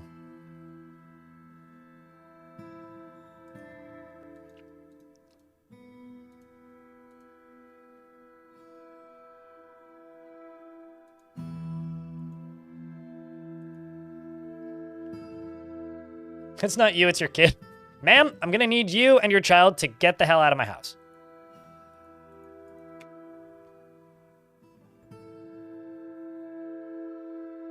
Yeah, also that's true. Kids breaking shit does actually train their combat skills. They're learning skills for later in life. Which they will most certainly need. Definitely.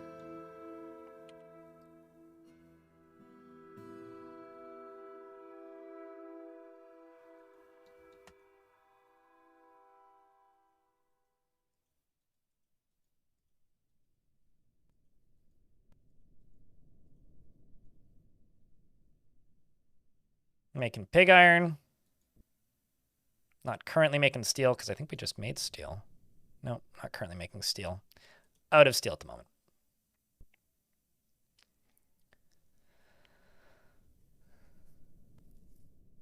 You don't know if you can deal with it for 13 years? It can be pretty difficult, yeah.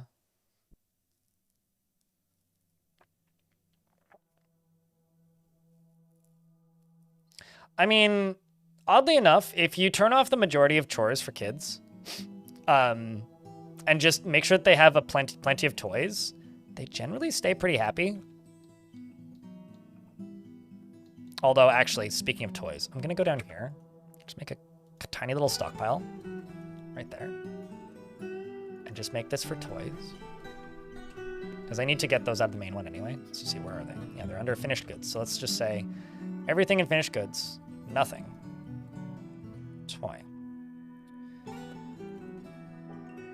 So this should just be for toys. And I will just call this toys so that I can keep track of it.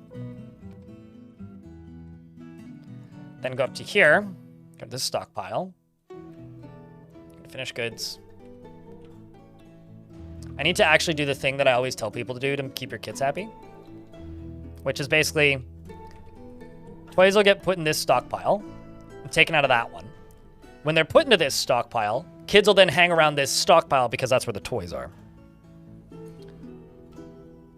So, like, if they're just hanging around in your stockpiles, they'll get upset slowly because, like, stockpiles usually aren't that nice. And because, like, the way the kids' behavior works is they go somewhere, they play. They go somewhere, they play.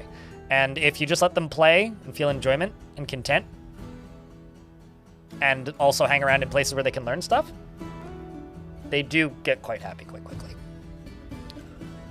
But yeah, this is a armor smith skill.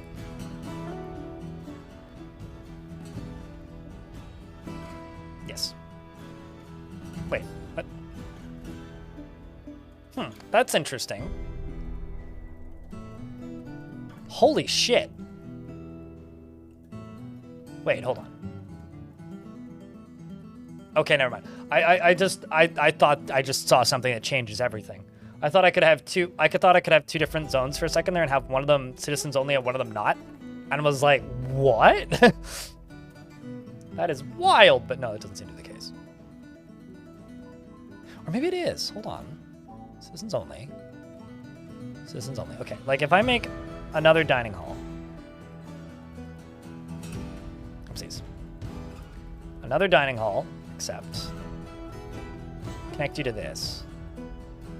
Citizens only. Okay, never mind. I misunderstood. Armorsmith's Guild is good child daycare. No, absolutely. Especially when they're giving presentations. There's just too many dwarves at the moment to really help with much of that.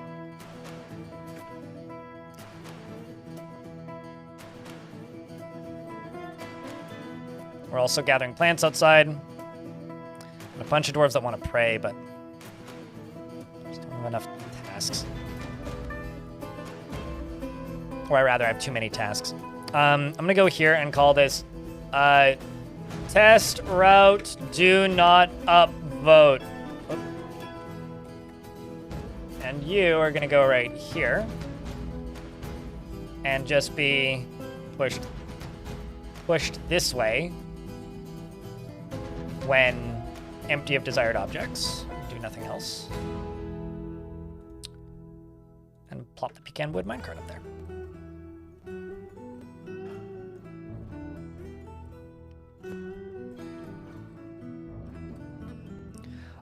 They get a different okay, so they get one happy thought if they eat at a nice table, but they get a different, better happy thought if they eat at a nice dining hall. Dining halls are also a really good way to control where the dwarves eat, because if a dwarf has food and needs food, they will go to, first, they will go to the nearest dining hall. Second, they will go to the nearest, like, zone with a chair in it. Third, they will go to the nearest empty, unassigned table or chair. Unless they have one assigned to them, like an office, in which case then they will go there. So if you want to, that's the first priority. So if you want to control where your dwarves are consuming food, make a dining hall. I personally think that having a combination of the two is the best. But it's really up to you. Okay, so that doesn't work. That makes sense. So let's go here. Just put a thing there and just forbid you for the moment. Change you from that to that.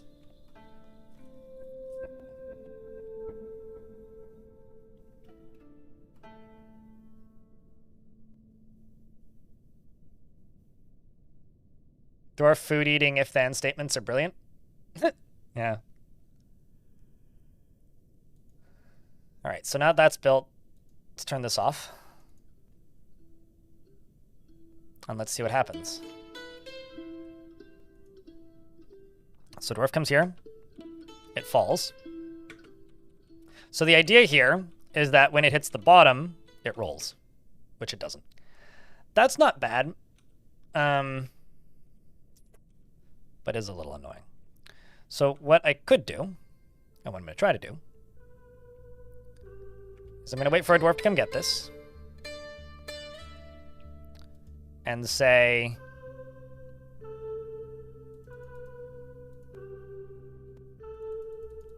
when full of desired items, so that they don't push it again, then grab you and go up this way.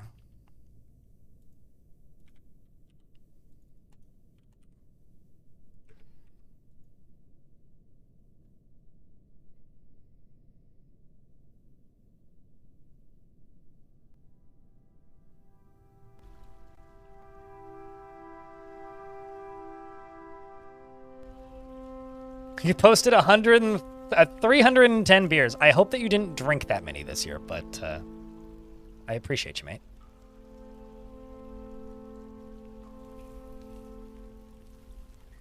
Another thing I'm going to do is I'm going to go to plant gatherers and just give these two me, you three.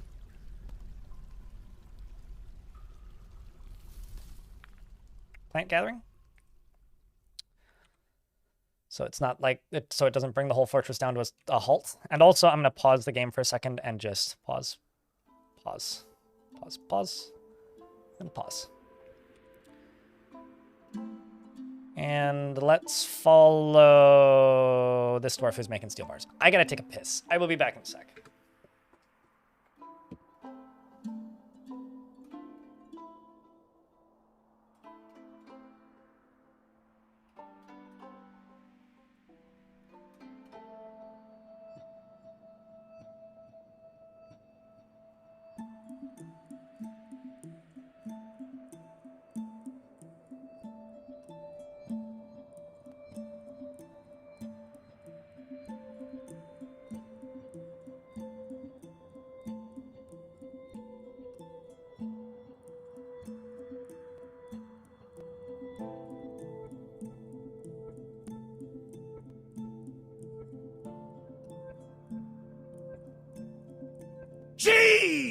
for everyone!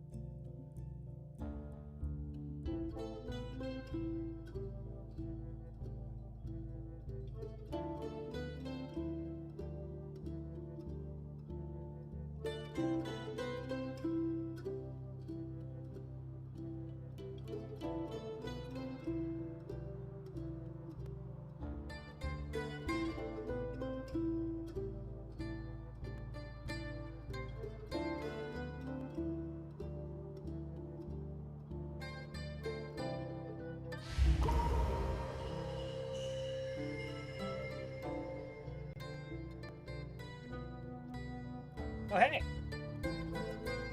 I wonder if they've spent any time in the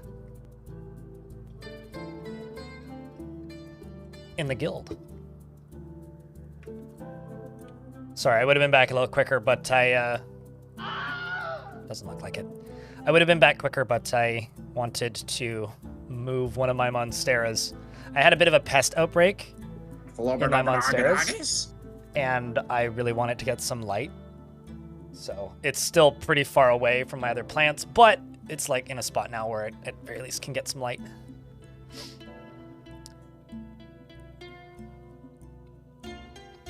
May have been 31, somewhere around that many.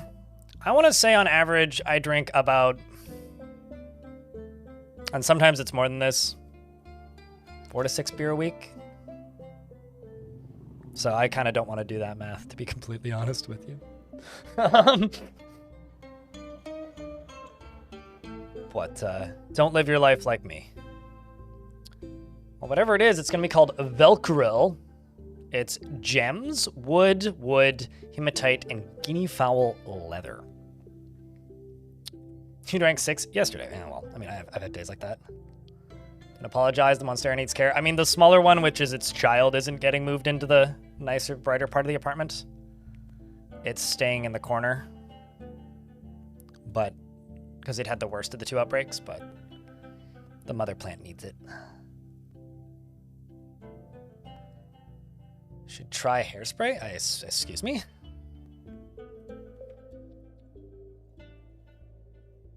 I am from a very particular era of human existence where when people say hairspray, I immediately think of that movie. Hairspray.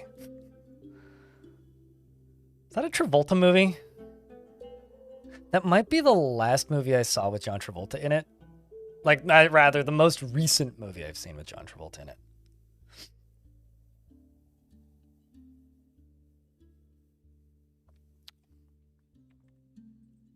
Here's hoping that kid makes something cool.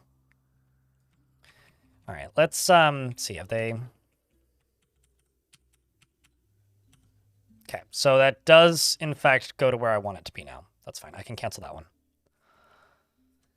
So let's... the child has created a Valkyrie, a bayberry wood bracelet, and offers it to the magical jaws of sharks. The magical jaw of sharks. The bayberry wood bracelet, all craftsmanship is of the highest quality. It is decorated with bayberry wood and encircled with bands of cushion amber opal cabochons, and guinea fowl leather. On the item is an image of a forgotten beast. In plum wood, on the item is an image of dwarves and hematite. The dwarves are traveling. The artwork relates to the foundation of the dwarf wave pool by the magical jaw of sharks of the magical saber of the early spring of 250.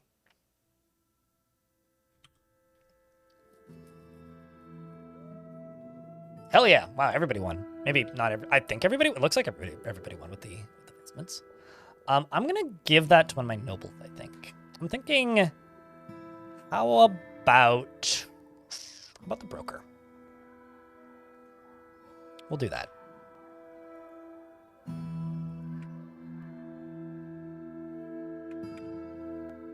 Let's also go bars. Okay. Currently got some...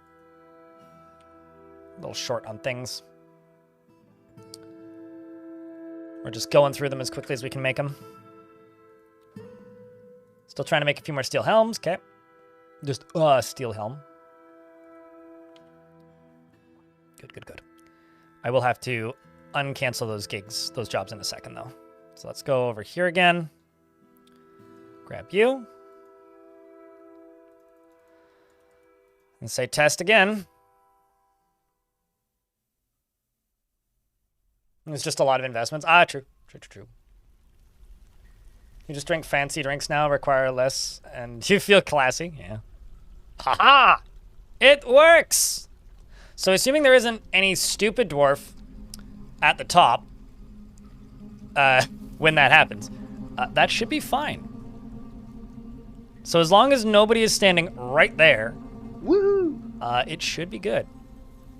It should be good. So now I can make it automatically dump all of that stuff into a stockpile, because it's not actually going that quick. See, it goes, wait for a dwarf, and then whee, thunk. Or I could make another way for them to push it back up, but like, at this point I actually don't see all that much reason to do that. So, I think what I'm going to do is get do I get rid of this? Actually, no, here's what I could do. I could dig right there.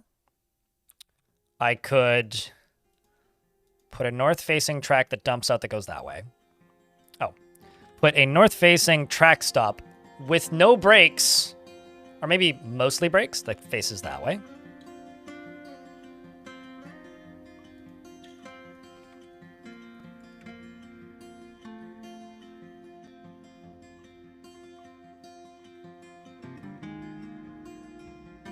You need to play more with minecarts. I do have a pretty good tutorial that ages quite well on him.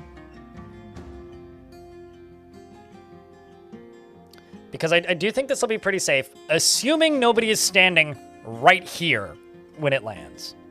Like, down here like that, this whole area right there is fine. But like, just don't stand right there, and you're probably good. Then I will put this here.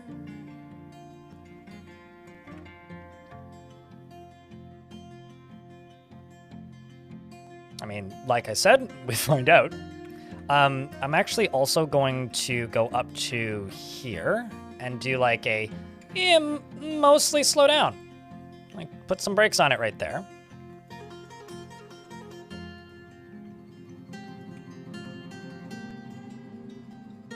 And some brakes on it right there. And I will also pause you for the moment.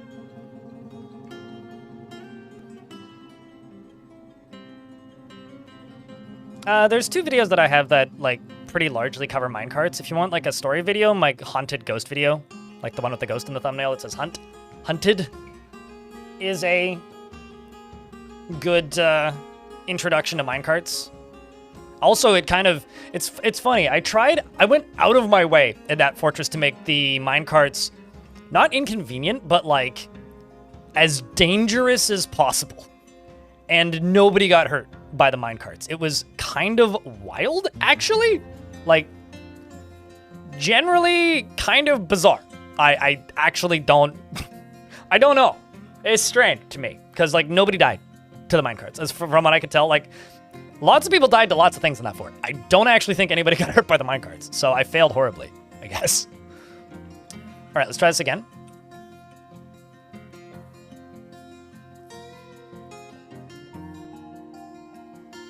Because this minecart's made of wood, right? So this won't take long to haul at all. Like, at all.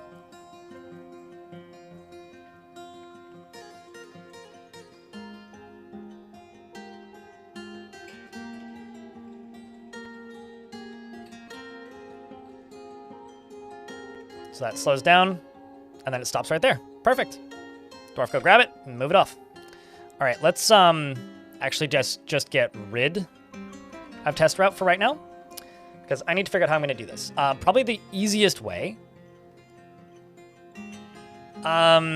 is to make a single tile stockpile here that is Set from which workshops? Okay, so do not take from anywhere, period, is the first thing I need to do. This is going to be for...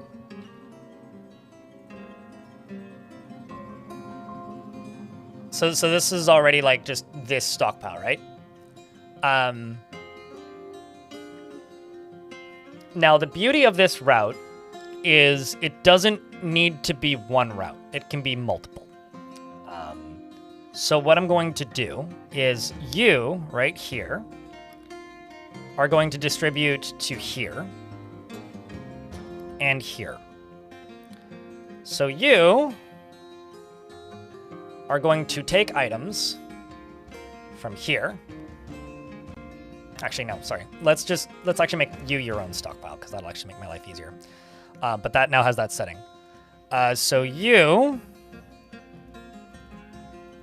will just be a metal ore stockpile. And you will not have any wheelbarrows. You will also not take from anywhere. So your stockpile 2. And your stockpile 10.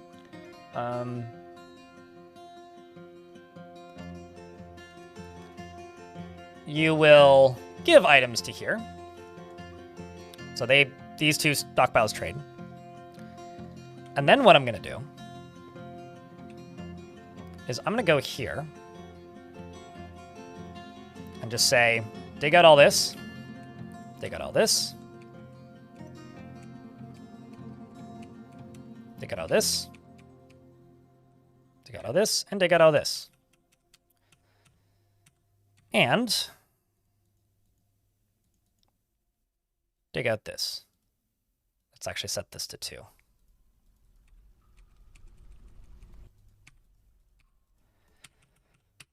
And then what I can do is I can just chuck down a little minecart route, stick a stockpile near it, and just get them to load it all from the middle of here, and then just punt it over the edge down into there. The other thing I can also do is go all the way up to here, make a little stockpile for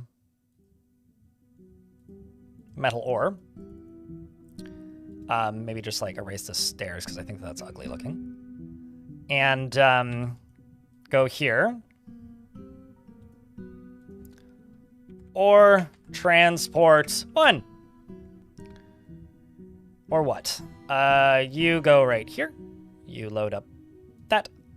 You load up that. And that's about it. And you kick, kick, kick. That way, that way, that way.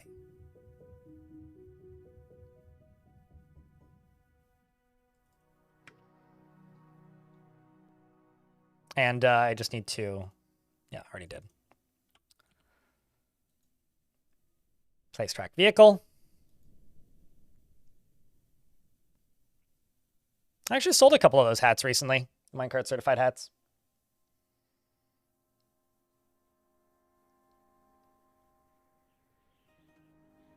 Why are minecarts useful? Because it lets you transport a large amount of items from one place to a different place without having to manually haul it, which is inherently useful.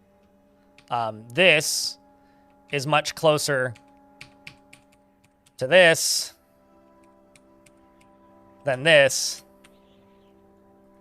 And it allows me to have access to it in more places. And also, less dwarves will be caught up in tasks. So also, this can have no wheelbarrows now. So instead of the dwarves having to run all the way up and down to there, they just go here. They just need to go up and down those stairs. It's a much more direct route.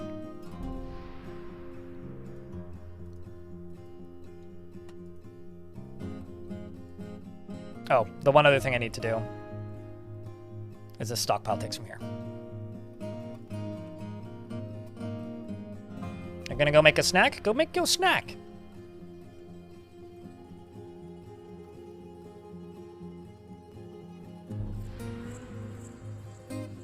Now we just need to wait until it gets used and give it a look-see and see how it goes. But it's going to take a minute. They're going to need to populate this stockpile now. Also, chat, I just wanted to mention, this is a sponsor-free channel, so I don't take sponsored ads from large corporations, but that does mean that I do have to pester you guys once in a while. We are currently about $40, $42 actually, the meaning of the universe, US away from the daily minimum, which more or less means if I stream for 8 hours, I make minimum wage. I don't ask for much, but if you happen to have a Prime subscription, do think about me. That's about it.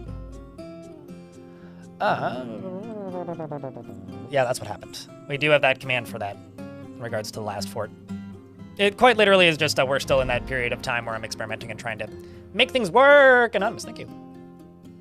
Thank you for the 10-pack. Appreciate you. It's very kind of you. Between that one and the lava one, Trumpet Murdered was the big circular volcano fort. Was the big square-shaped volcano fort. And then the one before that one didn't really utilize much lava.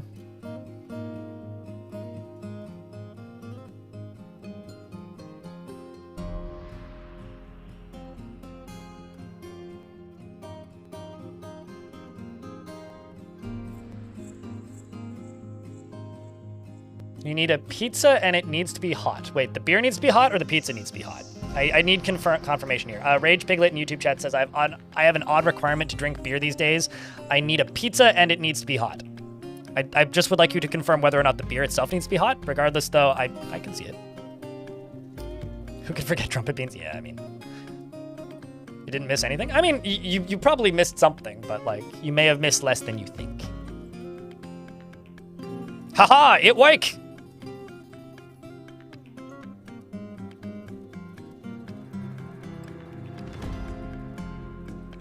Although I really should just... I was thinking, I will connect this to this, and then also connect these to this, but I think for right now, the easier way to just do this is this. Just make this all one stockpile. Yeah, that's the easier way to do it for the moment. Because then these can just run.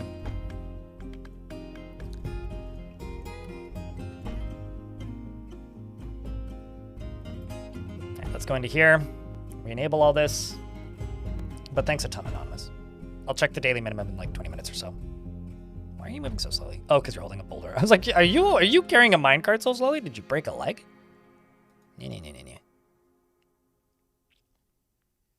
Yeah, now the dwarves don't need to transport or travel as far to transport ore, and it'll just kind of slowly migrate down. And I'll be able to see easier without going all the way down there if we have ore still. Because if there's ore up here, then there's ore in there.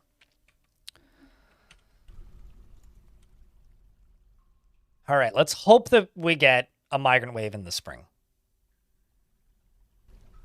Let's hope. I really need to fix my alerts so it says so-and-so gifted 10 instead of Also, Rolf, that's a massive streak, by the way. I tend to just ignore streaks because I disabled them in Twitch chat, so I don't see them when they show up in Twitch chat, which is, I don't know. I find them really distracting, I guess, but geez, man.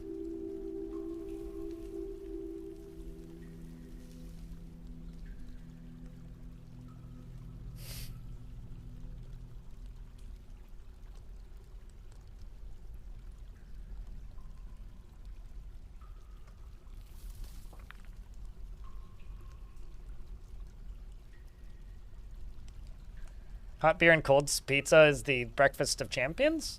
It feels like a what's a Freudian slip? Okay, I do need to satisfy these dwarves' needs a little bit, so I'm just gonna make a temple. To no specific deity. Just for those dwarves and dogs, apparently, that need to go pray. Oh, I need a farmer's guild. Shit. Just realizing that there's a whole bunch of ungelded dogs. Or not farmer's guild, a farmer's shop. Actually, let's just go down to...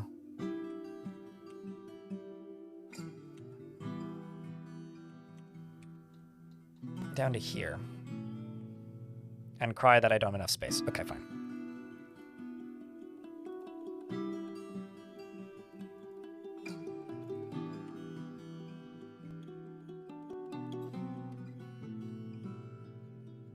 You're sick? Oh no, get well soon, dude. Yeah, so the first 3 forts I did, Regulus, were like close to the surface / mostly surface forts. And I want to see what the enemies will do for a deeper / water defended fort. I'm also focusing a lot more on getting ahead of starting a military. Like, we've got steel gear already. This squad has already had some training. I think I'm going to give the dwarves a break once I get these dogs gelded and pause all the jobs and just get them drinking and socializing and hanging out and doing the things that they need to do, and get the military training is I think what I'm going to do. There was one time where this was back when I had maybe 20 to 30 people watching on Twitch. I had somebody in chat, also hey Ladron, who was like, hey, can someone help me with my math homework? This was like 2015, which was like a meme at the time on Twitch. And chat was like, what kind of math? And like legitimately, like I watched in real time while chat like helped this kid with their math homework. That or they were very good at bullshitting. Like they would type in a question, like, you know, those like text-based block of text questions that like gives you a problem. And we figured out pretty quickly it was like grade 8 math or so. And then like chat like walked through with explanations. It was genuinely like kind of endearing. It's maybe one of my greatest memories of that era.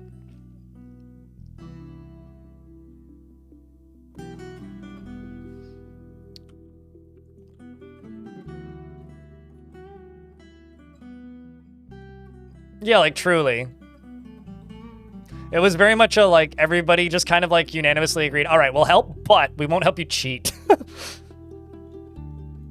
So yeah, it was pretty wholesome. Right, I need to go into here and I think block this area off too. Although this up here might be easy to block off.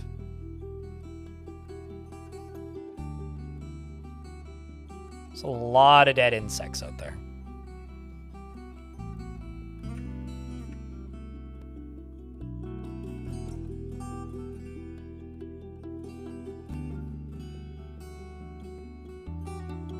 I mean, if you want my thoughts on how to go about starting forts, my best advice is to look at the getting started guides I have. Mostly because the way I build my own forts is largely vibes and winging it.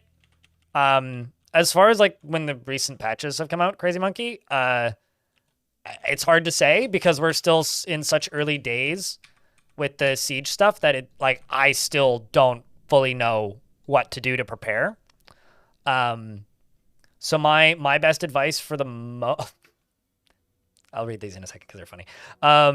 My best advice for the moment is just follow my getting started guide and maybe build up defenses earlier or disable enemies initially, because the game is a lot harder than it's been before. The stray dog attacks the metal crafter, but he jumps away. Oh, good. Darius has decent dodging skills. The war dog misses the manager. War dog misses the manager. That's good. If you have a dwarf that has absolutely horrendous agility, sometimes they actually take damage while gelding animals. I famously once had a dwarf lose an eyeball by trying to geld a cat. Well, I'm getting into a dogfight, pretty much. Making another tunnel here so I can block this side off and open that side up.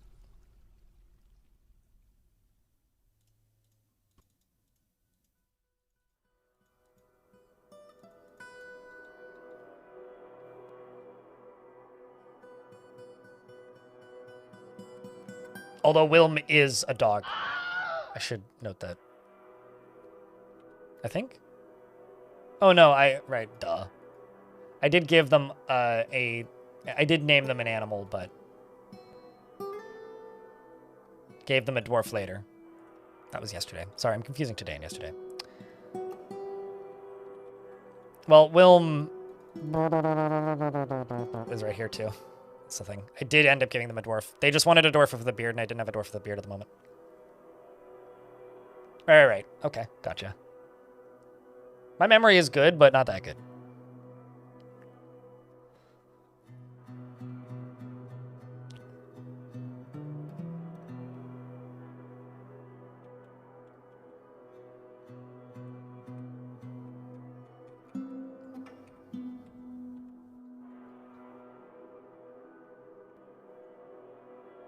So the problem is that these are also set to make steel bars.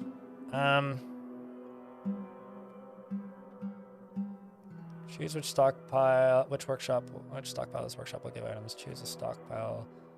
Workshop will take items. All right, I will make a little stockpile right here.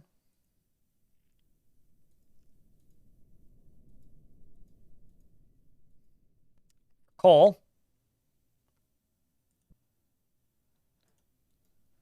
Which is coming from there. And then you will take items from here, here, and here. I also need one for bars.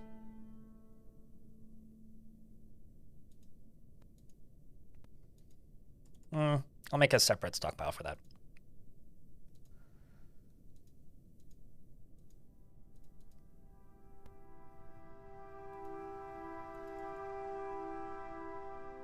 And here. Same with you. You will take from here. Here. Here. Nope, not that. Here. And lastly, you take from here. Here. Here. Here. That's going to greatly reduce travel time.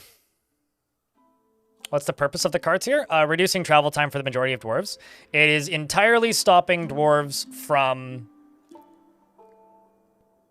Actually, I could also just let them take from this one as well. Actually, I could just get rid of all these. It is stopping them from...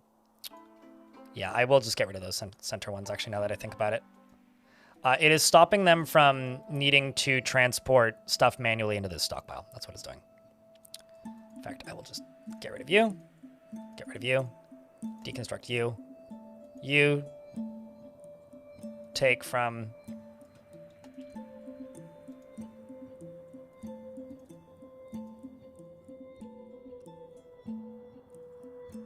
metal ore. Take from there. Take from there. It's minimizing hauling tasks, basically, is what this is doing. 3. And hauling distance. Because this is very far away from the actual fort itself. So what happens is... this minecart, which Leopold is carrying right now, is very light. It's made of wood, right? So it's like a log, basically. It's not much of a lift for these dwarves when they're running with an item. They run all the way up to the surface. And then north up to here. There is, you know, hematite and metal ore around here, but it's much closer to the surface than it is to the underground. Then what happens is these metal ores are then loaded into this minecart, which shouldn't take too long.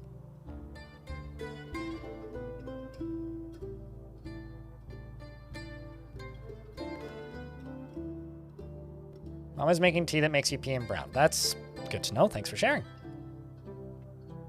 And now I'm in an ad break. Shit. I will pause and then unpause when the ad is done. Sorry. We have to wait a minute and 30.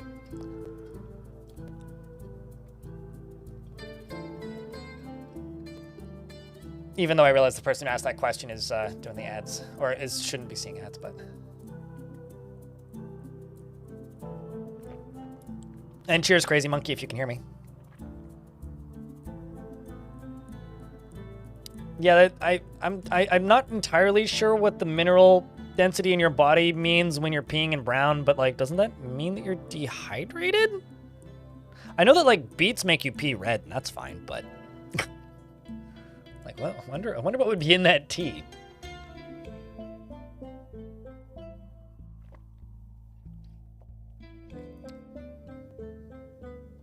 There's certain chemicals that can change color without it, certainly. But like, I'm wondering what would do that. Like, I feel like I would be worried. Peeing red is never fine unless you ate beets the day before.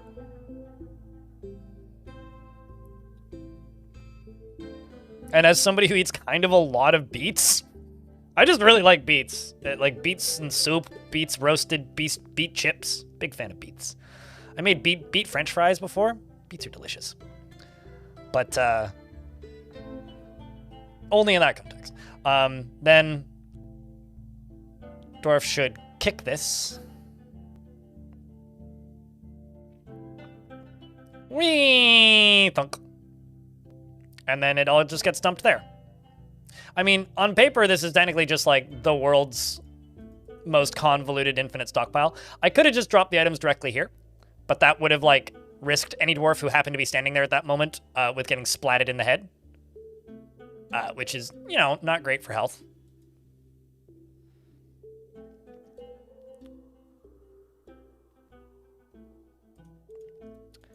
And then you right here, you're just going to make charcoal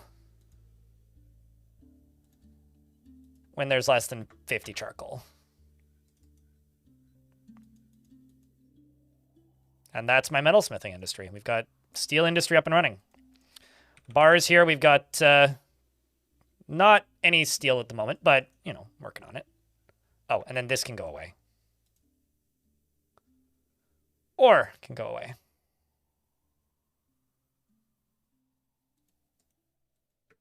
Because this is no longer needed. Although I will also actually just grab this, place it right there, like add on to this one. Because if I do that, then they won't carry all those upstairs again for no reason. And then set you to not take from anywhere.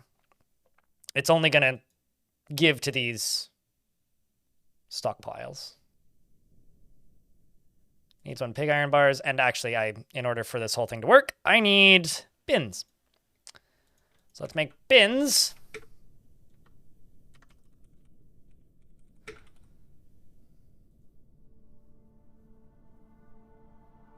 Just make them all out of the same type of wood so that they're less convoluted. And I'm just going to go up to this stockpile and be like, okay, you are allowed to have some bins, but let's just say 5. Like minimal bins.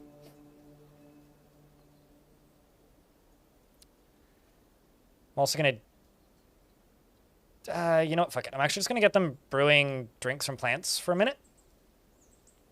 And once we're above 400 drinks, I will give them some time off.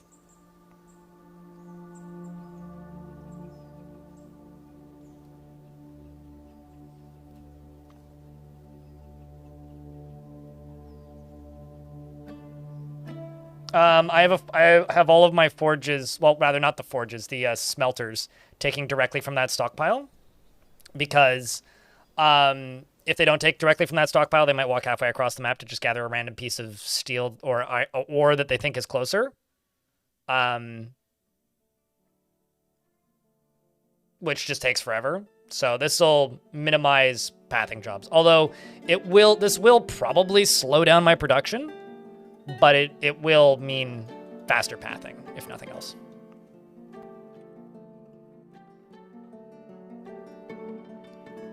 Let's just see where these bins end up.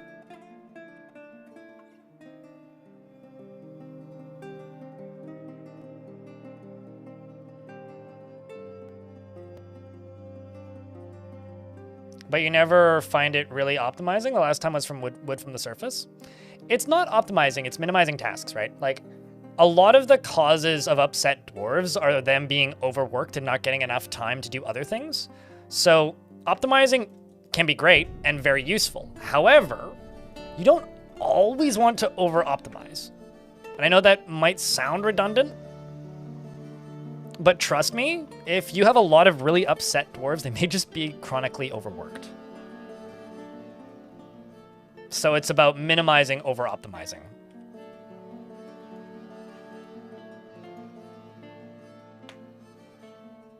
Or for base defense? Certainly. I mean, both of those are forms of item transport. It's just very short distance item transport.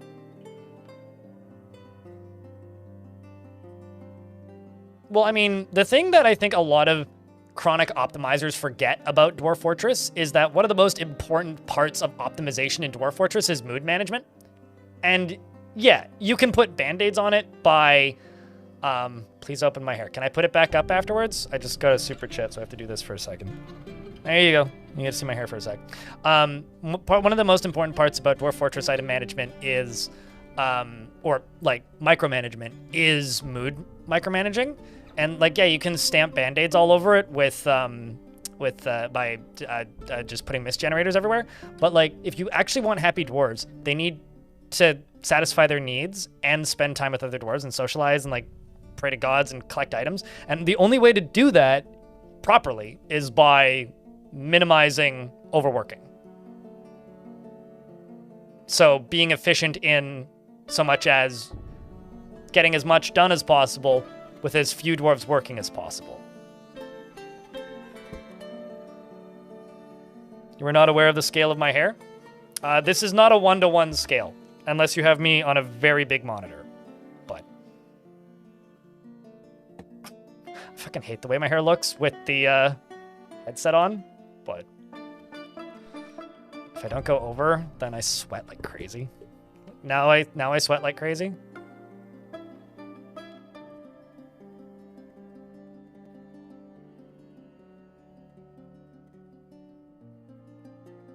There we go. That's enough of that. I have my hair down when I'm walking outside quite often, but not so much when I have my headphones on. If I used earbuds, I'd put it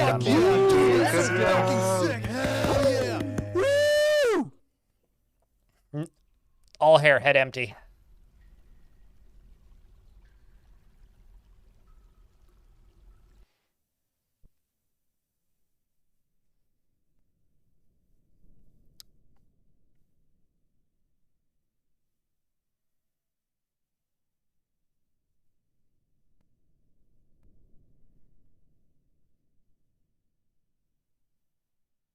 You had pixie cuts for like 3 years straight? Yeah, I don't know. I haven't had short hair since my late teens, early mid-teens even.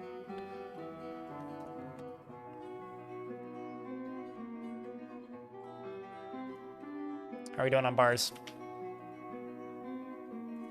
Am I still making steel stuff? Still making steel, yeah, slowly. Oh.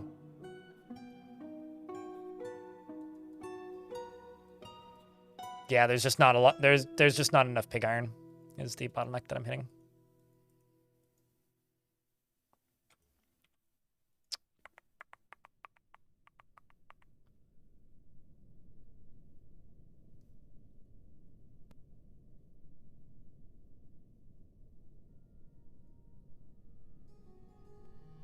Let's just increase that number.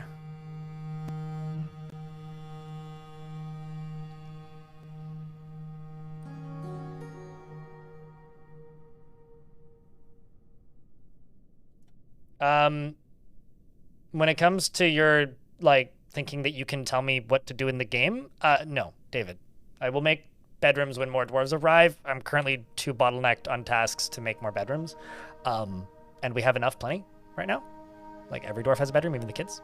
But thanks for the $20 super chat. Hey, Twitch chat, can I get a round of beers? And YouTube chat, just, I don't know, hit the party button or something.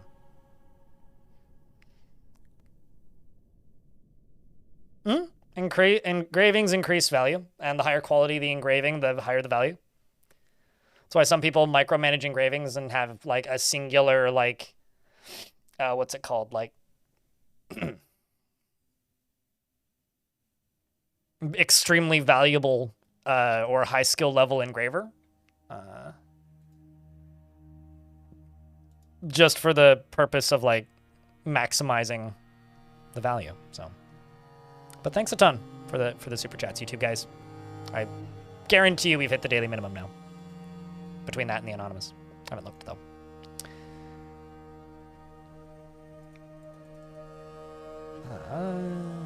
There we go. That should help the steel output. Yeah, it is. Sweet. Just had to turn the numbers up a bit.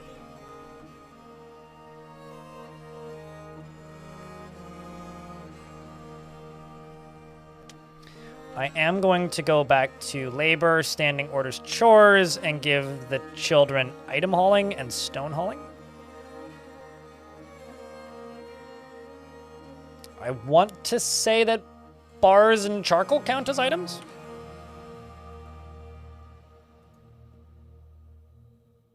It should.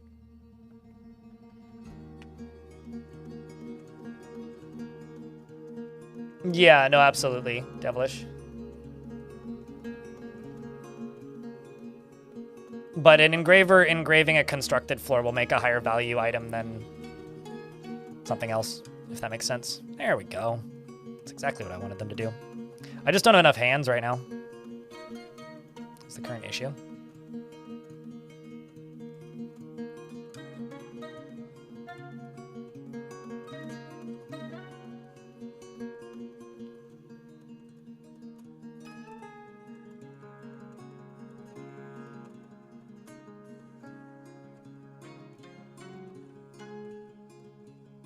Yeah, I just don't have enough pig iron.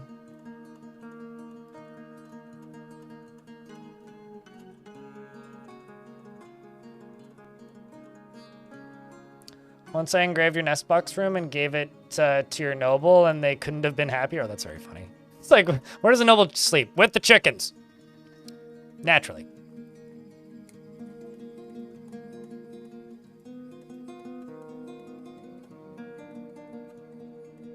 Okay, that's interesting. Oh, you're missing one.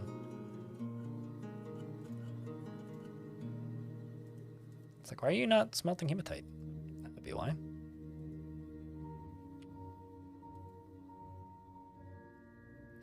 I'm also going to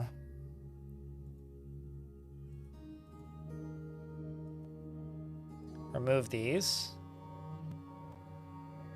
remove that, and make them just for all three. Pig, iron, steel, bar, because currently it's just 1 on 1, and I just need to speed it up. If number of iron, if number of pig iron, and flux boulders, yes. And then you, yep. Nope. Yep, yep. Except I'm gonna, yeah, I'll just leave those as they are for right now. Just make a bunch. That'll fix that. Did we survive? Yes. You're so sick of laundry that you have to hang on to wet clothes. You have to hang my... Oh, no. Do you, not have a dryer? I have a dryer, but I'll be completely honest, it kind of sucks.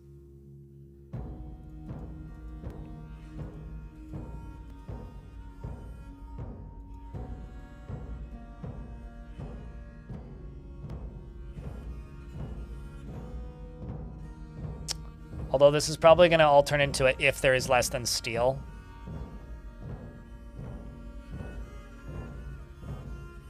Right, I always take it for granted that I live somewhere with, like, basically free electricity.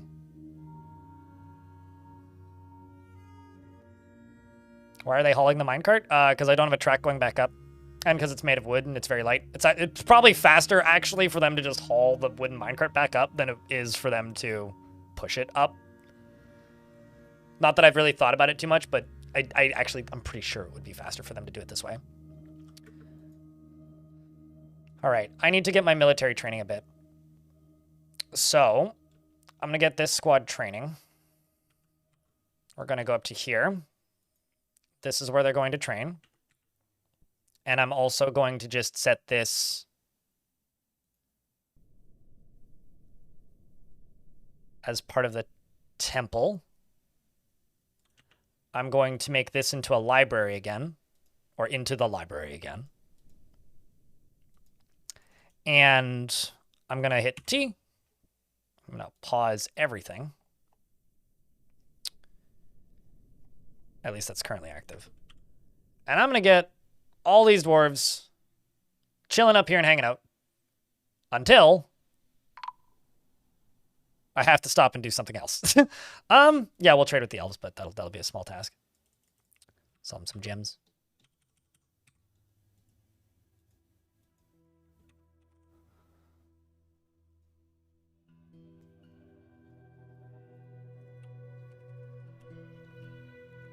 But mostly I just want this squad to unrustify. It's about the only nice thing all of our big hydro dams do for us around here. I mean, isn't that specifically the task for hydro dams, is producing, like, you know, power? Probably also going to disable hauling after a minute.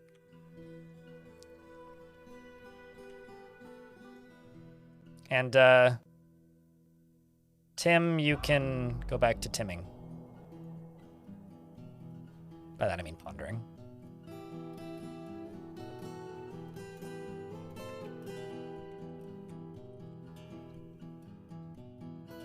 You still pay through the nose for it? I'm sorry. I don't know what to say. I mean, with stuff like that, it's just kind of a... Well, I don't have that problem, but...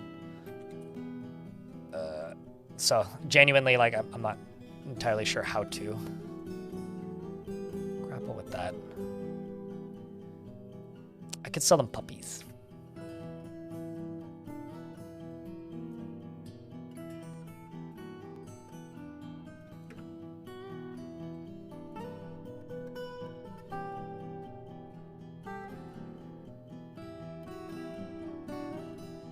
Yeah, I don't know. My power is about $70 Canadian every other month. But then again, most of the world has cheaper internet than me, so...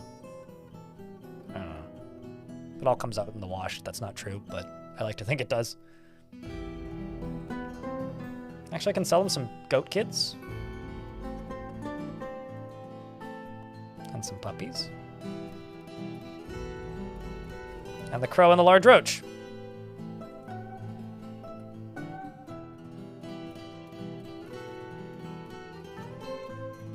Once that's full,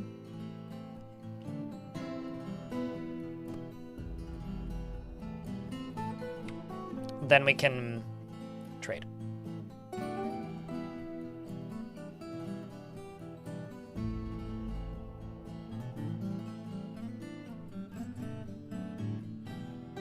No, totally. But the person talking to us in chat isn't in BC.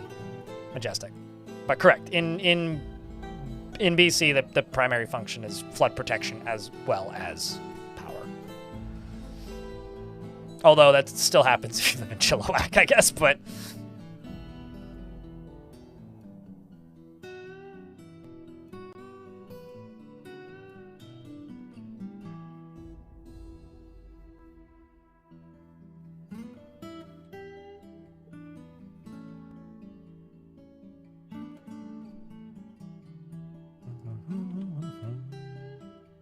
Read Great Human, I don't know if that's true. Okay, we are making pig iron bars. Which means I need to go here. Pause these.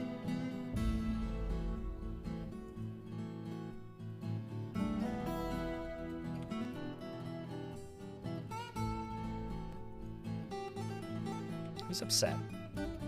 Why are you upset? Darius is upset because you want to pray. Panicked after reliving being attacked. Did you get attacked by a bird or something?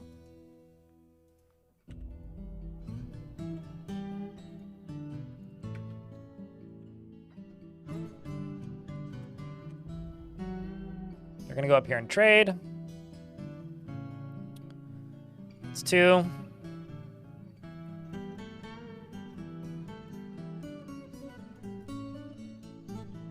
Cage stray puppy. Pen pasture the nanny goat. Oh shit, I'm selling Zell. Can't do that. Sorry. Sorry, Zell. Don't want to name or get rid of the named goat. Wait, never mind. They're pen pasturing, not caging.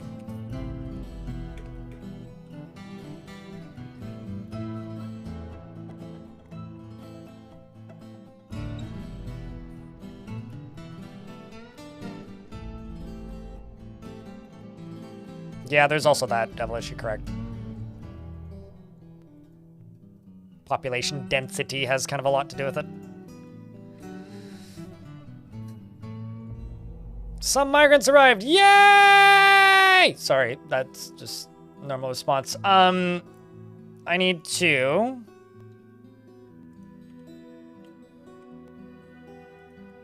name Frisco-born hunter or fisher dwarf. Child. Watch me just only get kids. Have the problem that chat generally has that I don't often get. Okay. This is going to be Frisco-born. It's been like 6 months. He has no sense of vengeance or retribution and is very quick to anger. He feels envious of others and doesn't focus on material goods. He acts with compassion and occasionally overindulges. He tends to be a little wasteful when working on projects, and he is grateful when others help him out. He tries to return favors, and he tends to ask others for help with difficult decisions. He doesn't try to get things done perfectly, and sure, Radbug. And where was I? He often acts with compassion and occasionally overindulges. He tends to be a little wasteful when working on projects and is grateful when others help him out. He tries to return favors, and he tends to ask others for help with difficult decisions. He doesn't try to get things done perfectly and has a tendency to consider ideas and abstractions over practical applications. He excels sharply when he gets angry, and he is very deliberately speaks when he's annoyed. Hopefully we get a dwarf with a beard that isn't a child. I personally finds artwork boring, finds ideas of independence and freedom somewhat foolish, and values tranquility and a peaceful day, and doesn't really see the point of working hard.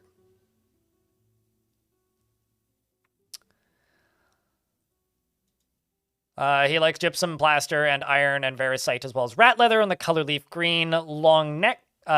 Llamas for their long necks, in the words of the Crystal Canyons, on the sight of the silkiness of mirth, and when possible prefers to consume beer and donkey's milk, and hates mussels. Visually, well, no military experience. He has a pet chick. He's got poor spatial sense. He's 22 years old. Very young dwarf, actually. Worships the god of blankets as well. Something that I think is also worth mentioning is the one time I did get like spooked out of power related things was trying to run an air conditioner one summer. That great trouble mastering fear when confronted by danger. Well then, that was enough for me to go, yeah, no, I'm gonna suffer in the heat. And I'm still kind of that way, because that makes my power bill go from like $70 to like hundreds. He's prone to hatreds and often develops negative feelings, and often feels best when everyone gets along without any strife or contention. He is very rarely moved by curiosity, and generally is unhindered by the thoughts of others concerning his actions, and he tries to get things done perfectly each time. This is now Radbug. He generally is unhindered by the thoughts of others concerning his actions. He doesn't try to get things done perfectly, though he is conflicted by this for more than one reason. Generally is quite confident in his abilities when undertaking specific ventures, but he has a noticeable lack of perseverance, and he is assertive. He is quick to anger, and he lives a fast-paced life. He finds helping others emotionally rewarding, and he finds himself to be quite hopeful about the future and generally acts with a narrow focus on the current activity. When he gets excited, he starts talking to himself. It's literally my life. Is talking to myself. He dreams of raising a family and personally finds the quest for knowledge to be very high. The highest value. Okay, well, I guess we have 2 scholars. He values decorum, dignity, and proper behavior and does not think one way or another about leisure time. And likes mica, fine pewter, violet sespertine, rummy fabric, catapult parts, cave fish for their beauty, of course. And the sound of the pregnant chants and the sight of the smile of skirts. And when possible, prefers to consume beet plants and tomato wine. Tomatillo wine, not tomato. And hates lizards. He's nice years old and is married to Lore, his husband. And his father is moving in here, who is Cato. This is the most gay dwarves I've seen in one fort. I have to say. Speaking of, your dad's on his way here.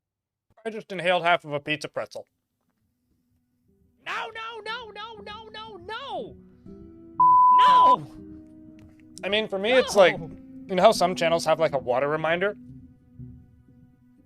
That's kind of what it is for me. I really wish that YouTube would tell me when it had ad breaks if I had ad breaks enabled.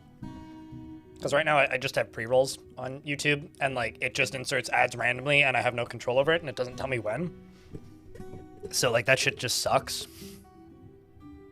But like I can schedule them and have breaks, but I have no control of when they go and it doesn't tell me when they're happening. So it's like, what's the fucking point? Anyway.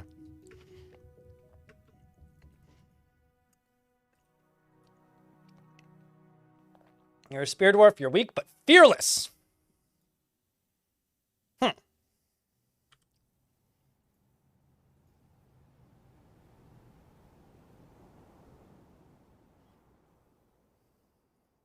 What's your name? Oh, you're Rith. Okay.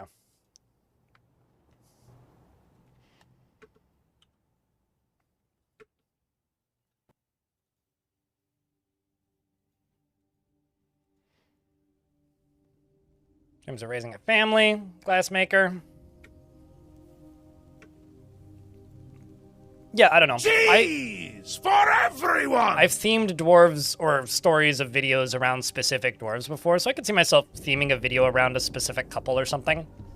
But for the moment, I am trying to follow the characters of this fort a lot more than the last two, because I have a bit more of an idea of what I'm doing now with this patch, but I will say that I don't see myself expelling everybody except for gay dwarves, because that to me is just like a roundabout way of doing a hermit fort, because like the frequency of them not being straight is low enough that it's like maybe 1 in 20 dwarves I would get to keep.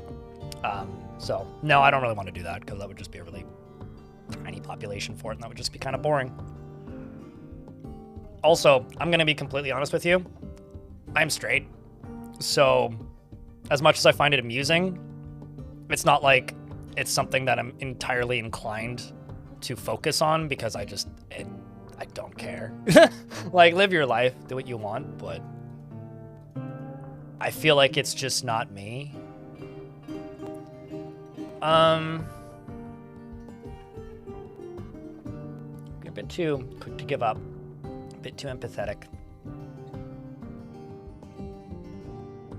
Diversity is great, yes, but hence diversity. And also, what's more important is me having fun with my fortress. So if I happen to have a gay king, fuck yeah, that gay king can be the main character, you know? But like, I'm not gonna focus the entire fortress on just gay characters because that,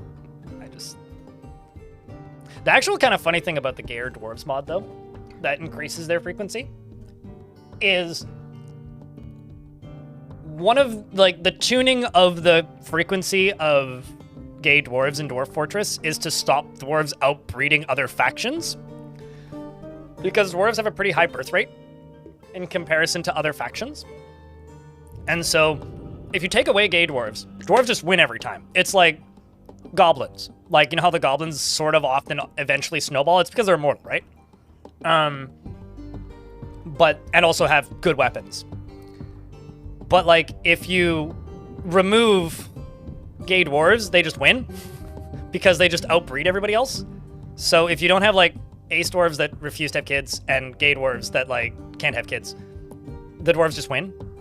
So there is like an argument to be made for having gayer dwarves actually being harder because you have lower birth rates and you're gonna start off on more of the back foot unless like it also changes the other factions. Goblins have always been immortal, yeah, Ghibli. Have you ever thought of using advanced world configuration to make some really wild fortresses? I literally use advanced world generation every single time I generate worlds. What? What do you mean? Have I ever thought about it? You mean like turn off falling and make like floating islands or some shit? Not really. I guess I don't know what you mean by really crazy. Watch my vampire video. That's really crazy. The endlessly reshaping fucking gigantuan glacier? It's a hell of a thing, man. This is another cheater, right? She's personally disgusted by the idea of fairness and will freely cheat anybody at any time and deeply values introspection. Do you, though?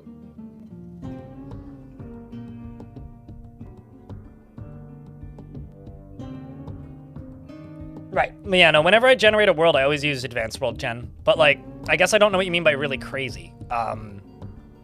What do you mean by really crazy? I mean, this is a pretty normal embark. It's just an ocean, but, like, it's an Untamed Wilds land and an Untamed Wilds ocean. I mean, the last fort I played on was kind of a wild-looking-ass volcano because of how I changed the erosion odds. I settled on a gigantuan river recently in a recent fort. My vampire video, like, I made a volcano erupt and just had, like, an endlessly reshaping glacier, the entire fortress, that was constantly collapsing and reshaping itself, which was cool and made it hard to get migrants sometimes because, like, they would get stuck. And stuff like that. So, like, I guess I don't know what you mean by... I guess I don't know what you mean by that. I don't think I'm gonna throw this dwarf into the military. I also, spouse to lovers, that's funny. It'd be really funny if her lover was here. Like, just, like, left her husband and just moved over here. I mean, we should ask her brother what she's like. Wait, hold up. Vabok is your lover. Vabok is your brother. They do have different last names. Weird.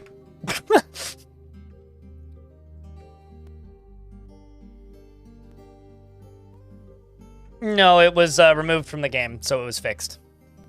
In regards from the bugged feature. That was removed a little while ago. Hey, it's Ank's other younger brother and his family. Him and his wife. And their kids.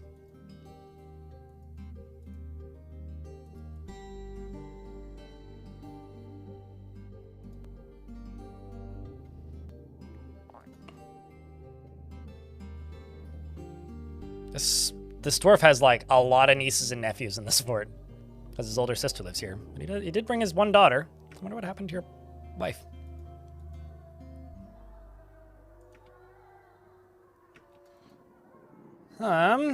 Fearless, tough, loner. Great. Military, you get.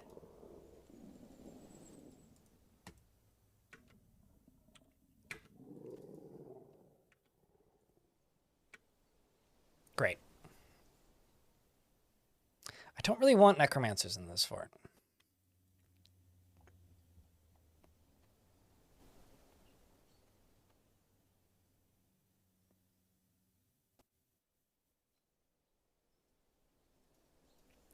Great, great, great, great, great. Mathus Salem Shevapharaphley. I don't know how to say your last name. That last half of your name. Thank you very much for the prime. I've definitely butchered that one before. Should I... I don't know how I feel about this one.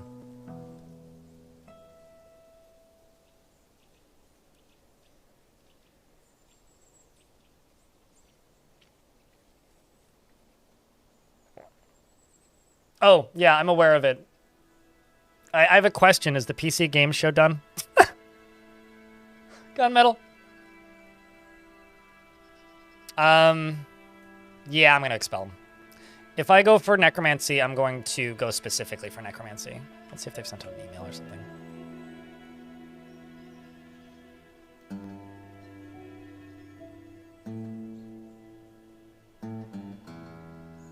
Not that I see.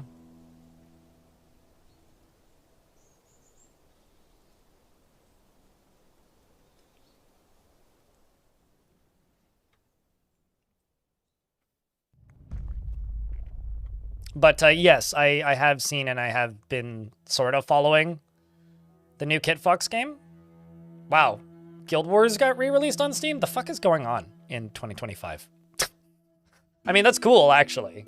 I'm not gonna lie. It's neat that Guild Wars OG is still popular enough that it can get re-released.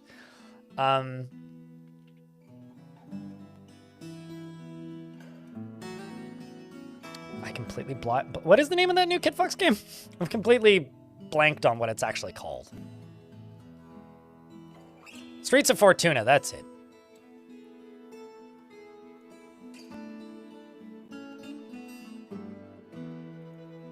Yeah, I mean, I'm interested in it. And they do have a playtest thingy that you can apply for, which I've applied for. I mean, there just isn't a whole lot to talk about, right? Like, it's a proof of concept that's in pretty early development that Tarn is doing some consulting work on. Like, it's an interesting idea, and it's a game that exists because of the budget they've been given from the existence of Dwarf Fort. Like, quite literally, it's like...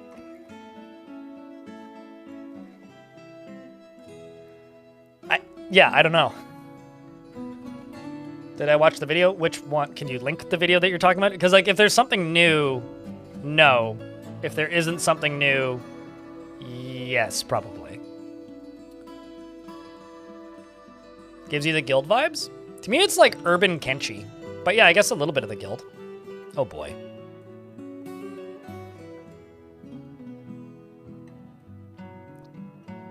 Sigh.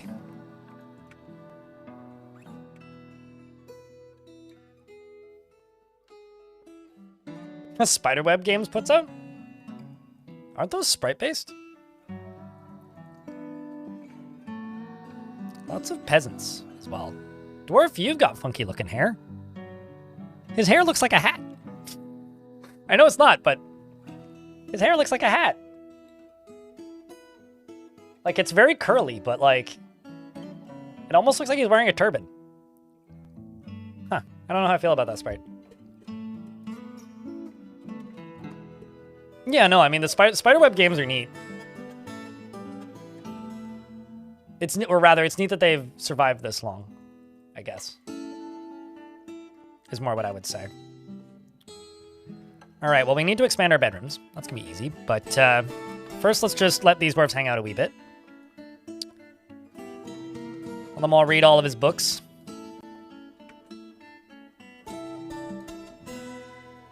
Hold up, let me just mute Dwarf Fort before I watch this.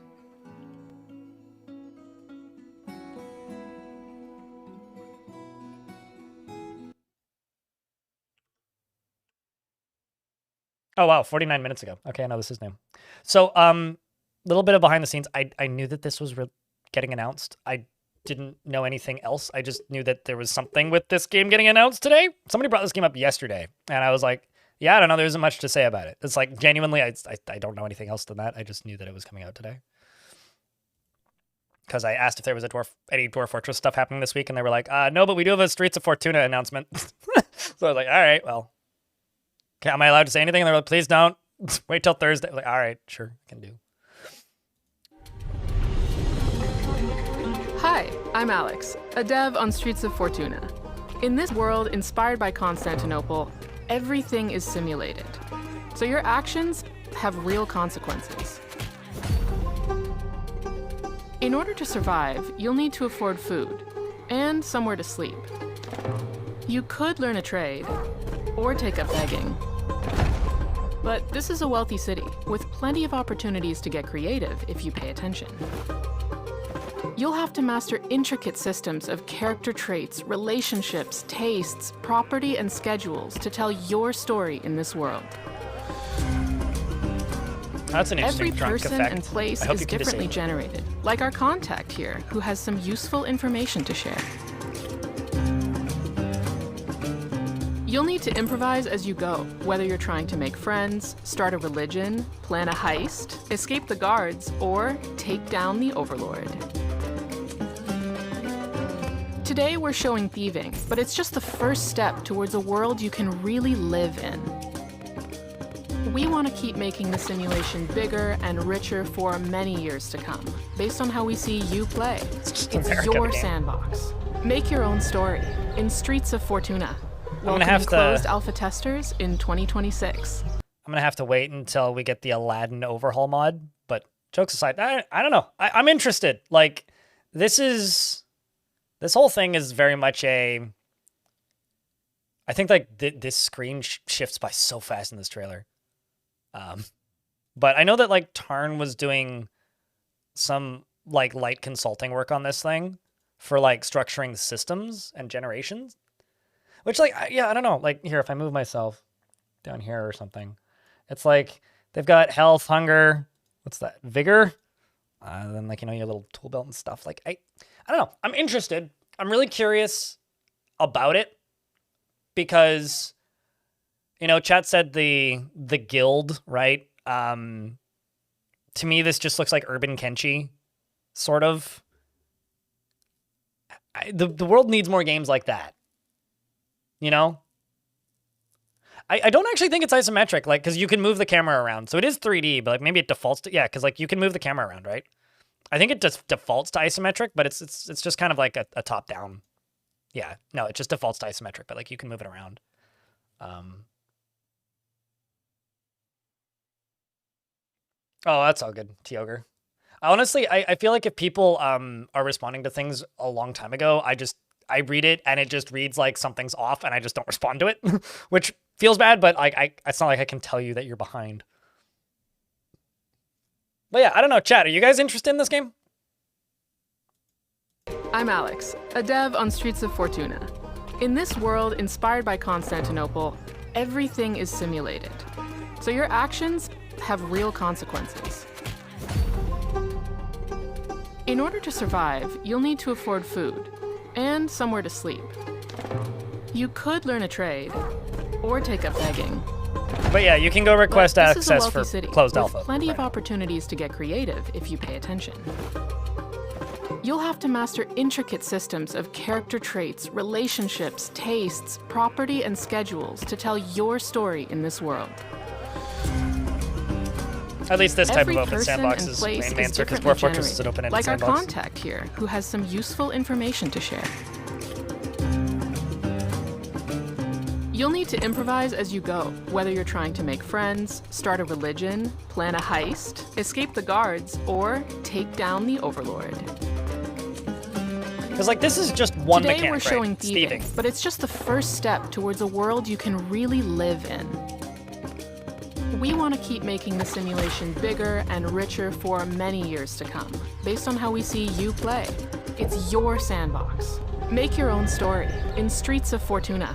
Welcoming closed alpha testers. Yeah, I don't know. This strikes me as like the sort of game where it's just like I'm just envisioning, because I always think of things from like a streamer's perspective to a degree as well. It's like I always think I look at this and I think, okay, naked, homeless, beggar start, mute, unable to talk, zero skills in anything, no money. Like that's what I'm imagining. It's just like, oh boy, that's where this is gonna go, isn't it? The naked beggar, homeless criminal start. Who's addicted to, I don't know, opium. Trying to think like what's a drug that existed back then. True. Certainly, like the early game micromanagement kind of thing.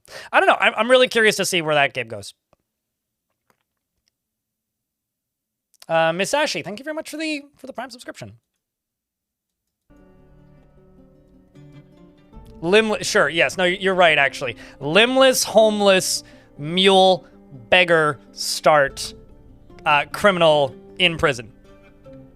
Actually, that would be kind of fun if you could start in prison and just have to get out of prison. That'd be kind of neat. Actually, that's just Dishonored, isn't it? Actually, that's a pretty common video game trope now that I think about it. It's also Thief. Congrats, you're in jail. Get out. That's just Oblivion. Also Oblivion. Kind of Skyrim, but like you're on your way to execution, right?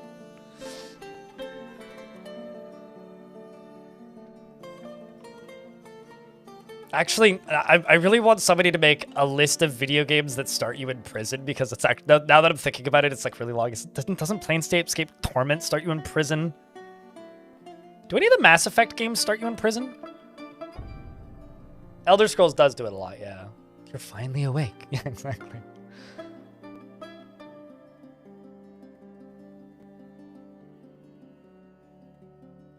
Starts you in the morgue. That's okay. Does it? Okay. Gothic. Yeah, Gothic is a prison though. It also fit. Well, okay, you can't get out of prison, but TV tropes, PM Wiki. Right? Yeah, TV tropes has that for. I mean, personally, if a video game is gonna start me somewhere, I would rather it starts me in prison then, like, I would rather start in prison in a video game than with amnesia. You know, like, if I'm given the option, I would take prison before I would take amnesia. I need to sell some puppies to some elves.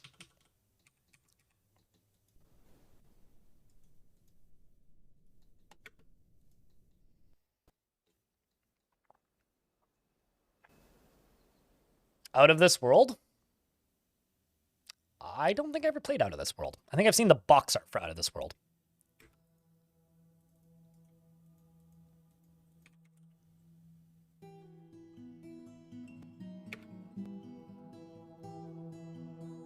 I don't have unicorns. The elves have unicorns, and I'm trading with them right now. Although I can get a giant rack attack. All right, hold up. I gotta bring more gems over. I gotta sell them some gems because they have a giant raccoon. Cut gems. Let's also go silk.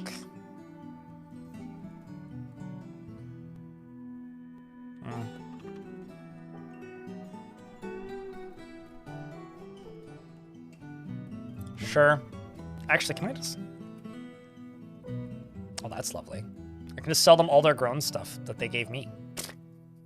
Because they accidentally dropped a bunch of stuff because they got... Actually, I want those buckets. They got murked by the...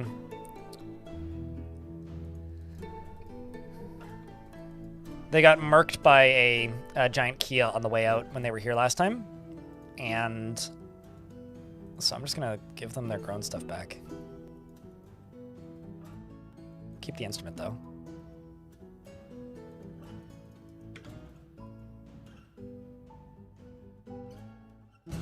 Yeah, I re-enabled it, but it was already sniped.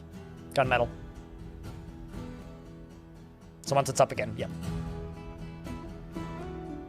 Actually, I think it is up. You should be able to redeem it. Gender irrelevant random dwarf. Happy dwarf it is. Also, pro tip. If it's up, claim it. Otherwise, you'll miss it.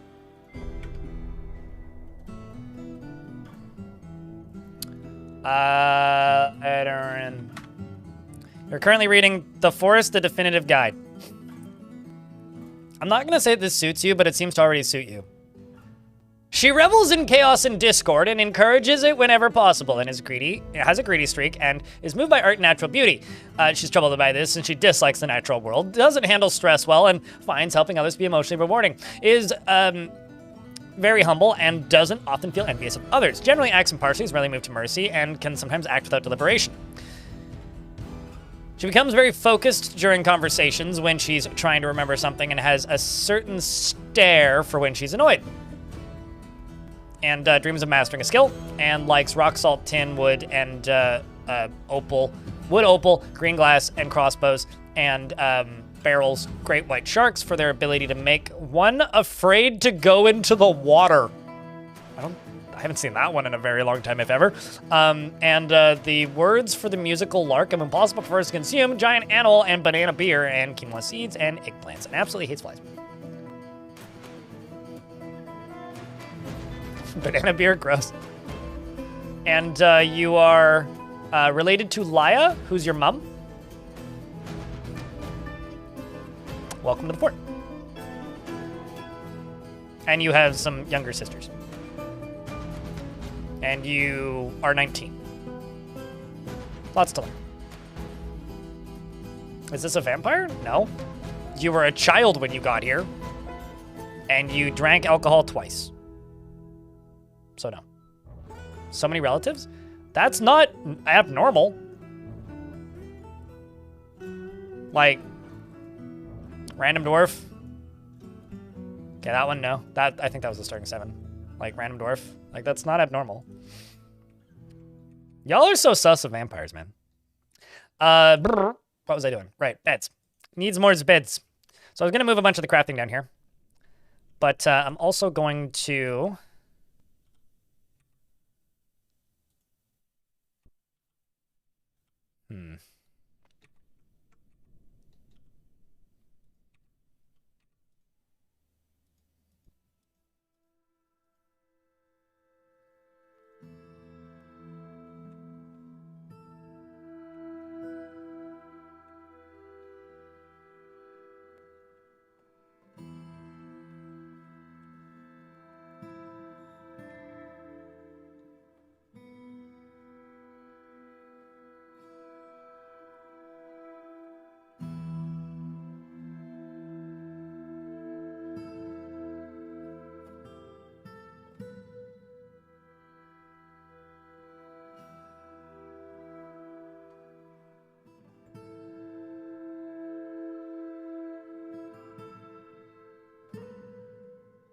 Nope. There you go.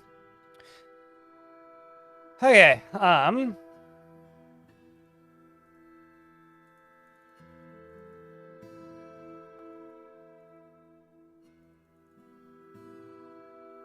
Let's do that. That.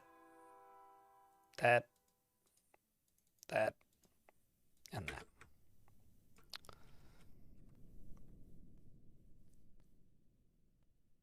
Giant animals.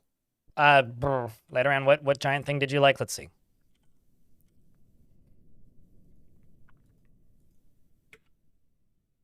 Actually click on her successfully. Great white sharks for their ability to water. She likes rock salt, tin, wood opal, green glass, crossbows, barrels, and great sharks. Great white sharks for their ability to make one afraid to go into the water. Nothing but animals, so I don't know where you got that. At least not that I see.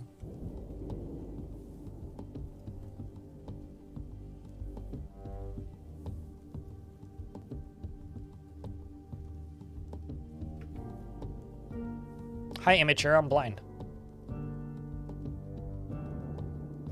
Also, her last name is Spun-Oiled.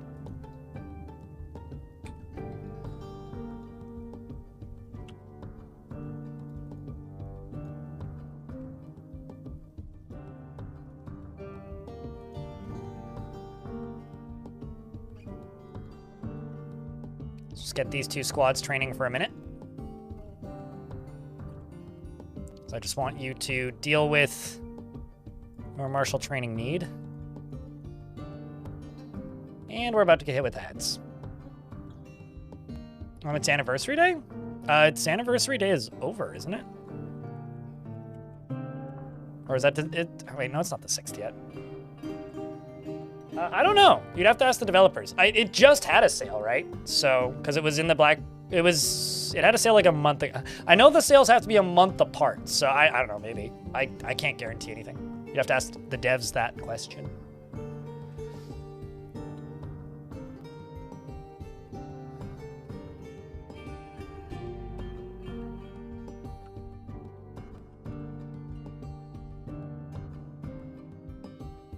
I have too many puppies.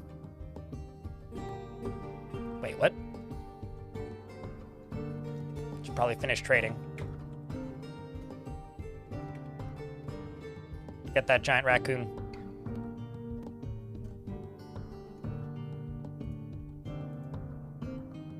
All right, giant raccoon. There we go. Now we're talking. I don't need no stupid unicorn. Giant raccoon, on the other hand, double thumbs up.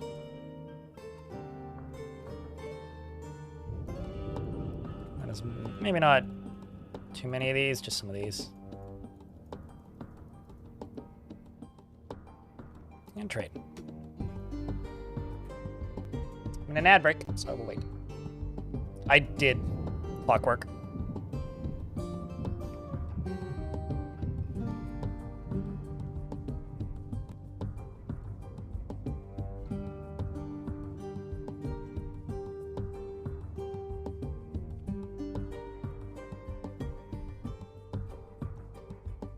Actually, what I need to do is I need to go down. I did that as well, clockwork, yeah. I had a cage with multiples in them. Mostly I just kept getting distracted and forgot what I was doing a couple times in a row. Now I'm also trying to go here so that I can wall this off.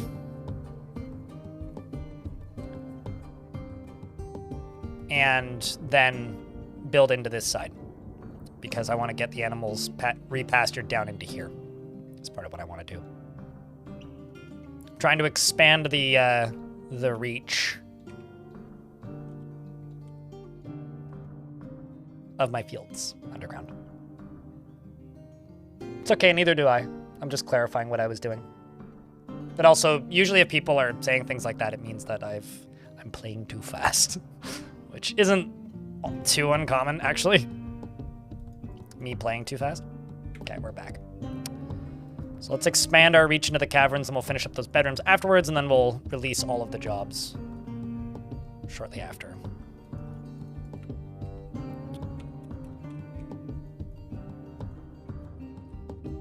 Because at the moment, most of the dwarves are just reading books.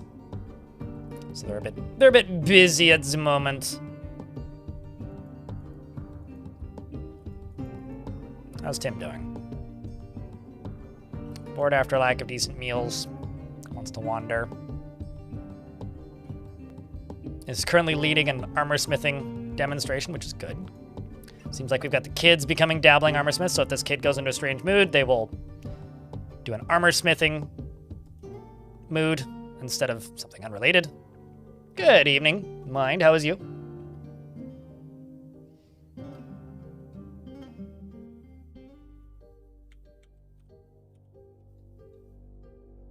But yeah, we sold a bunch of the puppies. But I am training war dogs. And as far as gelding goes, yeah, I should just geld more of them. So I now have a giant raccoon.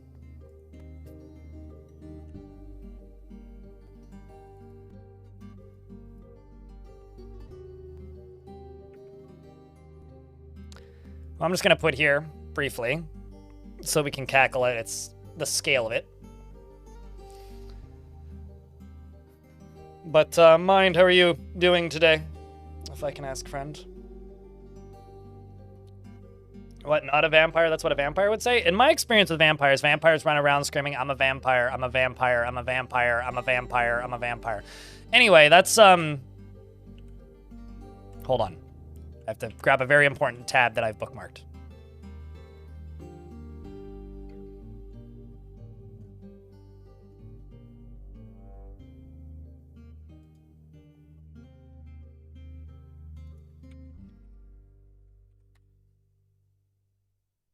That's just, you know, our local raccoon that gets drunk, goes on a drunken rampage in a Virginia liquor store and passes out on the bathroom floor. It's that. But a slightly bigger one. I mean, the mass burglar did break into a Virginia liquor store early on Saturday. This is last Saturday. And hit the bottom shelf where the scotch and whiskey were stored. And the bandit was something of a nocturnal menace. Bottles were smashed and the ceiling was collapsed. And alcohol was pooled on the floor, and it acted like an animal because it was in fact a raccoon. Which, honestly, this might be my favorite, like, news story of the year. Like, thumbs up. Genuinely. Best news story of the year. So that's him.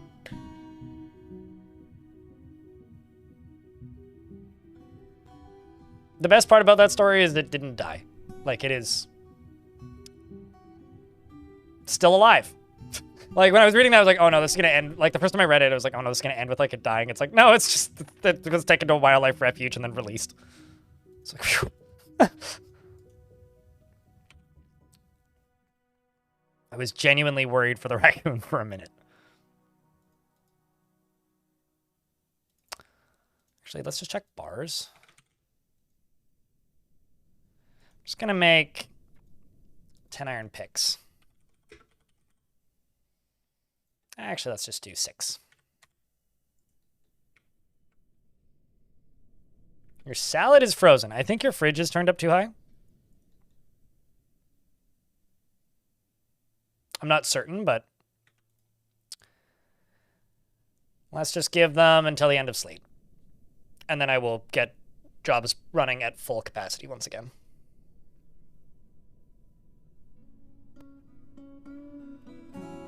That raccoon needs alcohol to get through the working day. Oh yeah. That or it just turned 19 or 18 or 21, depending on where you live and your local liquor laws. Your fridge is finicky and you can't figure out where to set stuff, and it won't randomly freeze. Does it have like a dial where you can turn up the power?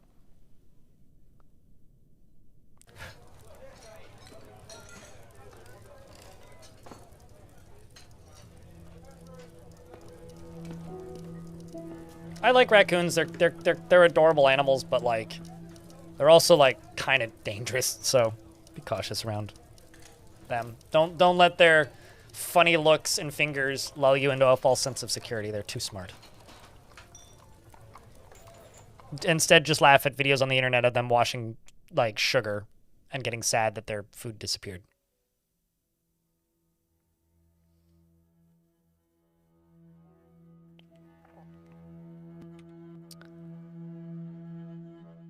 I remember a series of children's books that I encountered as a little kid, which were about a kid who, or maybe it was just a singular book. It might have just been one about a kid who had a pet raccoon. And I just remember a whole sequence of like the raccoon figuring out where the sugar was in the house, and then like opening the cupboards and just like helping himself and like eating all their cookies. And it's like, yep, checks out.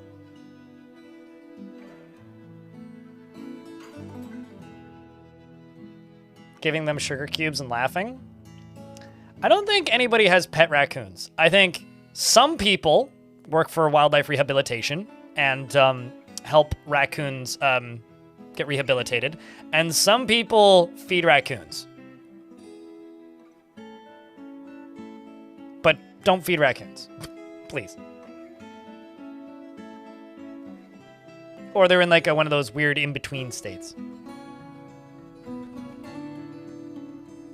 Where it's like somewhere between wildlife rehabilitation / animal that can't be put back into the wild. Yeah, I mean, that's what I would describe that as. I would describe that as wildlife rehabilitation, devilish. I mean, that's what that book was about. But it's still a wild animal, right? If that makes any sense. Like, you can have a friendly, not threatening wild animal that you live with, but it's still a wild animal. I'm very harsh on that, where it's like, you could find a baby raccoon on the side of the road and raise it, but it's still a wild animal. You had a pet squirrel and he was lovely. You rescued him out of a goat pen when he was a baby, and he would ride around in your hair behind your neck. That's kind of awesome, but also mildly terrifying for a lot of reasons. Yeah, exactly. That's what I mean. It's like that. It's the difference between domestication and tame. I just didn't like have the word at the front of my mouth. You are correct, Mithril. And there's a pretty big discrepancy there. So the funny thing about this is, like, when you have a library that's full of books, when you get a bunch of new migrants, the first thing that they all do is run directly into the library and read all of the books. I find that's kind of really funny. They're just like, there's a library, must read all book.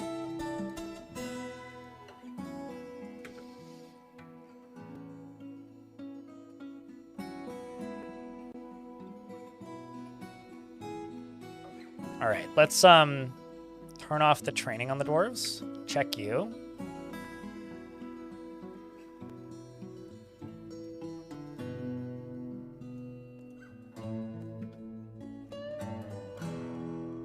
Go watch an armor smithing demonstration.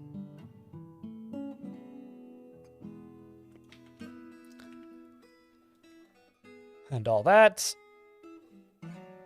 These dwarves have all had a little bit more training, which is good, good, good. Y'all are meditating. You're still reading.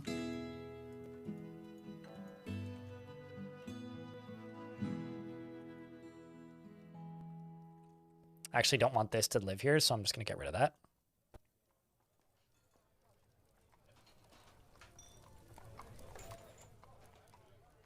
Let them finish reading some books. The elf after the end.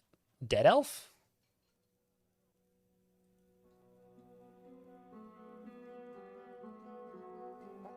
There's a picture of you somewhere with his raccoon running around my neck, and they have the most supple paws. I've heard so many stories of people who've done similar things, Devilish, but with skunks.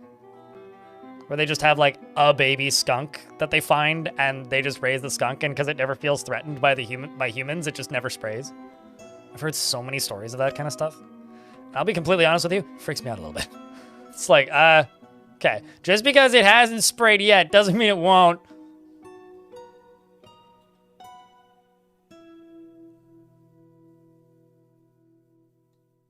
I mean, heck, I once broke the law to escape a skunk.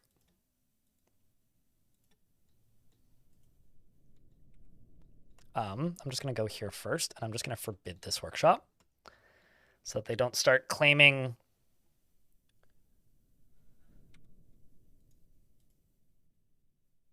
So that they don't start claiming silk.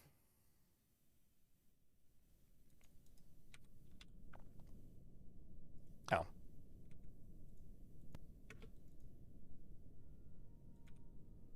Wow, I'm literally out of blocks. That's wild. I didn't realize that. Okay. In that case, get back to making rock blocks, dwarves. Let's just get all the jobs up and running again.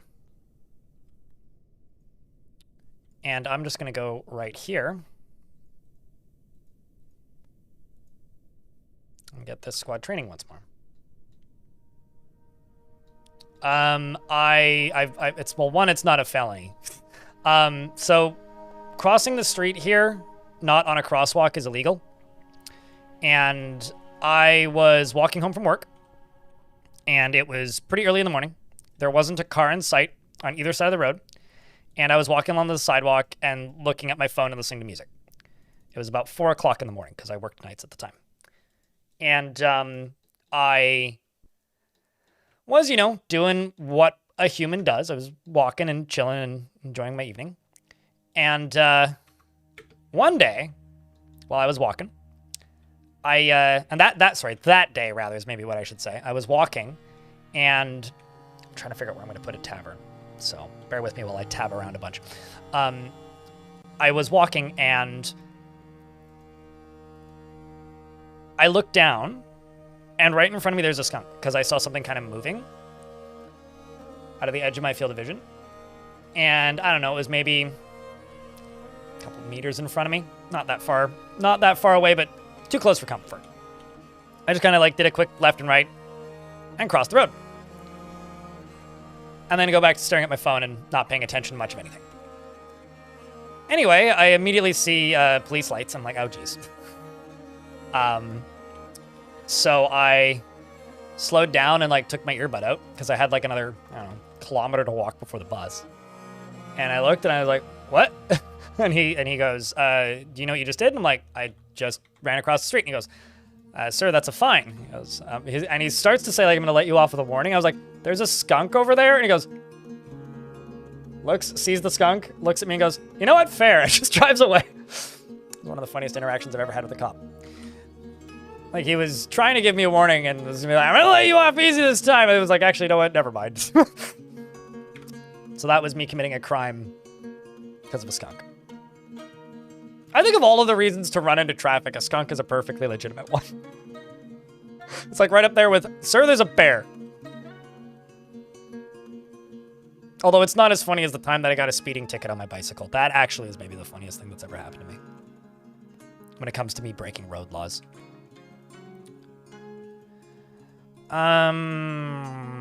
Wait, hold up. I do have tons of granite. What the fuck's happening then? Okay, I need to hotkey this lower area. Hold on, give me a sec.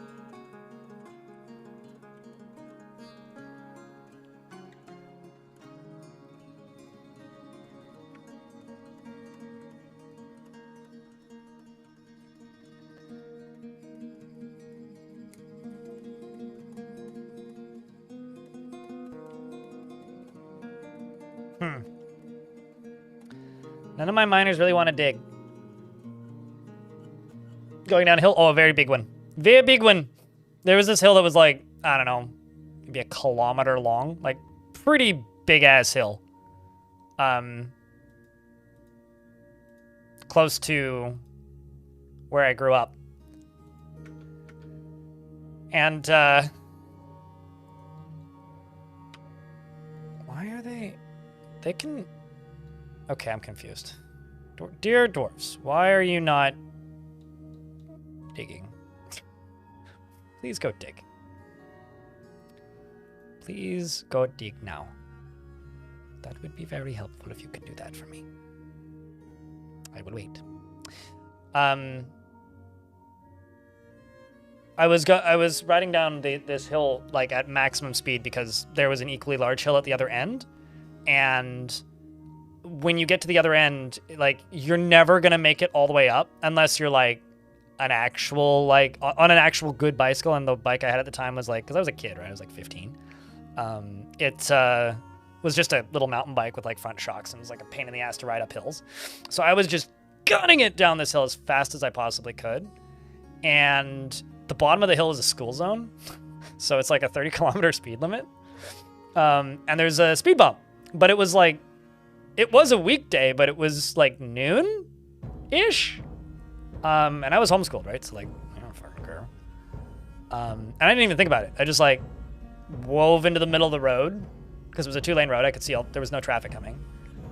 Went in between the speed bumps and kept going and got pulled over. I saw the cop too. Like, he was like right there. It's not like he was anywhere unobvious. And he flashed his lights and pulled me over and says, well, thanks for wearing a helmet, but do you know how fast you were going? I was like, no. And he goes, 42, you're 12 kilometers an hour above the speed limit. I was like, what does that mean? And he's like, well, it means that's a ding on your license. How old are you, son? I'm like, 15. He goes, well, consider this a warning. I rode away. If you click play and pause, it'll fix that. Garden TV.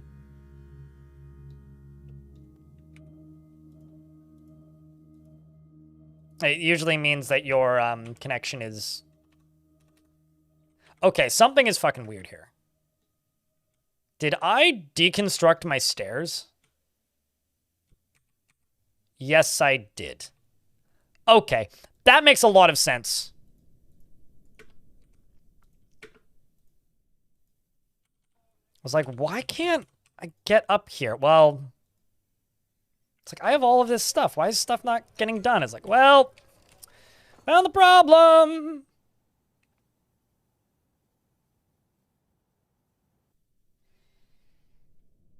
That explains a lot.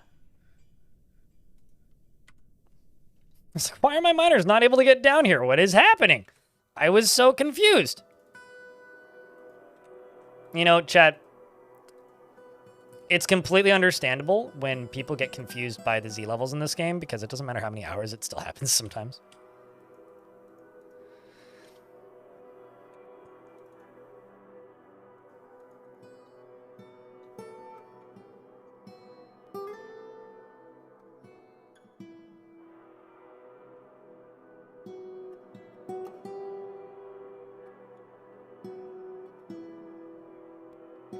I knew some guy that had a pet squirrel, and they were 3 bricked up brothers from of Missouri, and their uncle sent him to university to sling weeds. That, okay. There was a story that blew up in the mid-2000s around here when I was growing up about a guy who was growing weed in a public, like in a park, basically. So like, government property, bad idea. Don't do that. If you're gonna grow weed, grow it on your own, or maybe don't grow it on your own property. But like, if you're gonna grow weed, grow it somewhere where you're like less likely to get caught. Anyway, he was growing weed on provincial property, and in order to disincentivize people from going into that area and finding his stash, he left like whole raw chickens for bears, which is really sad because a bunch of black bears were shot because of this. Like, they were attacking people that were coming into the area. Like, they weren't friendly. But, like, that also might be the most Canadian thing I've ever heard. It's like, I'm going to train an army of attack bears to defend my crop of weed.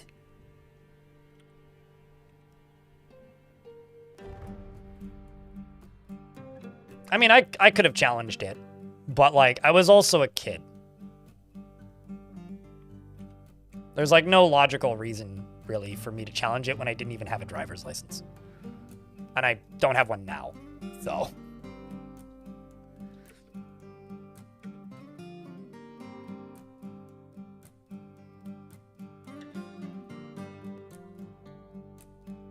I think all of my miners just fell asleep simultaneously. Bone or no bone? I mean, bone or no bone. Beard or no beard? Rattle me bones. Sorry, I was looking at the word bone. My brain auto-completed. I didn't sleep well last night. Is it obvious? Big ol' beard? Okay. Beardums and stuff.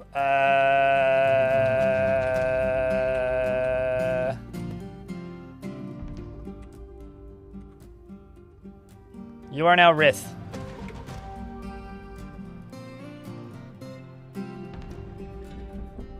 Rattleman Bones is a Spadurf.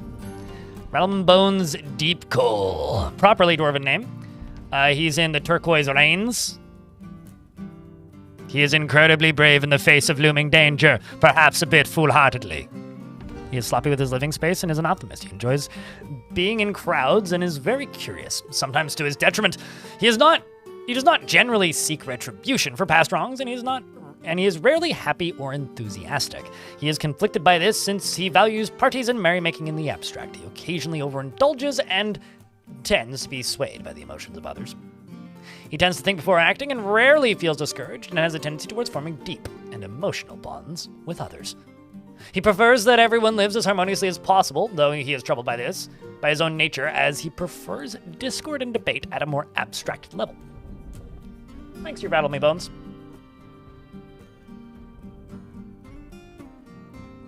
How does he keep the bears from attacking him while harvesting? Presumably piles of chicken. I don't know, I never asked too many questions about that part. But presumably piles of chicken. He often feels discouraged and has a tendency towards forming deep and emotional bonds with others. He prefers that everyone lived as harmoniously as possible, and he is troubled by his own nature as he prefers discord and debate at a more abstract level. He so he likes the concept of debate, but doesn't actually like debating. He personally views knowledge as deeply important and respects skill at arms, dislikes cooperation, and doesn't respect society that is settled into harmony without debate and strife, and dreams of mastering a skill. He likes granite, aluminum, and tanzanite, bitter orange wood, giant giraffe bone, and common snapping turtle shell. He likes the sound of the fabulous droplet, the sight of the glittering suitor, and when possible, he prefers to consume mountain goat, sweet potato wine, and bitter vetch seeds, and absolutely hates leeches.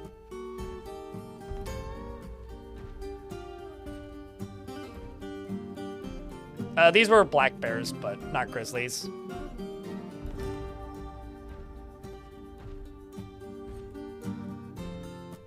Throw chickens in other areas, probably. Yeah, and like, you know, they need to be shot because like, or they got shot because you walked into the area and then they just walk up to you, and that's how you kill a bear. Taming a bear kills a bear. At least that's what I was told my entire childhood growing up.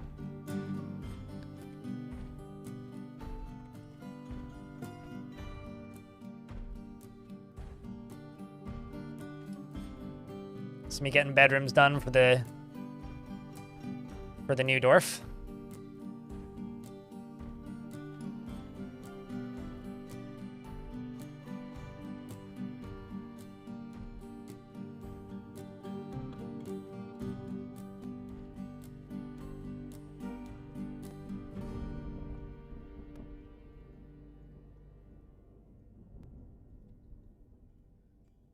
All right. This is basically all we still need to do.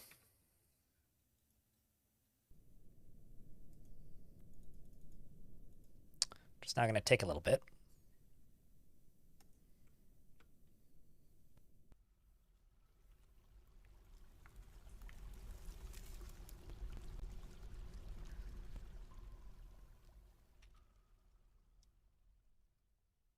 Yes, let her in. A hellish time with bears right now. The place you go to for pottery has changed their doors from automatic to manual, so now we have to haul open heavy-ass door and shut it behind us because of bears? Oh, that's kind of wild. What kind of bears do you have to deal with out there, Letteran? Humor me on that question. I genuinely don't know. I mean, where I've lived, it's always been black bears.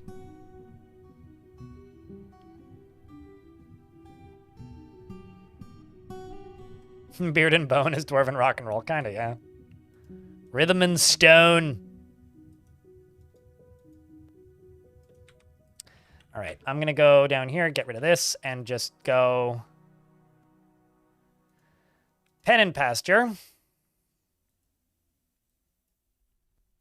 Goat, goat, goat.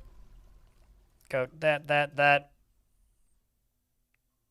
Goat, goat, goat, goat. Goat, goat. Goat, goat, goat, goat.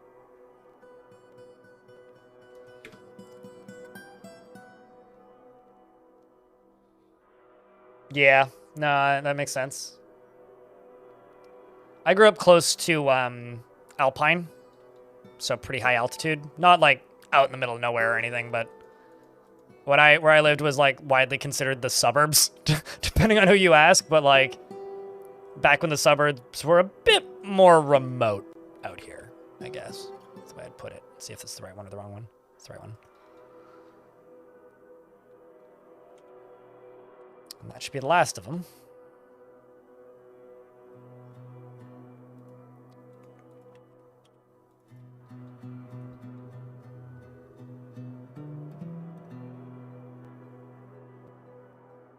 Because of all the goats?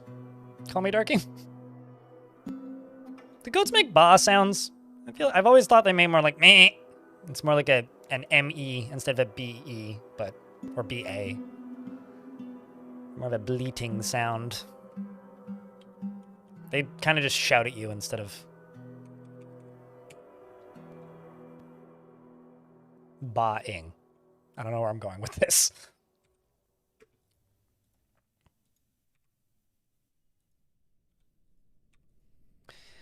Gonna build those.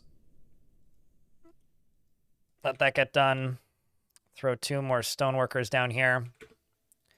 And go doors.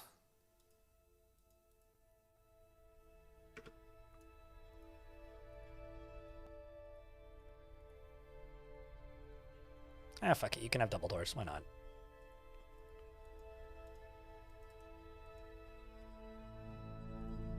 Let's unforbid all these.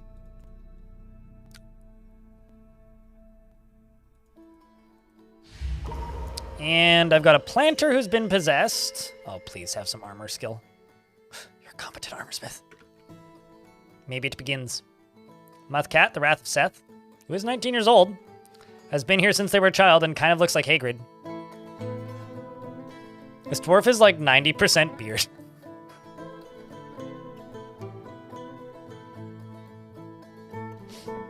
All right, chat. Any bets on what piece of armor this dwarf makes? There is an ad break about to start, so I will pause the game until the ads are done.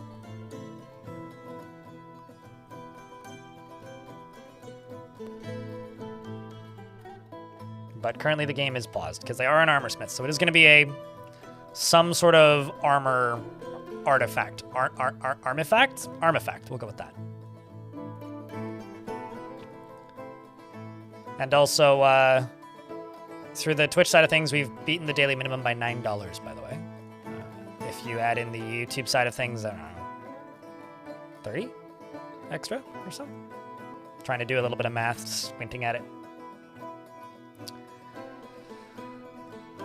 Armor fact. Ha! I mean, thanks for signing up for Armor Facts. Please respond with stop to end these messages. I have been in this place before. That's actually really good timing on that.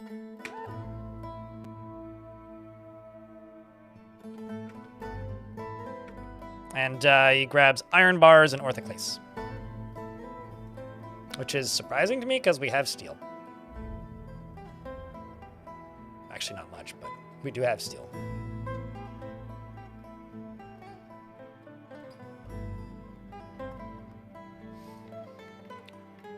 A single low boot. Oh man, I hope it's like a breastplate or a shield or a helm. Good night, Wilmer. Thanks for hanging out, dude.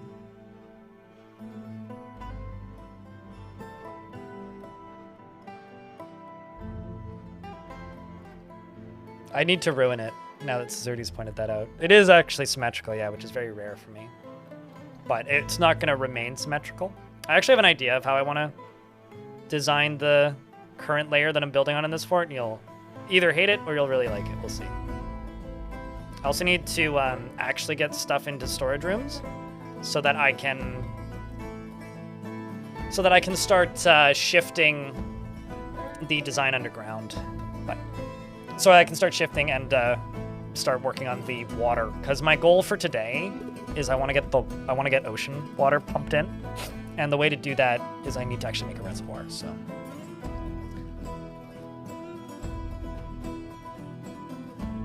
I mean, deer are terrifying. So I don't blame your pupper for being scared of the old deer. All right, so Dwarf go back to work. They grab wood. Pecan wood.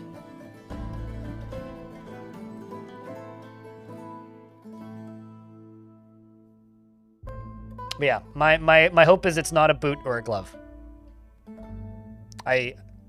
Yeah, they only make singles. Yeah, it's like they'll make an individual, which is funny because like if you tell them to make goblets, shoes, or socks, they make pairs or they make 4. Same with boots. Boots they make 2, but like 1 order of a goblet makes 4 goblets. Same with cups. But like if it's an artifact, they just make 1.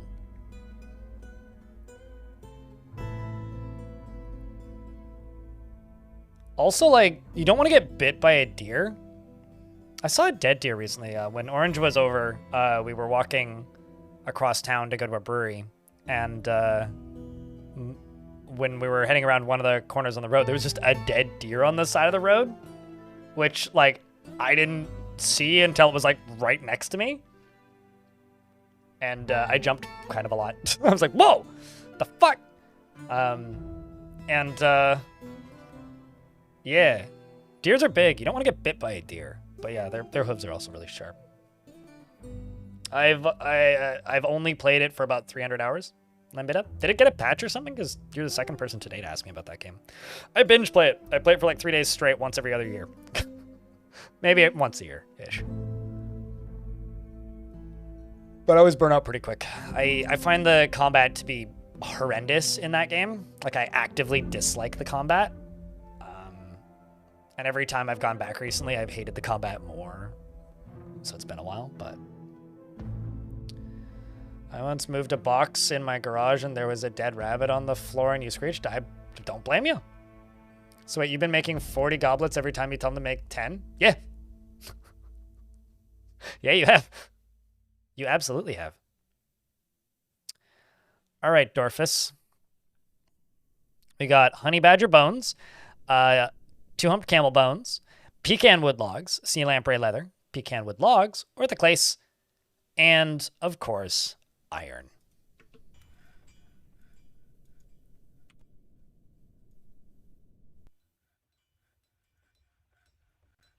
Ah, I require more flux.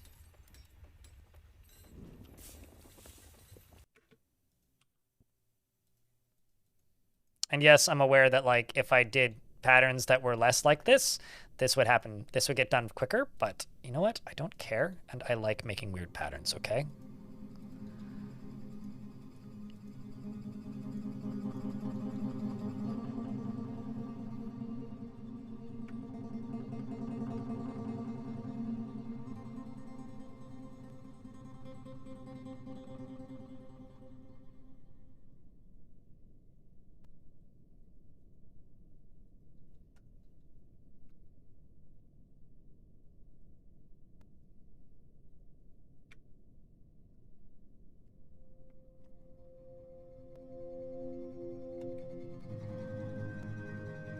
Now forbid his workshop? That would kill him.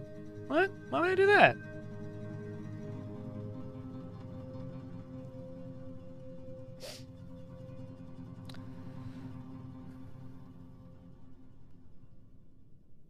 Oh, Songs of Six has a free weekend? That's weird. Songs of Six is like historically a very strange game for stuff like that because it's literally never gone on sale, but the demo's always been the full game. That's bizarre. I wonder why he's doing a free weekend of all things. It's only been on sale once, and that was because it was a coordinated thing with a YouTuber. That's bizarre. He recently did this? Oh, that's fair. I thought were you, because you were trying to trick me. Good job getting me over with that one. Uh-oh. Human caravan has arrived. Actually, might not trade with them. They didn't bring much of note. But,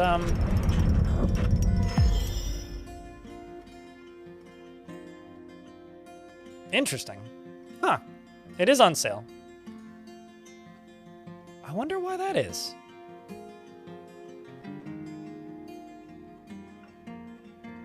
Because, like, Songs of Six, has only been on sale one other time that I'm aware of. That's interesting. Oh, I see. They did put out a new update. Okay. Because there's an update out that came out... What day is it today?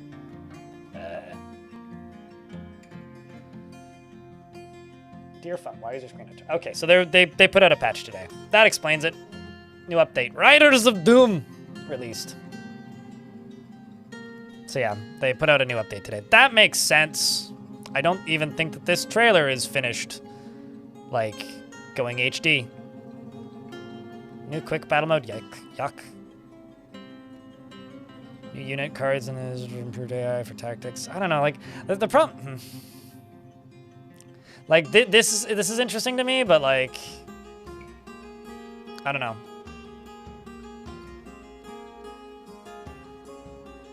I don't know. I don't know if I have the itch for it right now. I think I'm a little bit more in the... How do I put it? Oh, it's sleek? Oh, that sucks.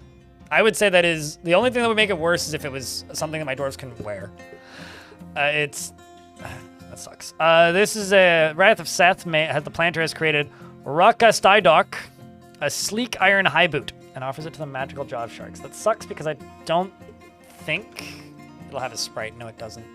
This is a sleek iron high boot. All craft worship is of the highest quality. It is encrusted with oval orthoclase cabochons and encircled with and decorated with bands of honey badger bone, two-humped camel bone, and encircled with bands of iron, pecan wood, and sea lamprey leather. This object menaces with spikes of pecan wood.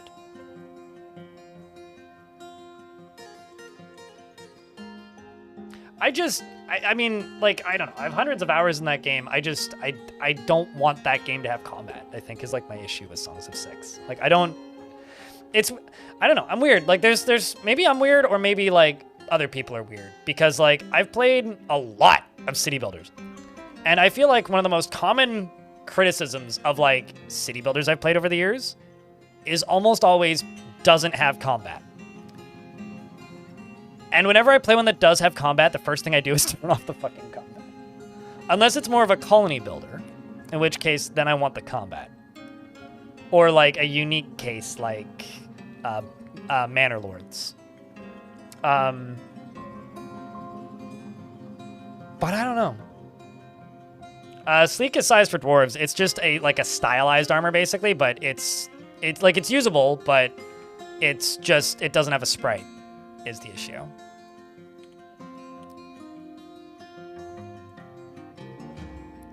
Keep hitting the wrong keys.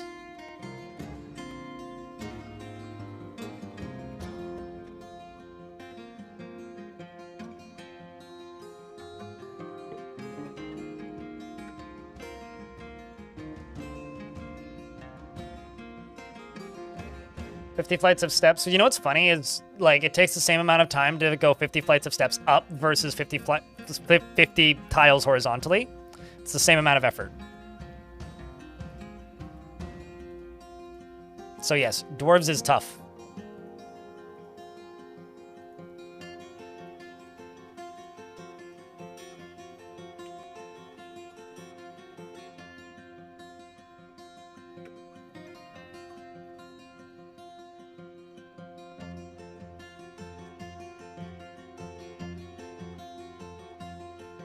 Makes sense that the miners would all be getting together. Oopsies.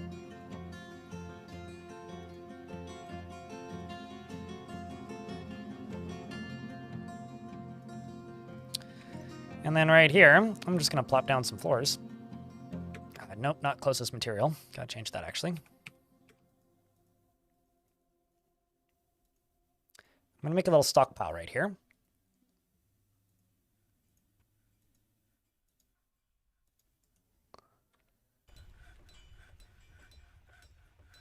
There is a mod that removes the sprites that, or removes the option, the possibility of artifacts that don't currently have sprites, which is a really neat idea, but at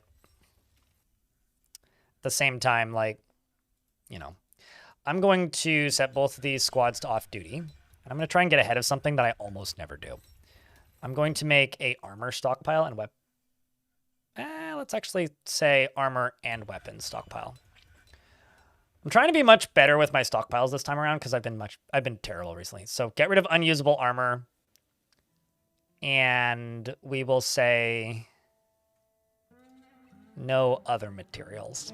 Literally just, and even metal. Let's just say adamantine, steel. That's what I'm trying to get ahead of. And right here, we're going to do the same thing. But for weapons, so this will be everything that is... Wait, did I deselect the wrong one? Yeah, no, I didn't. No unusable weapons. No other materials. No stone. Only adamantine and steel.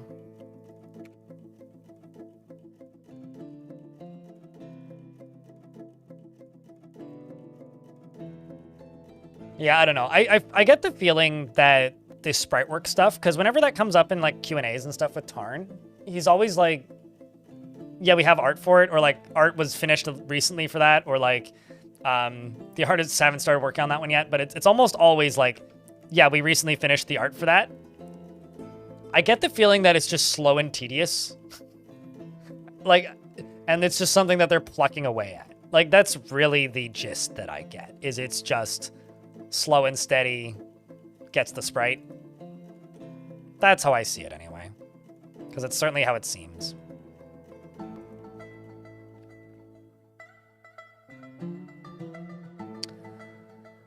I took some time and created presets for different stockpiles, like a stockpile with everything brewable, a stockpile for stuff that I can cook excluding the foods to be brewed, so it's nice and organized now. Nice.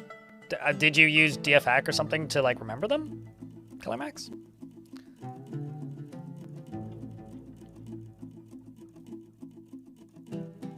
Gotcha. Yeah, I don't know. I would like to see the... It doesn't even need to be this UI extended, like either this UI extended or like more options added to here for things. Like I would love a patch that just reorganizes how stockpiles are done by default. I think that would be really nice. But, you know, also not entirely necessary. It would just be nice. You know, it's one of those like, I won't die without it, but like, it'd be nice if it did.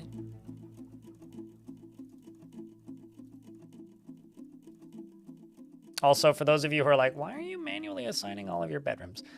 Because if I manually assign them, then I know how many more I need.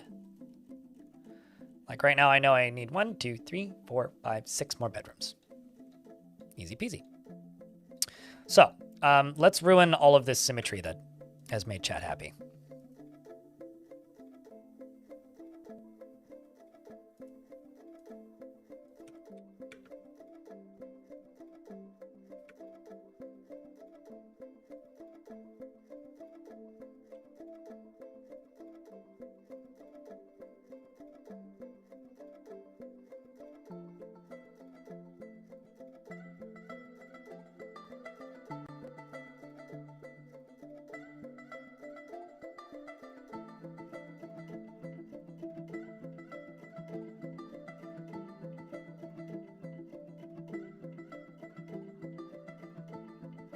Let's also go into here real quick and just go show rectangle dimensions.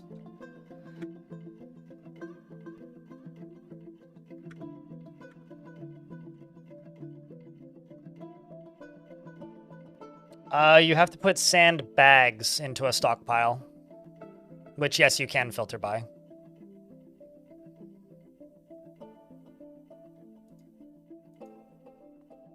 Let's also put both these squads into metal armor.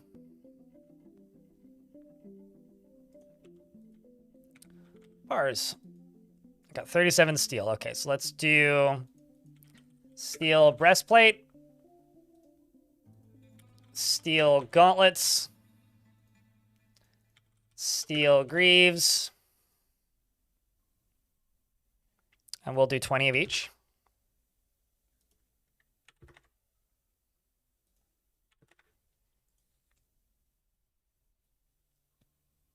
Which we'll probably get ahead of.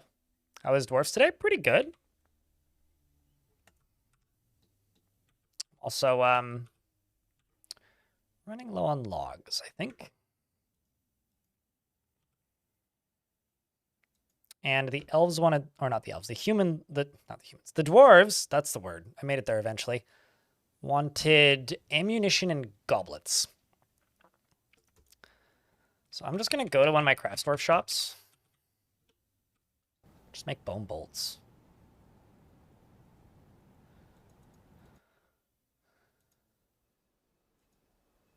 Bone.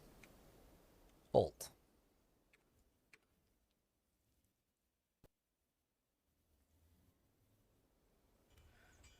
Yeah, sandbags are in furniture. So, fun fact about furniture. Bags used to be like chests or coffers where you could construct them and place them somewhere. That is no longer the case. It used to be very annoying. You'd like be trying to play the game and then you'd accidentally like construct a bag instead of a cabinet. Like I used to do that all the time and get really irritated with it. So that is no longer a thing. However, they're still categorized as such. What really confuses me is how a pot is a tool.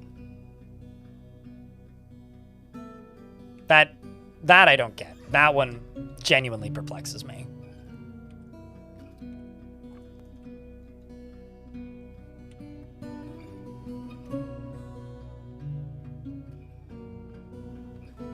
Later on, I'm going to give you a hatchet.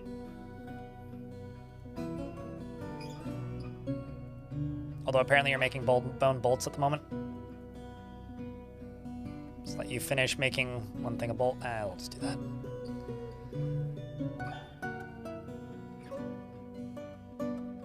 I'm also going to make iron battle axe, and we'll just make 3 of them. 2 of them? 2 of them.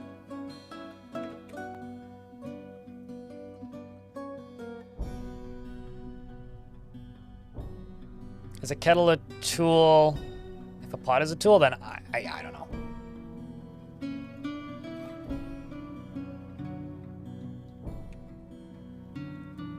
It's honestly one of those things that's like, this just seems like nonsense to me.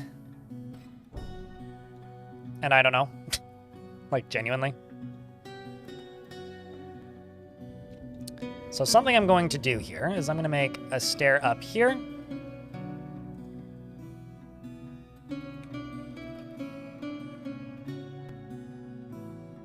And across from here. Make a stair up there. And I can do upper bedrooms and bedrooms all the way around there. And I'm going to make a similar thingy to this, but over here somewhere. I'm just going to kind of go around like that. And hopefully it'll look as cool as my brain is telling me it's going to look, but maybe it'll look awful. I don't know. We've got like these hands coming out of this thing.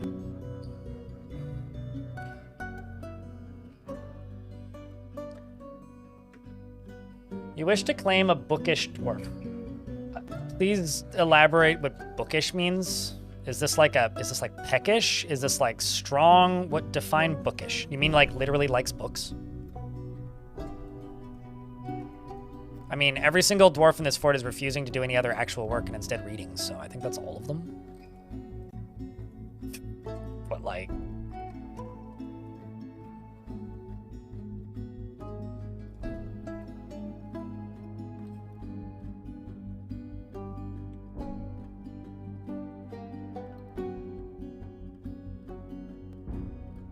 I have scholars or scribes? I do.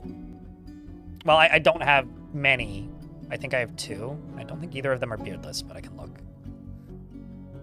Give somebody else the scholarly tasks.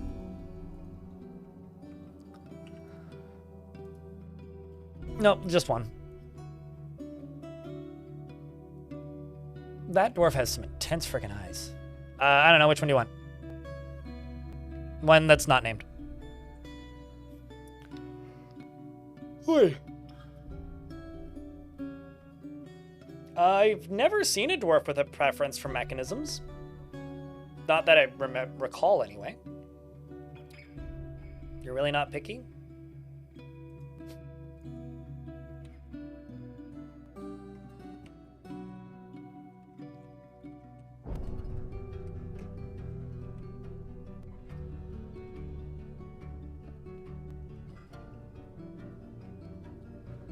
You are in the military. Your name is Chuck Gold, is your last name. You're gonna chuck some gold at the enemy's forehead, preferably. You're a battle scholar, and she is incredibly brave in the face of looming danger, perhaps a bit foolhardily, rarely is moved by curiosity, and prefers to be alone. She is somewhat quarrelsome, and she is bothered by this, and she values friendship. She prefers to present herself modestly and tends to be swayed by the emotions of others. She likes to keep things practical without delving too deeply into the abstract, and she is quick to form negative views about things. She generally is happy or enthusiastic. She's rarely happy or enthusiastic, not generally. And she thinks that she values parties and merrymaking in the abstract, and she tends to be a little tight with resources when working on projects. She's not particularly interested in what others think of her. She is not particularly interested in what others think of her. She often feels envious of others, and she has a greedy streak. She needs alcohol to get through the working day.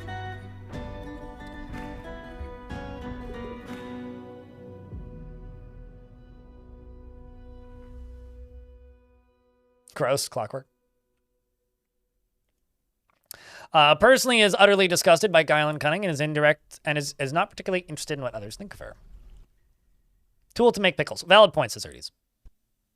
And she dreams of crafting a masterwork someday. She likes cert and lay pewter, as well as cinnamon glossier and green glass and lynx tooth and crutches and turkeys and for their snood. In the words of the sovereign of luxuries, and when possible prefers to consume meth. Wait, when possible she prefers to consume mead, bananas, and lizards. She worships Servish and is not a member of any religions. Interesting. She has no family nor friends that she's telling us about. And I'm curious about how Tim's doing. He's currently leading yet another weaponsmithing demonstration. He's becoming our weaponsmithing demonstrator professional. I mean, he is satisfied after teaching weaponsmithing. He wants to be extravagant? Oh, you needy bastard. Well, since he wants to be extravagant, we can get my dyeing industry up and running properly, and we can start making everybody some fancy togas. I think that's the mode of operation here. Yeah, I mean, Tim is like one of the three happiest dwarves in the fort. Him and his lover, Mac, getting by pretty good. Although Mac wants a break from life, so we'll give Mac a break from life. He is a skilled armorsmith, though.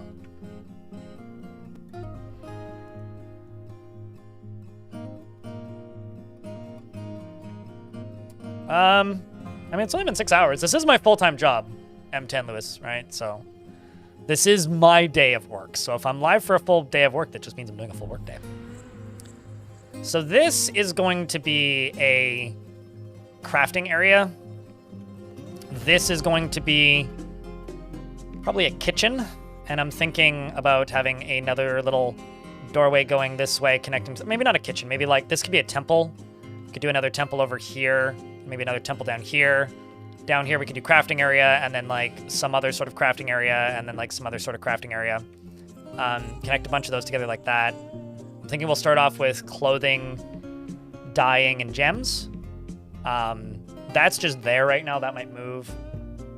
Also, thank you very much for the first subscription in 33 minutes, Clockwork, by gifting us up. Appreciate you. And also, just to minimize hauling jobs for the moment, I'm just going to go up to here. I'm going to be like, yo, stop putting gems in here.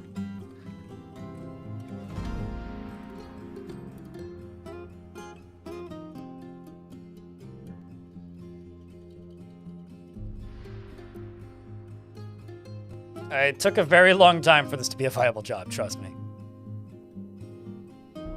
You know, it's funny, when I first got into doing this as a job, every time I really thought about it, I was like, man, I got into this too late. You know, I would have such a better chance if I only started like 2 years earlier, 3 years earlier, before a bunch of things in the industry changed.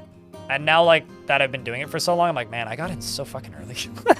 It's weird how your perspective changes as time goes by.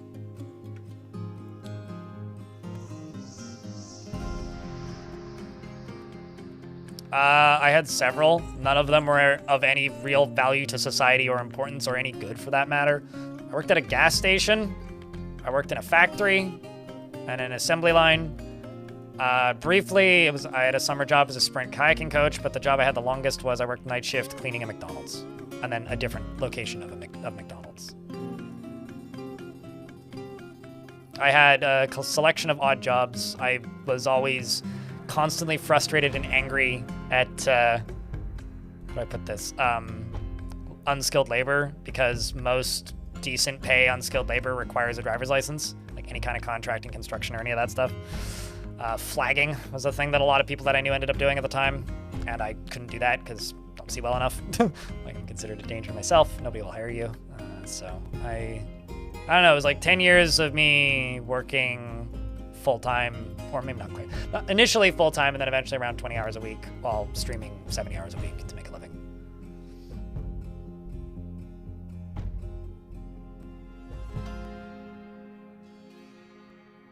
You went from IT to bartender? Why don't you, like, find a very easy to automate IT job and then do both simultaneously? Or, like, do IT for the bar? Big brain. No, I don't know.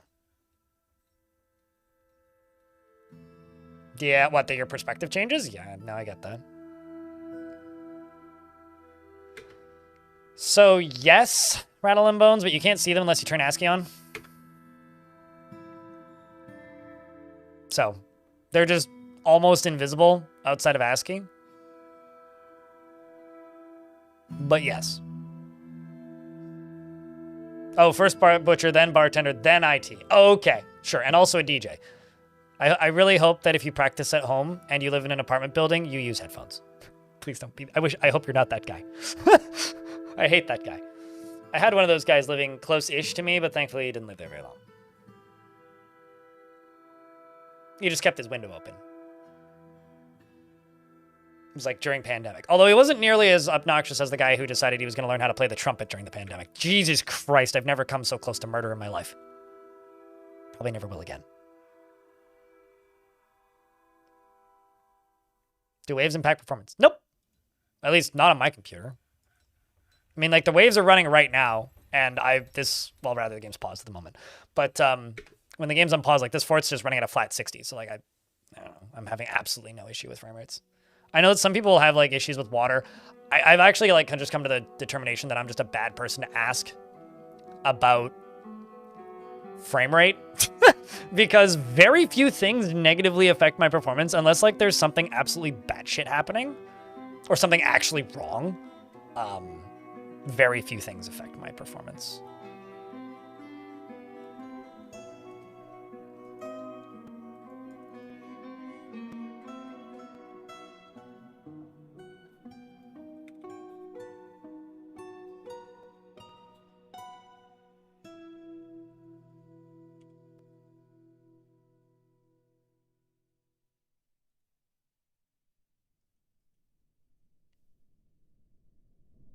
No, they don't actually.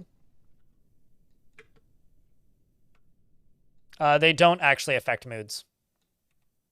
Because they're not considered a waterfall. It's ocean spray, not mist. There's a difference. Which has always kind of perplexed me, but...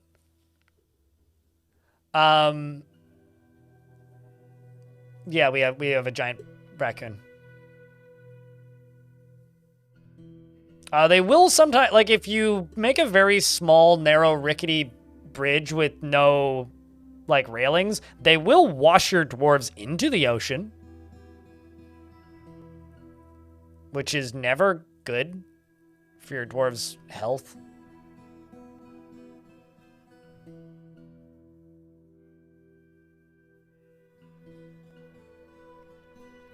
You just started an Untamed Wilds fort on the ocean? There you go.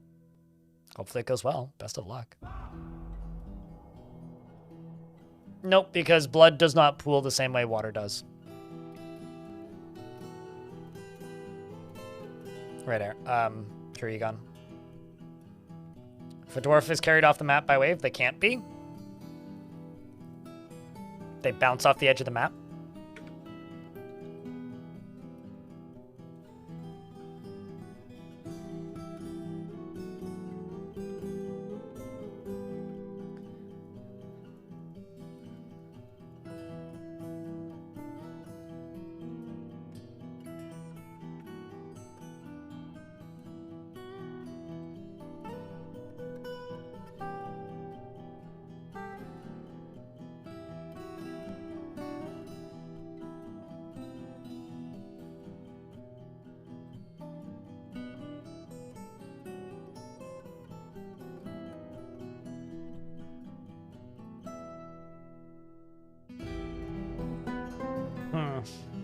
Let's just do this.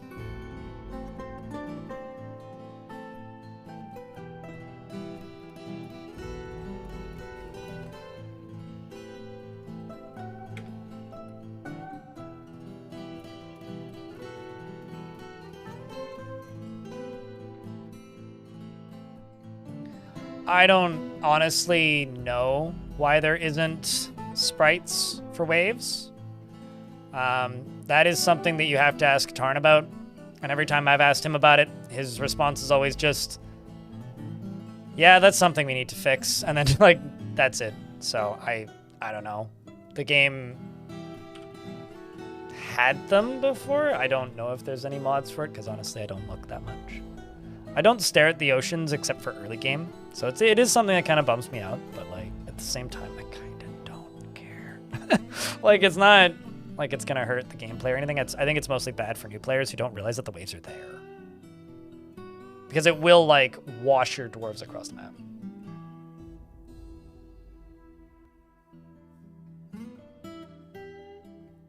So there's another very, very stupid person in existence in a position of power? I'm not even remotely shocked by this, Hekios. That is kind of funny, though. Wait, hold on. Are they in... Does this person think the Earth is flat, Hekios? Or are they trying to make people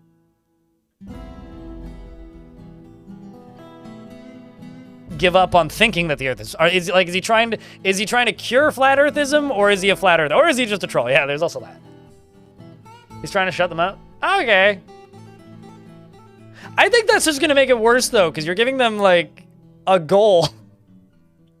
You know? I feel like that's a bad way to do it. I think you should maybe, like... I think instead of, like, offering his $3 billion company up to something stupid like that, he should, like, pay for therapy for people. Like that, you know? Maybe psychological help. I think that might be more useful to society. Anyway, some migrants are... They're sickly, but creative, strong, and patient.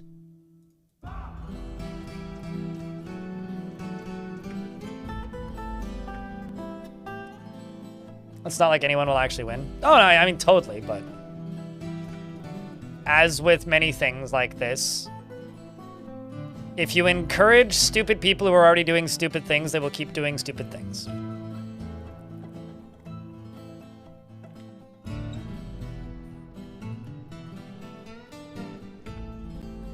You know? Guess we're about to get a manager. Or a mayor, rather, not a manager. Gracious.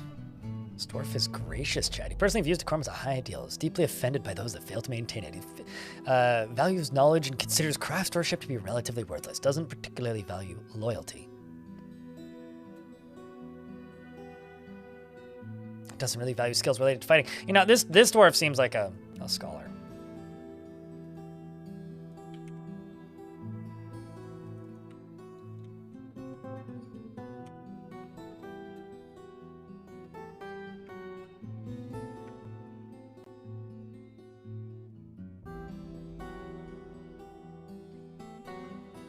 Values peace over war. Well, tough, altruistic, stubborn. Something also I'm going to do with this fort that I didn't do with the last one is while I am going to make bolt throwers, I'm going to make a couple of bolt throwers and a lot of ammunition instead of a lot of ammunition and not a lot of bolt throwers. So we'll see how that goes. I also would like to invade hell with this fort just because we're so close to it.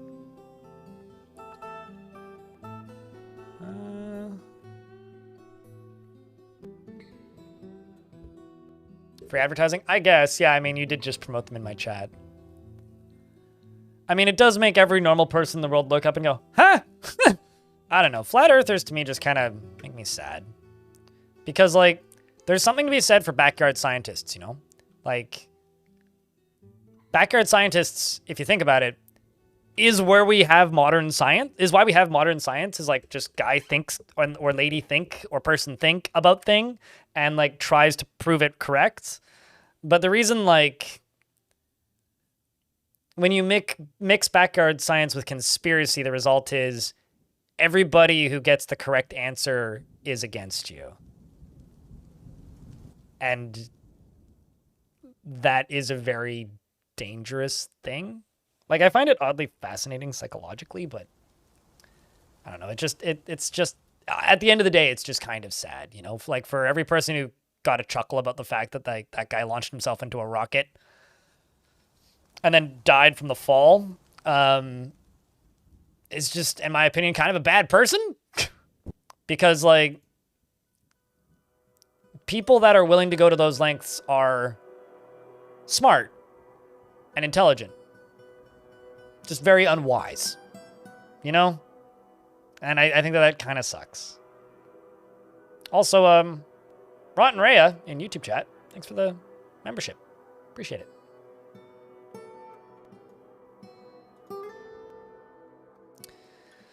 Are you brave? You find something that is emotionally rewarding, if it was a fair emotional bonds with others, and usually lives differently from himself. He's going to abstract their practical applications. Not really. We'll just let you go do unrelated things. Ooh.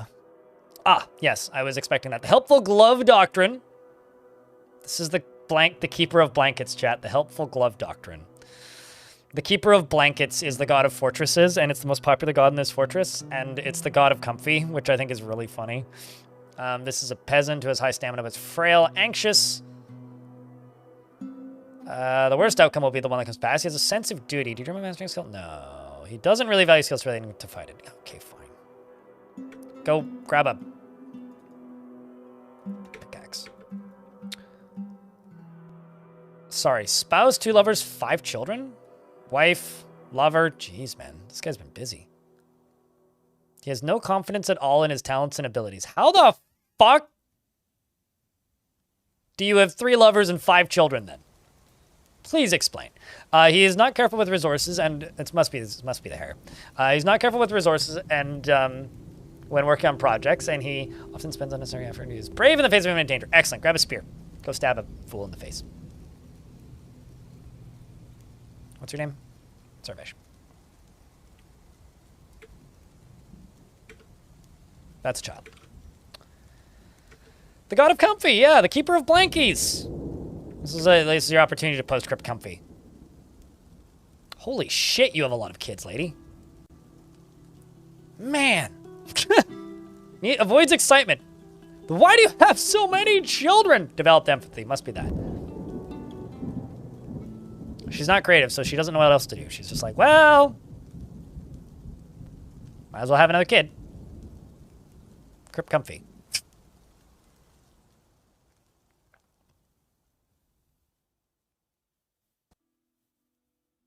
Why have you been a part of and left 3 religions? Why did you kill 2 goblins? Ooh, what happened to you?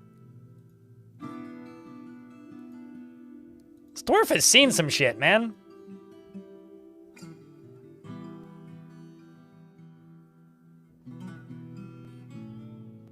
This must be really handsome. He's like a Hallmark actor who just like finishes his scene and then just goes and cries in the corner asylum. Man, even this kid has some combat skills. Hold up.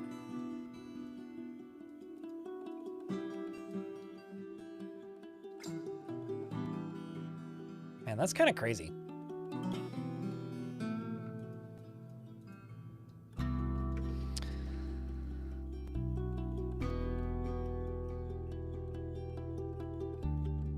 He looks so cute when he cries, though. He's just so good at it, man.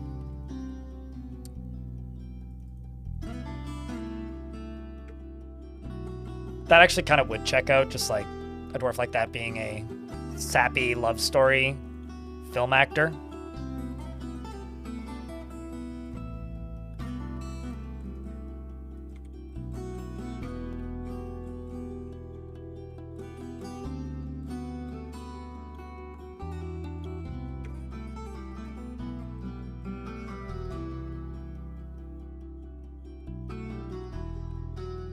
Pillow Fort is a goat. Yes, Operation Pillow Fort is in fact a go-go. Maybe not totally a go-go, but mostly a go-go.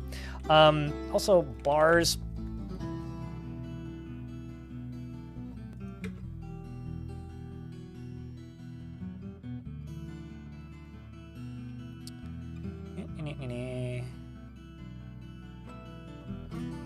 Needs logs. Well, we gotta speed up the hauling of logs. That's the current issue.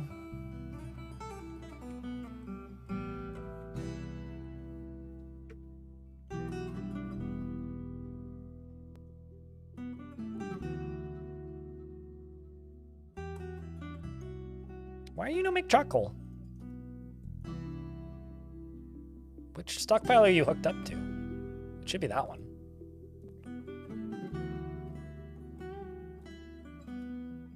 Oh, I see. I put it in this one. Not this one.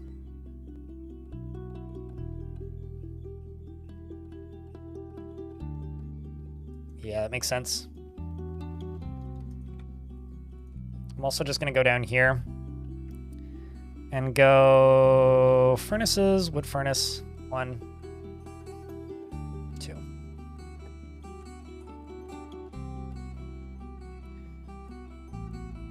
And let's make iron statue. Well, let's wait. We'll queue up steel statues. We'll do that.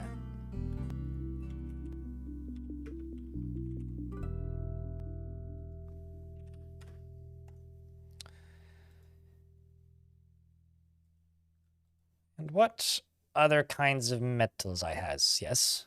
Smelt tetrahedrite. And galena, if I can. So I got quite a bit of both of those. And let's make some silver tables and silver thrones and naturally lead goblets and lead toys.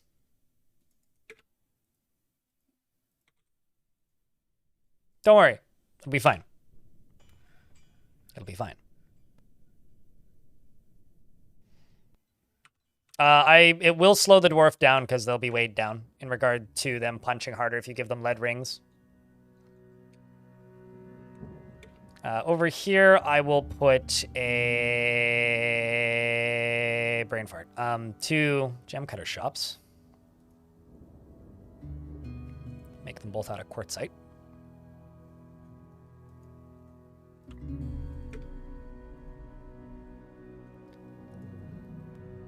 And I will put a stockpile there for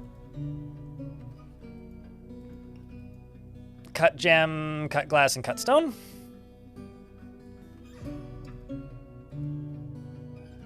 Another one right here.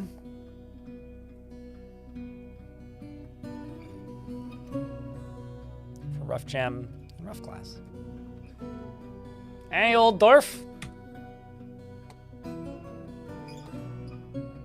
I can't click in the right spot when not looking. That's it.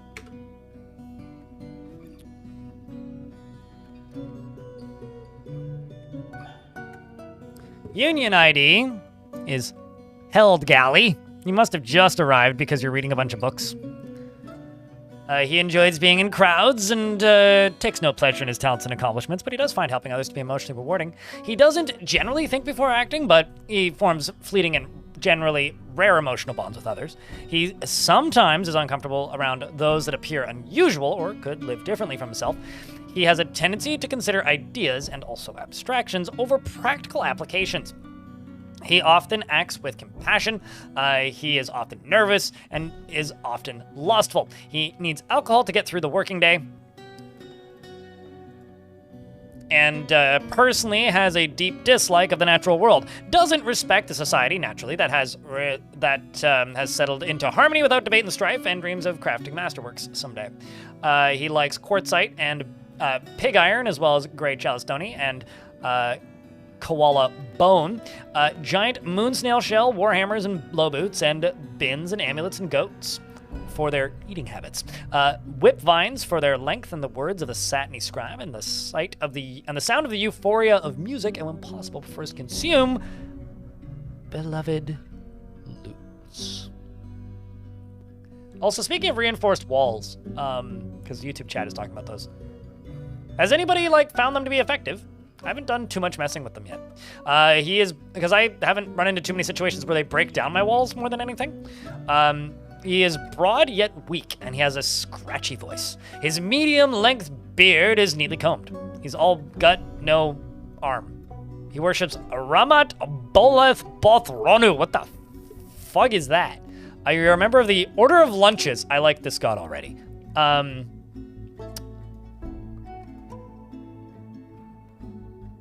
The Order of Lunches. I like lunches. Although I'm more of a brunch guy, but I mean, hey, I'll settle. Okay, so worships the god of food. All right, do tell. What the hell is up with this world and the god of food? Couldn't you just worship a normal god like the god of war? I don't believe I've ever seen a god of food before. Yeah. Okay, so what is this god then?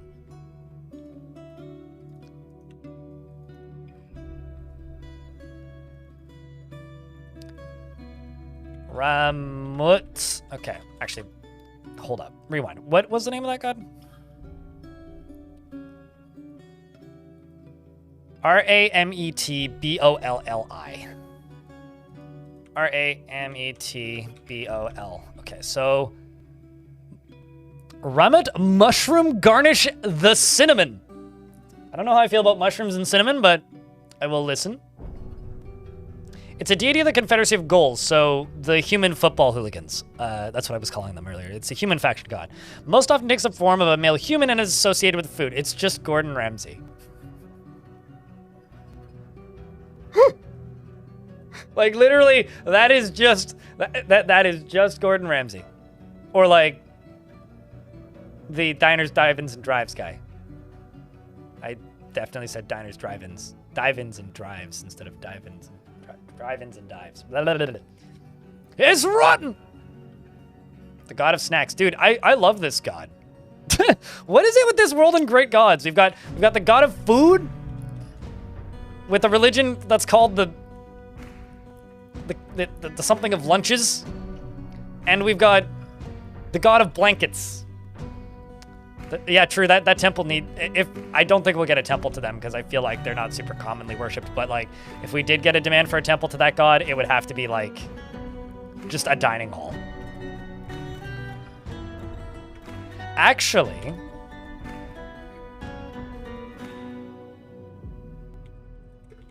I should just make 2 statues to that god and throw them into my dining hall because I'm going to make that soon.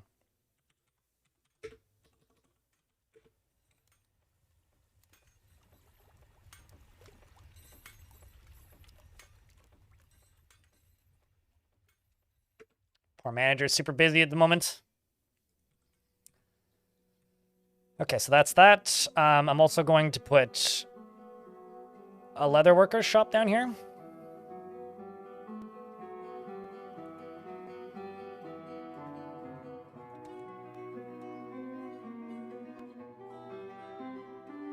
And clothers, and a dyer.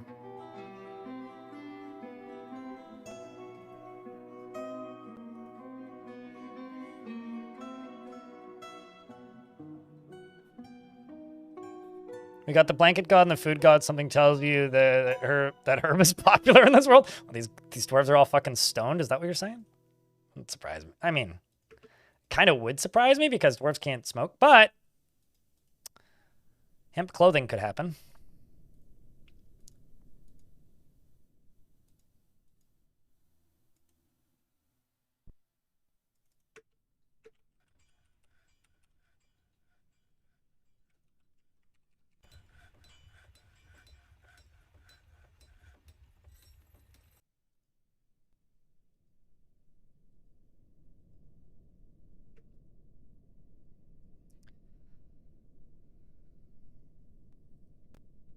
Now let's go up to here and just type in cloth.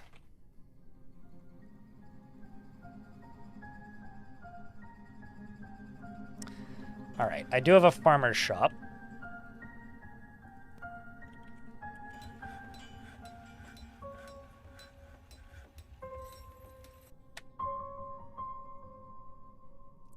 Process pigtail. By the way, for processing plants, you should specify it now because there's so many plants that you can like process now. It's like absurd. Let's just say 10. If there's 10, process 10.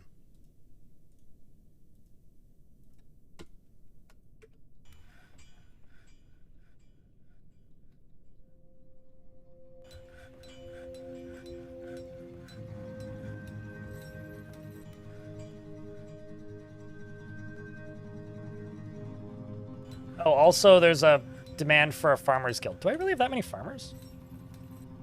Barely. Wow. Okay.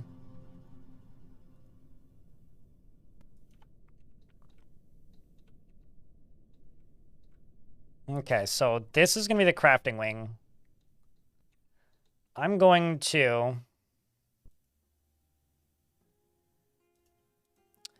make another tunnel going this way.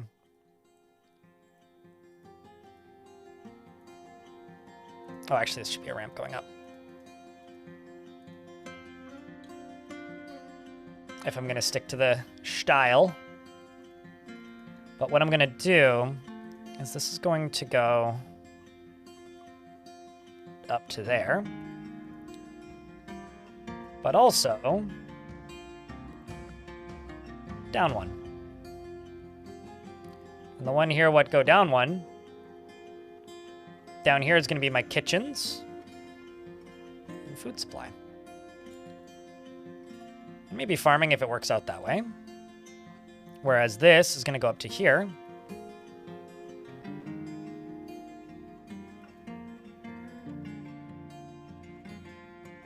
This can be the tavern.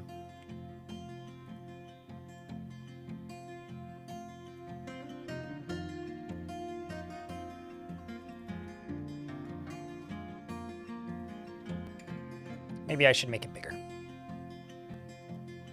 Doesn't seem big enough.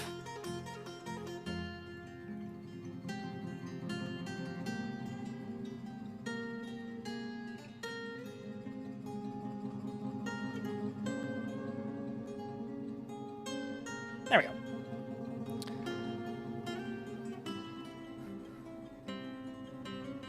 Is there a specific storyline vibe you want to go with this for? You see the Tame the Ocean, but you weren't around for that? I'm not really going for any storyline. I'm just kind of seeing if things happen.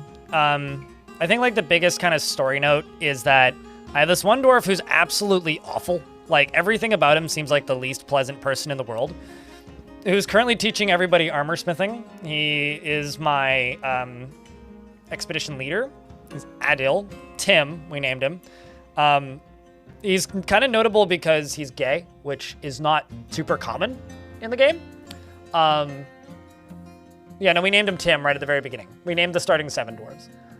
And I did that specifically so that so we could like try and build a bit of a better story. Because I find that like if I don't name the starting 7, rather I've not named the starting 7 unique things for a while, and it's been very hard to follow the stories. So not naming them after viewers has actually been kind of nice. Like, anyways, that's kind of the biggest, I think, chunk that we've got so far. But it's still mostly just a matter of I would like to figure out how to keep the dwarves sane more than anything. Cut gems.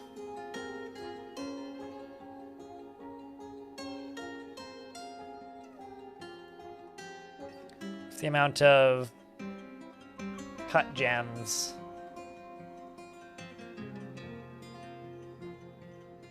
is... Oopsies.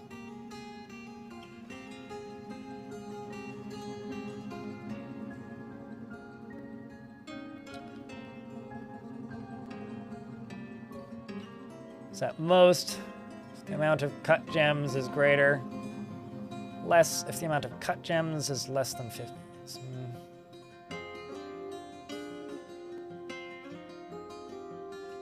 So if the amount of cut gems is... No. The amount of cut gems is less than...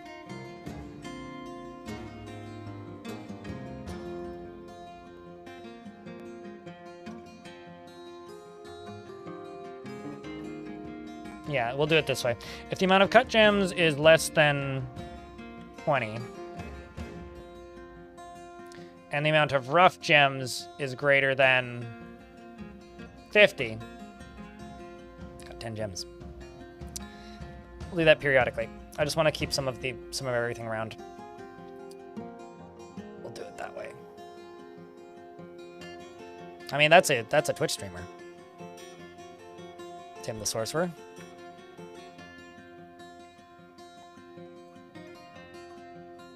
A little bit annoyed that they're demanding a Farmers Guild, though. I was kind of hoping that this would get them away from that.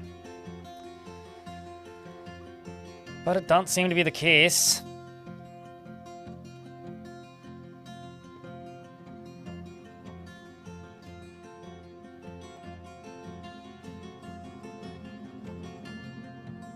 I'm also going to deconstruct these.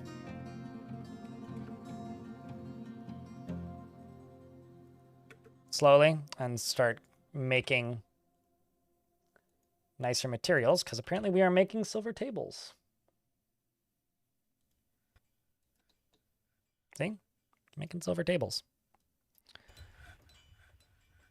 Just don't quite have enough silver just yet. Let's also pause you smelting hematite. And this stockpile needs to be expanded upon.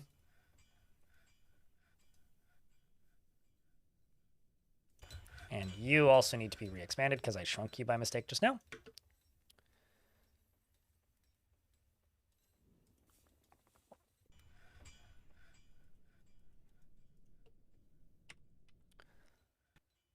All right, and yeah, so that's kind of the whole fort. I mean, I'm mostly still just trying to figure out how to survive the sieges.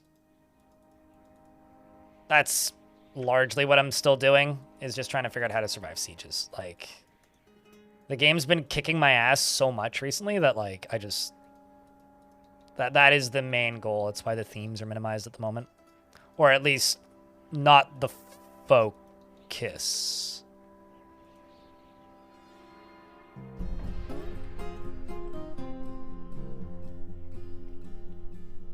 I mean, if they stay in the crafting stage, LT Spin, are you in an ad? Just type in yes or no. I was going to make that joke, Zerathal, so I'm glad we went the same place. So did Asethus in the YouTube chat. Like, I was thinking about that joke while I was saying it and then just decided to not. There you go, Turbo. Okay, I can't tell because I guess, yeah, you have the funny color. No, you don't need to put them in a stockpile unless it's something that would rot. But if there's too many items in the workshop becomes crowded and you get a speed and I think a quality debuff. So it depends on if you care. If you don't care, then, like, no. If you do, yes. I personally like to see specifically how many things are in a stockpile just at a glance, and I find that useful.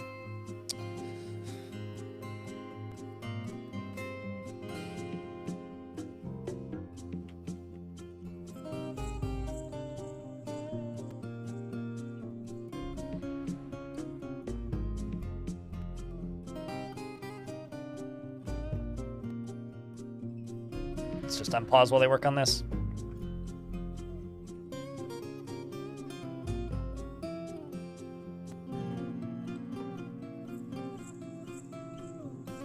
I wonder how you're feeling after...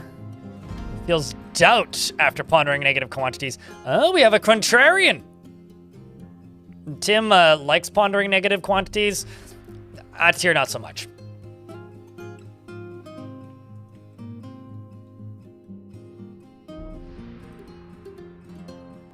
All your dwarves are busy. I mean, yeah. Try and remember to give your dwarves breaks every now and again, otherwise they will kind of go nuts. Like, if you're going to make sure that, like, every dwarf has a task at all times, just make sure that you pause them all, like, once a year and give them a break, because you will drive your dwarves insane if you just overwork them to death.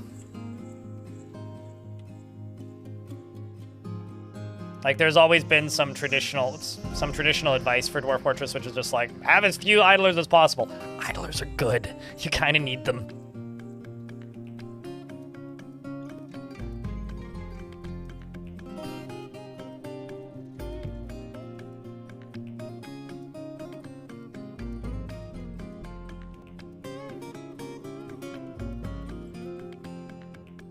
Because idlers just mean that your dwarves have enough time to take a break. Which, I've had like this piece of, like this statement in my head about this game for a while, which is like, the fastest way to learn to play Dwarf Fortress is simply treat your dwarves like people. If you treat them like people, and like, I sort of, for lack of a better term, pretend that you are running a company with actual people, and if you run them the way like shitty bosses do, your dwarves won't be happy with you. If you run the fort the way that like one would imagine a good boss could, your dwarves will be a lot more productive, less distracted, and generally be easier to work with.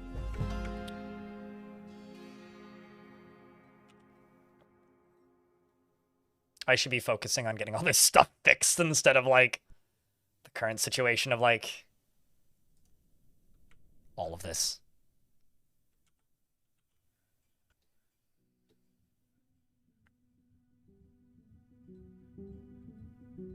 I mean, he wants them to be ready to tear each other to pieces in the death battles of the Eternal Wars. Zeverzun? What's a Dwarf 401k? What's money? The Dwarf 401k is keep working until you're 170 years old and die maybe by then. Alcohol is free. Hope you don't need a liver.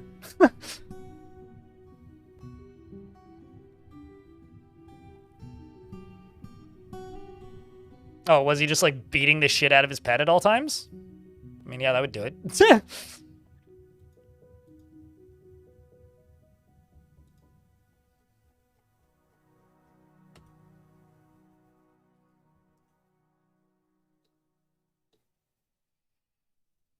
I feel like Black and White is a game that a lot of people reference, but I genuinely wonder how many people actually played. Because, like, I know I played Black and White, like, once at a friend's house for an afternoon, and it was a fascinating experience, and it sticks very large in my brain. But I wouldn't say that I played a lot of Black and White, you know? But it, like, sticks in my brain enough that, like, when Peter Molyneux, if Peter Molyneux, releases that other game that was announced a year or two ago, whatever that Something of Avalon is called, I will play it because I'm just super fucking curious about goddamn Werelama. Strodino Osolongu has come, a very large llama twisted into humanoid form. It is crazed for both flesh and blood, and its eyes glow bright green. Its charcoal hair is patchy. You will fear the night, probably. Oh, it's outside. What the shit is that? Okay, I don't believe I've ever seen a Werelama before with the sprites turned on. Like, actually, what the shit is that? That thing skipped leg day and arm day. It's all neck day. It's like 88% neck. Also, his last name's Suck Terror. Sucked Terror.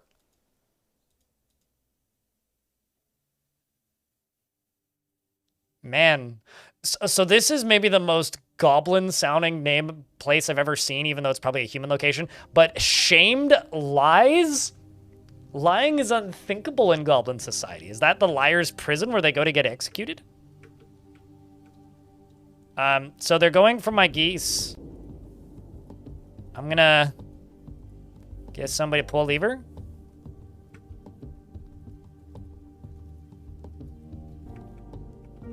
Okay, it is murdering Zell, my goat.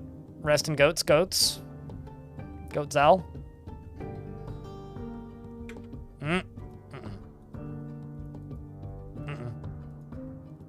If you can topple them, you can get through. Up. Oops.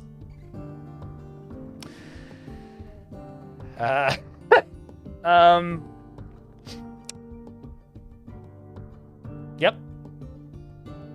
He's dead. That's that. That's for the werewolf. Slammed into the siding. Yep. And here I was like, oh no, it's gonna get it. It's gonna maybe topple. That's bad. And then it's smack. Well, so much for my fears. Splat.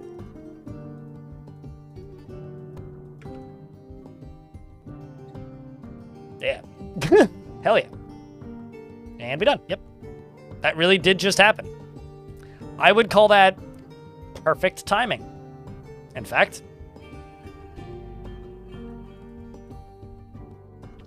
the problem is I don't actually have anywhere to dispose of corpses at the moment.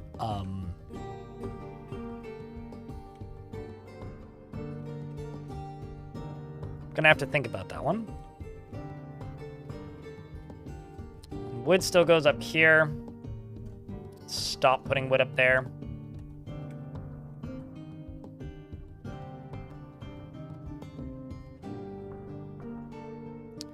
Gems is going down here.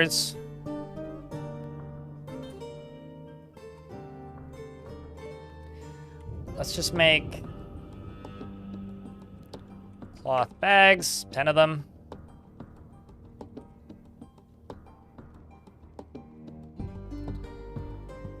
We are running low on brewskis, but I need to make a temple. I'm just gonna smooth these walls for the moment to get this done a little bit quicker.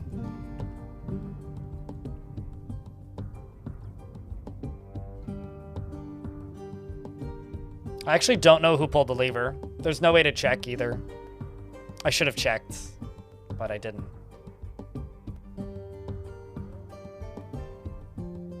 Because that's not something that's kept in any kind of log. Helpful glove doctrine. I was a little bit too concerned about that and then kind of a bit too in shock to think about it. But no, you're right, I should have. There's no, like, lever audit to find out who pulled a lever, which actually would be a really useful thing because, like, ghosts can pull levers. Ghosts can also unlock locked doors. Like, if you manually lock a door, a ghost can unlock a door. I've had, like, Forgotten Beasts led into fortresses because ghosts go and unlock it on my behalf, which is very nice of them. There we go. We now have the Keeper of Blankets, the Lord and Savior of Comfy.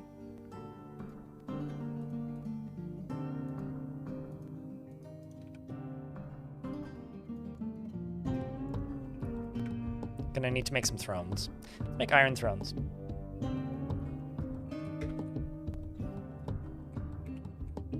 This is also a thing that we're trying to get done. I've just got way too many jobs for these dwarves. I'm actually just going to focus on that first. Let's set these to that. Let's make a still. And a kitchen. I'm just gonna go to kitchen orders. Just go to seeds. Yep. Cook, cook, cook. Not pigtail seeds. Not plump helmet spawn. Don't cook any amount booze. Yes, cook all of that. Please don't cook the... Where are they? Olives? Sure, don't cook the olives. I don't have any grapes at the moment. Oh, also don't cook those. So I will just make meal, lavish, 20. Quarterly. Let's say 30.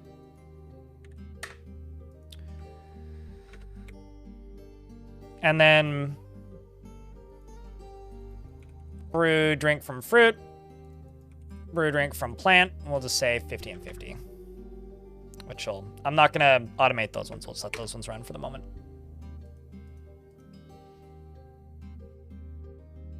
Yeah, this is true, Sanic. It's good to see you, by the way. Yeah, one could say that ghosts are like the smart locks of fort mode. So I need to get this up to a value of 6,000.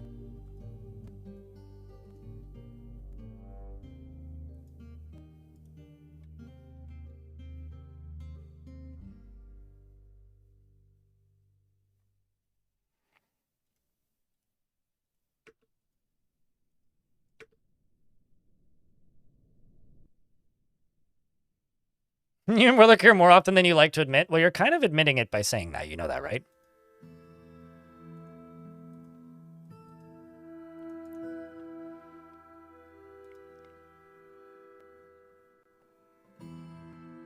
Grouchy after getting into an after getting caught in the rain, and bitter after being got after getting into an argument. What's the value of this? No, just long-term residents only for this temple. Can you claim the giant raccoon? Sure. What do you want to name it? Is there something specific you would like to name it, or is it just your username?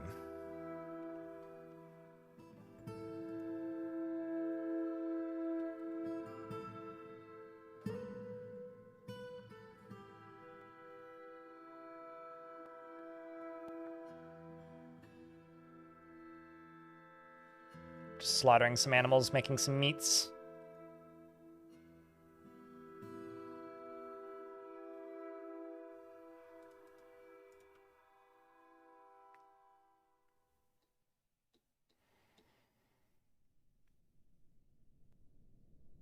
Kicking over an altar? Don't have pissed off dwarves. Dwarves break thing when they mad. Arrest them for their crimes. Send them to prison. Kill them. But once a dwarf, like, this is one of those preventative maintenance things. Do you want me to name it Store Lurker? I mean, I don't know why I would name a raccoon Store Lurker. That's not a very raccoony sounding name, but if you insist. You're the one who's doing it, so if you insist, then I will name it Store Lurker.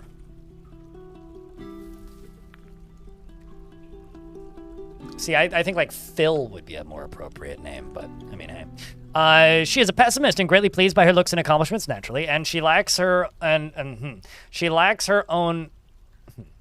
She lacks confidence in her abilities and is grounded in reality and tends to avoid crowds. She is often cheerful and could be considered rude and doesn't mind wearing something special now and again. She finds obligations confining, but does not easily fall in love and rarely develops positive sentiments. Yeah, but like, Store Lurker? Whatever. Sorry, I'm just being overly judgmental for no real reason. Okay, got the value up a little bit more. Got to get it up a little higher.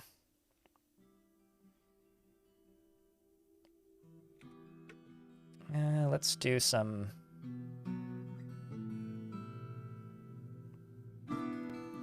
gem windows.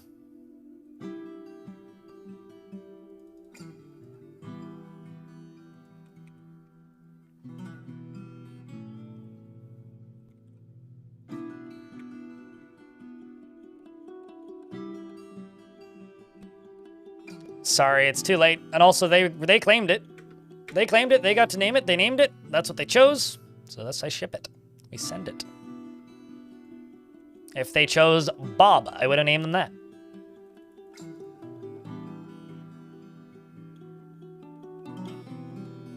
But they didn't, so can't help you now. It's too late. This is also the reason why I named the starting 7. Because it's like, I personally, when I name things, I try to, like, saying lore friendly is just like silly and not actually totally true. But I do try to keep the names of things a thing that it sounds like a dwarf would name it. Or at the very least, like, a name. But like, the second you let chat take over, it's like, well, we'll name it. I usually just name it after people, which is totally fine. Or they have a word that they think is funny, and that's also totally fine. But it doesn't always, like, resonate with everybody, if that makes sense. Certainly not always with me. So I don't tend to follow things if they have a name that I'm like, whatever. Like that? Oh yeah, that's so-and-so.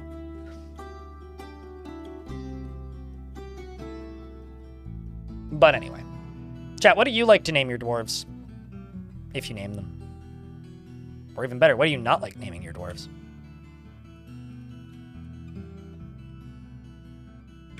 All right, these dogs are gonna be the death of me. Maybe not the death of me, but they are annoying the shit out of me. So I'm gonna go down here. Pen pasture. Dog. Fucking stay out of where I'm constructing things, you stupid mutts.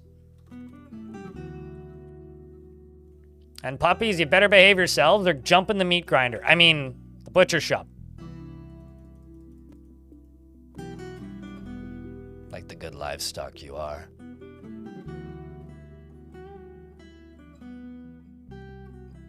And treat him abhorrently? What's the name related to? I've definitely named a few dwarves like Bill Gates before.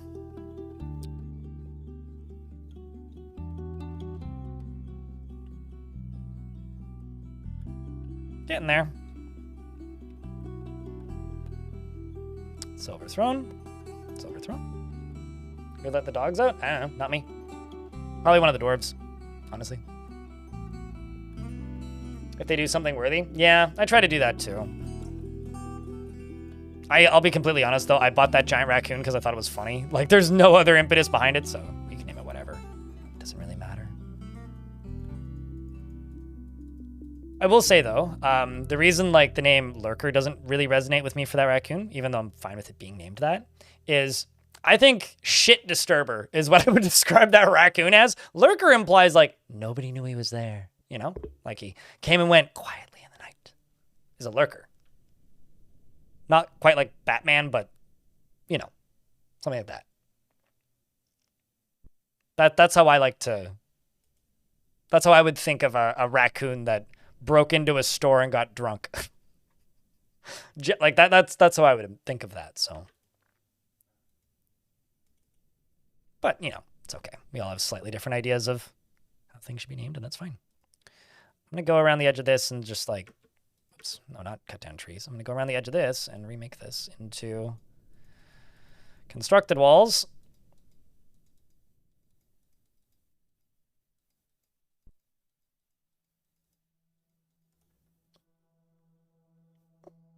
No, it cannot. Tackler. It could probably be a mount in adventure mode, but in fortress mode, it cannot be war trained. Most animals can't be war trained, to be, like, completely honest.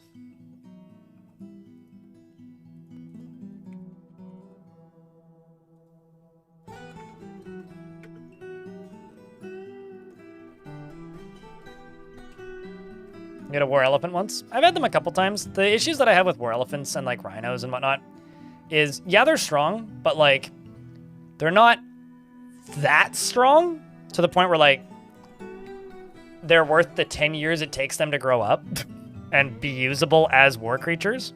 Like, I would rather personally just have an army of war bears that I don't need to worry about keeping pastured and I don't need to wait for a decade for them to become adults. Versus, like...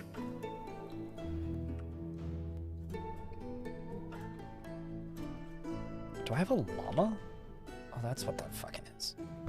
Versus, like, having to keep up with, you know...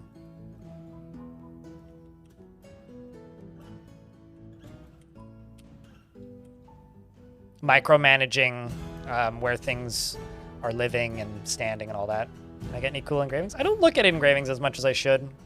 Probably not. I mean, these dwarves are all like amateur engravers, so it's unlikely there will be anything particularly notable. Like a hidden moon. Moon in a cloud. There's a deity of the trade and wealth. Like this dwarf's like just making graffiti, like drawing the pantheon kind of thing. Which is depicted as a female dwarf. Got gems. Yeah, these are all very low skill. Oh, there's one. It's a rendition of the Ocean Man. That's my fortress logo, of course, which is an image of a dwarf raising a swordfish, and the goblins are impaled on the swordfish. The swordfish is greeting the goblins, and the goblins are confused. The dwarf is striking a triumphant pose. The image is a symbol of the magical jaw of sharks, the local dwarven government. You know, obviously, as you do. Take me by the hand.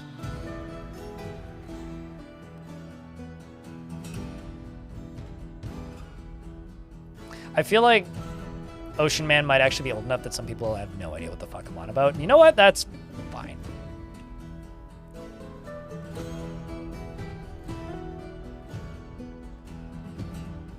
You know, what I'm gonna do is this. I'm gonna go around this side instead.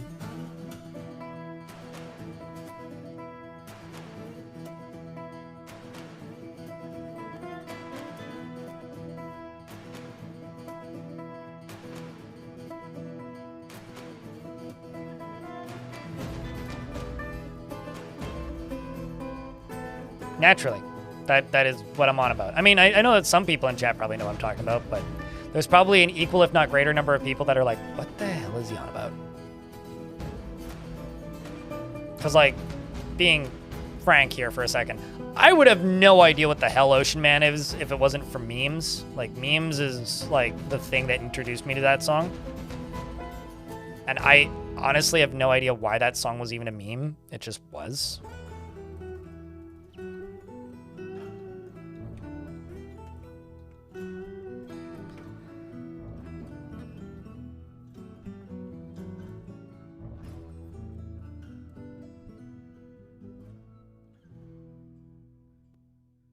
No, but you know what's also impossible, Keller? You growing up. It's truly impossible. Absolutely improbable, even.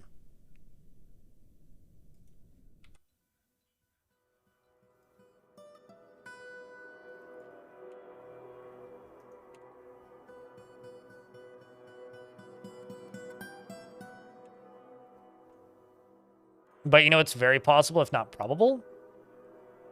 Pointing and laughing at the person asking the silly question. Can dwarves draw hentai?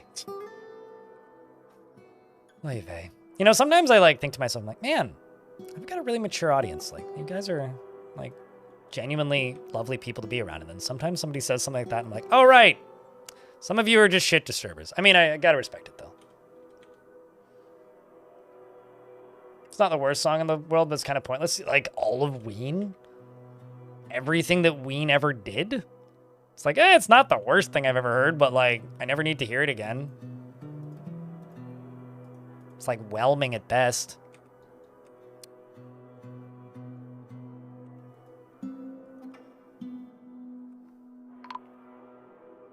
Caravan has arrived. Brought camels. They wanted ammo.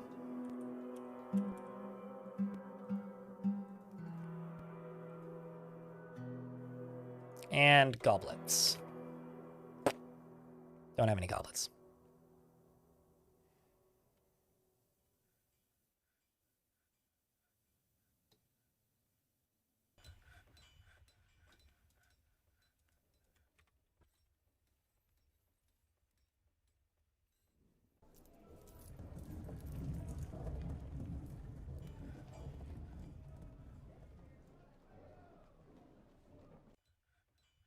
Sitting pot burns, gotta stir it.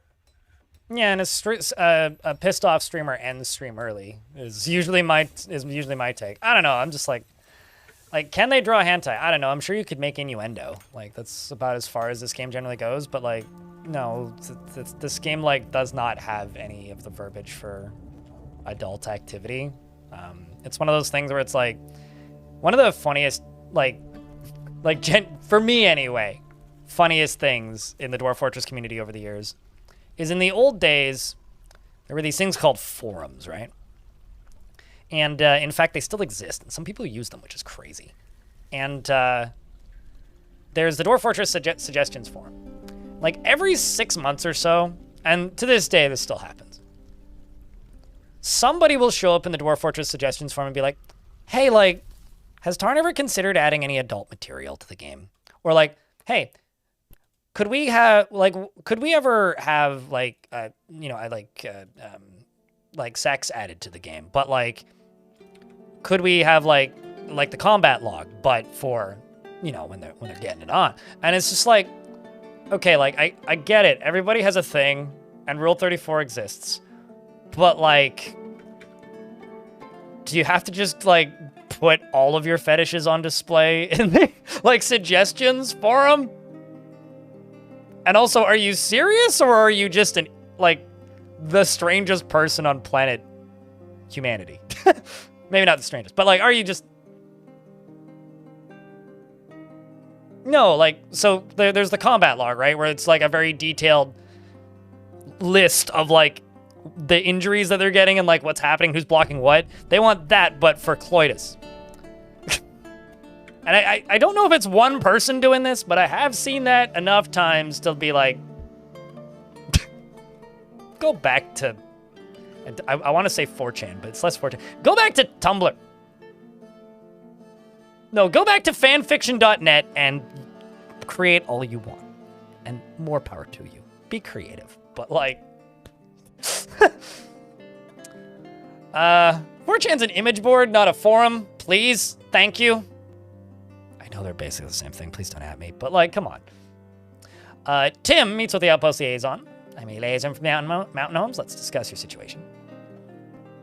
Considering like dwarves are mushrooms and don't even need to be in the same room to have a baby.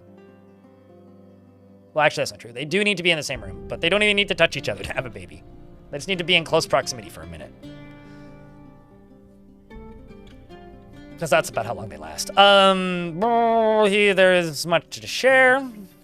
I'm about to get stuck in an ad break, by the way, so...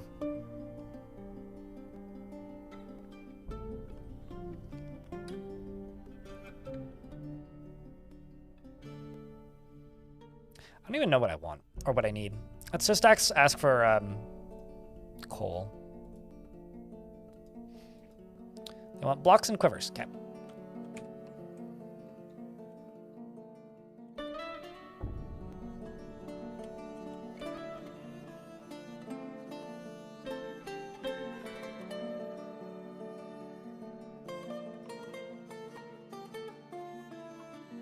Burn? No, no, no. Don't jump in the lava before making the baby. Make the baby before you jump in the lava. Burning down hill. I don't think it would be nice to have at least one Minecraft level interaction. I don't actually know what they do in Minecraft, to be completely direct with you. Is this like a Sims woohooing situation? I never played that much Minecraft. They bump? Okay. Well, I mean, that's kind of what they do, right? They just have to occupy... They need to be within one tile of each other. And, quote-unquote, spend time together. But for, like, a day in-game, which is, like, less than 30 seconds. I was being hyperbolic with the whole minute thing.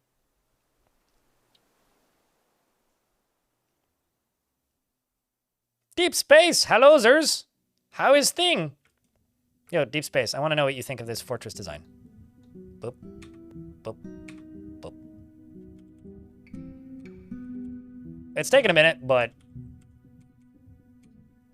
I'm liking it.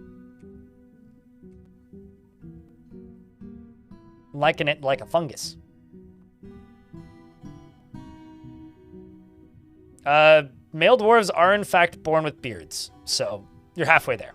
Carved from stone. I think we'll have to leave that to the Iron Men.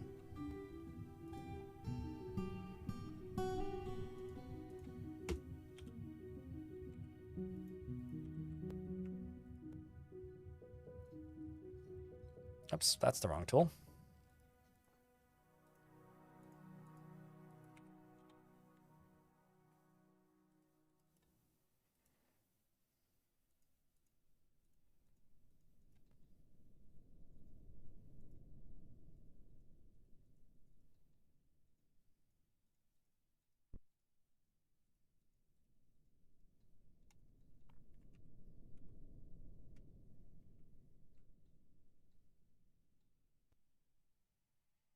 Is this like a level animation? I wasn't trying to make it one, but if it's appearing like that, that's cool. I'm just kind of planning to have like this central circular structure go down, down, down, down, down, down. With like these offshooting circular rooms and bedrooms intertwined. That's kind of the thinking.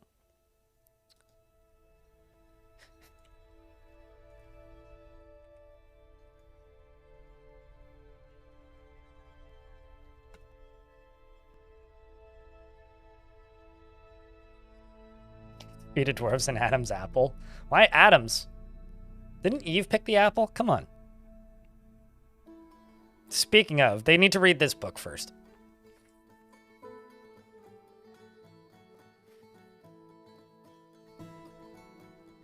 Just saying.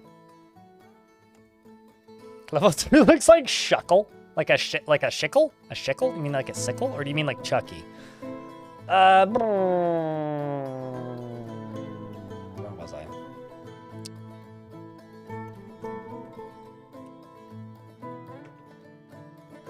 Waiting for freeways. Don't make me delete the library again. I'll do it. Mac withdraws from society. Andy's an armorer.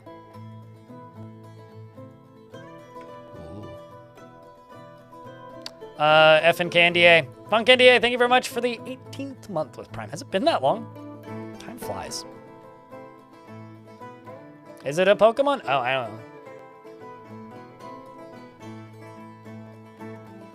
know. This is well-known fact about me. I've never played a Pokemon game outside of Pokken Tournament, which is Tekken with a Pokemon skin. Oh, sweet. We are making lead goblets. Excellent. Alrighty, Mac. What you got for me? Standing stationary.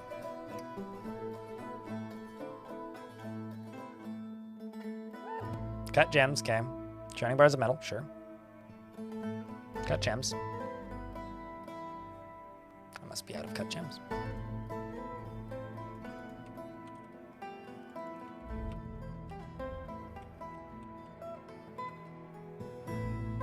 Nope. Oh, actually, hold on. I must have to unpause game. Let's try that.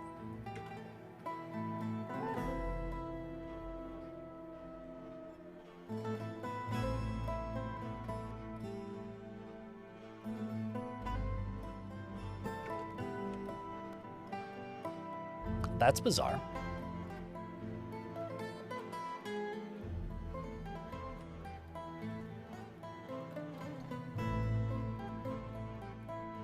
What do you need?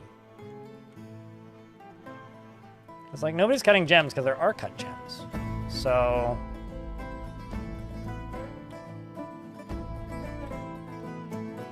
let's try doing that.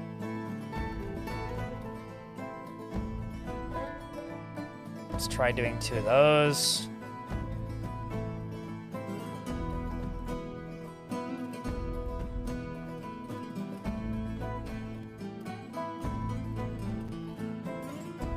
Although, let's try and make them all out of the same stone.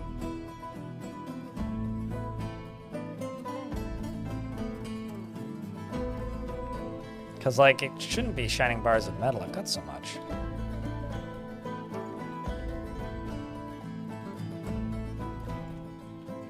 Weird. Let's just finish trading and then I'll deal with that. My broker went and took a nap. Okay, can't blame me for that one.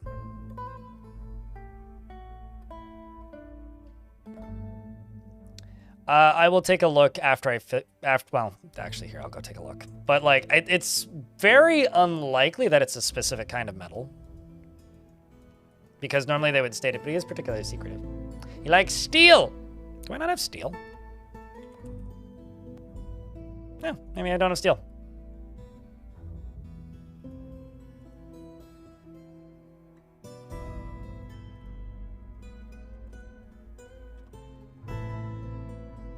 What? Hold the fucking phone. You need iron? What is that? What is that? Needs pig iron, sure.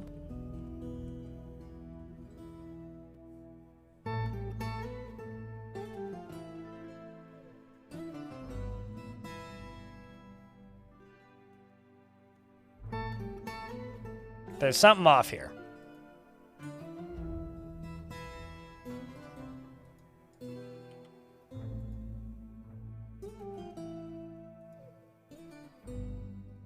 Don't have enough refined coal.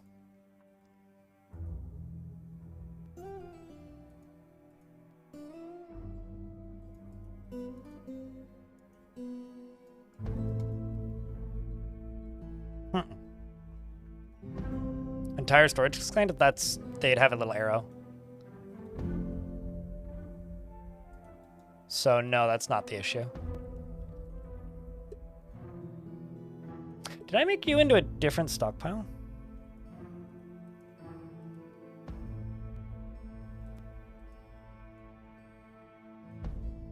Well, that would explain it.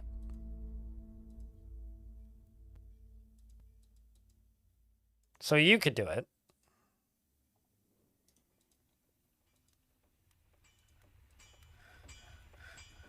No, they've always been able to do that. So hold on. No, it's a stockpile linking issue, but like... Wait a second. Yeah, no, that wouldn't affect that.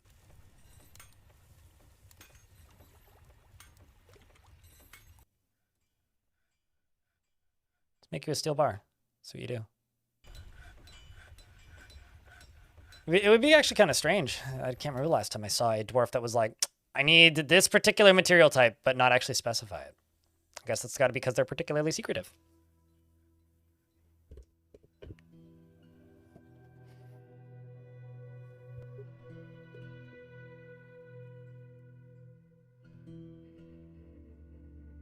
No, it's all fair. It's all good. I didn't think of it, so... I hope that you're correct, to be completely fair. Because if you're correct, that's going to save me some headache. Because I don't want this dwarf to die. I'd be very sad if Tim lost his boyfriend. And so would Tim. And so would Chat, probably. Right, Chat? You'd be sad, right? It's worth all this effort. There we go. Yeah, no, you were right. He wanted steel. Specifically wanted steel. And I'm steel surprised. Not sorry. Right here, I'm gonna go...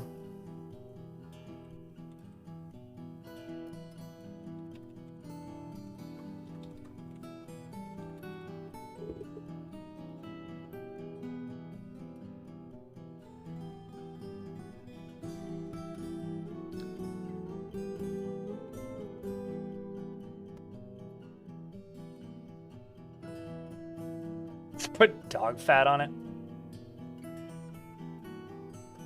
There's always a weird part of me that whenever I see like the ability to put something really silly on a pedestal, I just want to do it. You know what? I'm just gonna throw these bronze bolts because they're pretty high value. Let's go check trading. Yep, there we do. 470 value, that's not much, but it's fine. It's enough to get some cloth.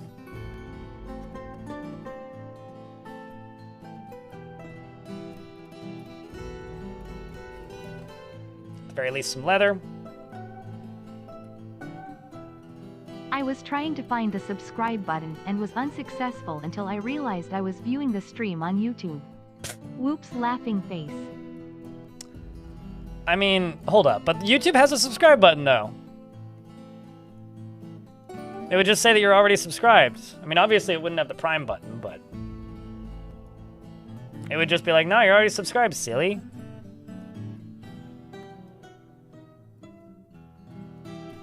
Presumably, unless you're not subscribed to me on YouTube, in which case, well, I'm fine. I guess. Zalser, thank you very much for the subscription. Thanks for keeping that sub alive. Chat, can I get a big round of beers for a friend here? Help and keep that channel running. Instead of walking, of course. So he went and grabbed granite cabochons. Of all things, you grabbed the granite cabochons. Huh. It just turns into a join button? Oh. Okay, I didn't actually know that. I feel like I still see the subscribed thing, but Smith was insisting on using platinum despite you not even having it on the map. Yeah, sometimes they are very, very particular, but that's not super common. Well, he's good to go. At least it's steel. I mean, it's gonna be steel armor. Chat, do me a favor, cross your fingers, or don't. That they give me something that I would want, and not something I don't want.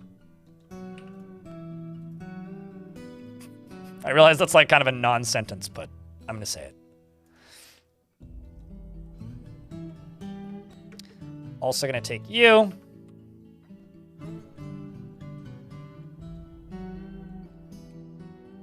And just go farmer shop. Let's make a couple of them up here. And then let's also go clothing. Just go loom, loom, loom until I can redistribute them somewhere where they're useful.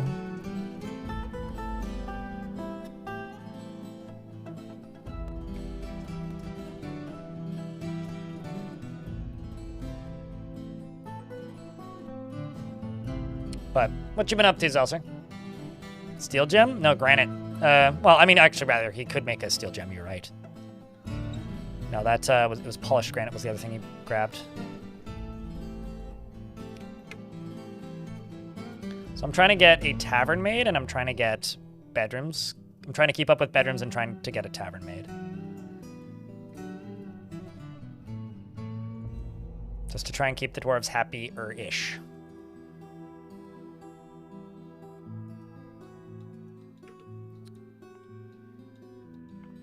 While also keeping ahead of this.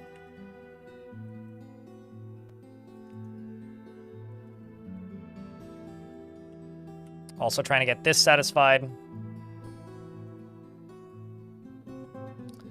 So I'm hoping that that artifact is something good. Something that I can do with that. I also need a guild. I'm trying to decide where I'd want to put a guild.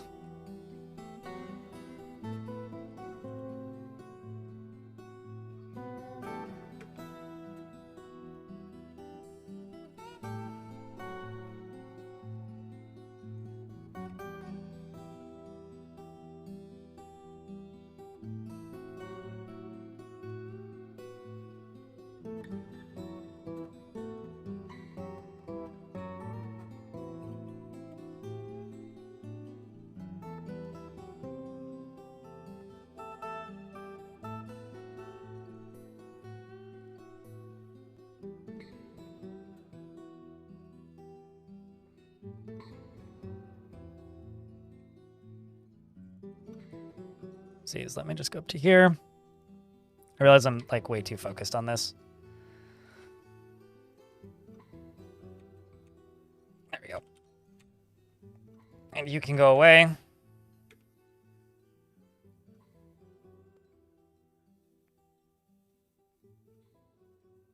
That's not true in regards to anything that's being said in chat. Artifacts are destroyable.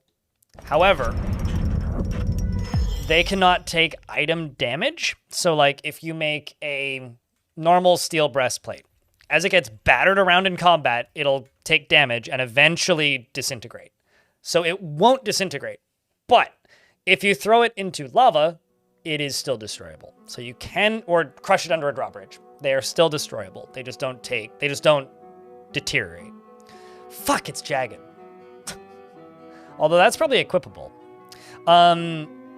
Mac, the armorer, has created Rongackled, a jagged steel cap, and offers it to the magical jaw of sharks.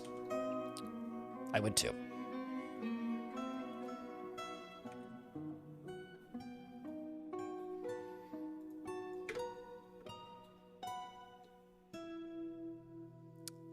I'm gonna just... Oops. Do you ever just, like, accidentally bop the wrong thing? I'm just gonna say I'm offended by that statement. Please apologize to chat, and also I will apologize to you, Mithril, because chat moved and I bopped the wrong person.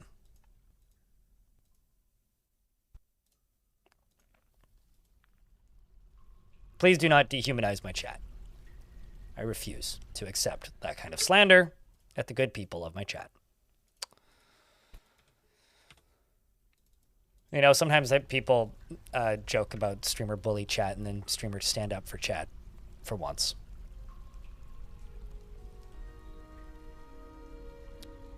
So what happens if a item is destroyed? If you visit it in adventure mode or reclaim the place, it appears on the surface somewhere. But in fortress mode, they can be destroyed.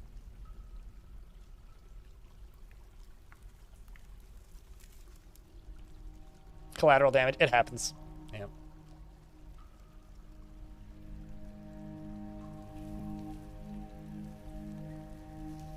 The only thing that makes this job worth doing is that it's people in chat.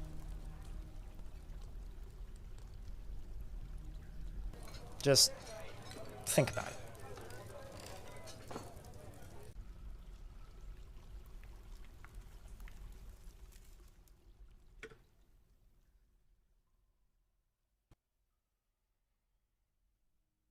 So any other games also like this fantasy and have fantasy creatures? I mean, Dwarf Fortress has fantasy creatures. What do you mean by also like this? I said Twitch chat, YouTube. Don't get ahead of yourselves. You haven't earned that yet. Sorry, I can't keep that bit going for very long.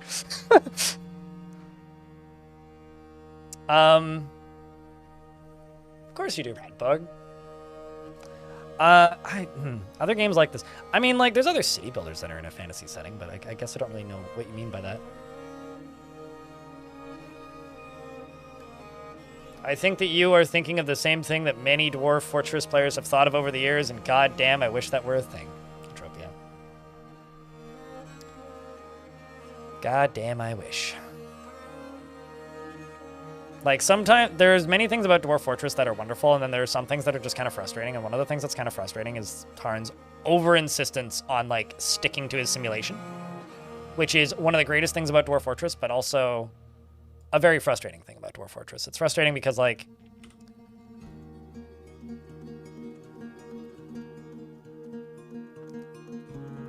there are some things that can't currently be done because Tarn refuses to cheat. He refuses to not go all the way with things. Like, an example of this. Furniture was just, like, fucked in adventure mode. Like, most cities were not furnished at all. Until very recently. And the reason they were suddenly well furnished is because Tarn finally just decided, I will just, like, cheat that into existence. And it's, like, one of the nicest immersion-related things to come to adventure mode in a very long time, if ever. Yet, it's because he decided to break his own sim. So, because he wants, like, stuff to be distributed organically within World Gen, but, like, that doesn't happen enough most of the time for there to be furniture, technically. What's the difference between copper armor versus steel armor? Keller, if you at me, you'll get faster responses from me, and I know the answer to these. Steel is sharp and hard and pretty light. Iron is heavier, but also quite sharp and not as hard as steel. Copper, pretty soft, kind of light, but not super dense. Steel will cut through copper quite efficiently, but will have a harder time cutting through steel. So the difference between a copper artifact and a steel artifact is if it's a cutting weapon, it's going to be more effective at that. If it's a blunt weapon, you maybe want the softer, heavier, denser minerals or materials like lead or gold or silver. Whereas silver is like not super sharp, but it's dense, so it's heavy. So like if you make a silver spear as an example, stabbing with the silver spear not gonna be super effective, but whacking them with the spear, quite effective. I don't know, you'd have to ask Tarn. I don't know every single intricate detail of how this game functions. I just know that that's what he said.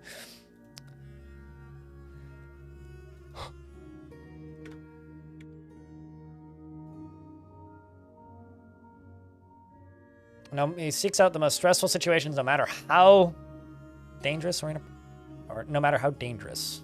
Okay, well. Animal dissect.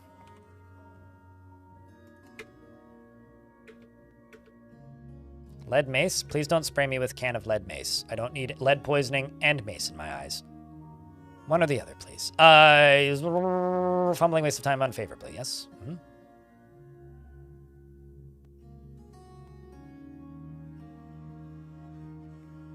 Also, Femi Noir, I totally missed that you redeemed a dwarf. What the heck do you mean by unusual professions? You've watched this stream for months. I specialize my forts. The vast majority of the dwarves in this fort are going to end up armor smiths.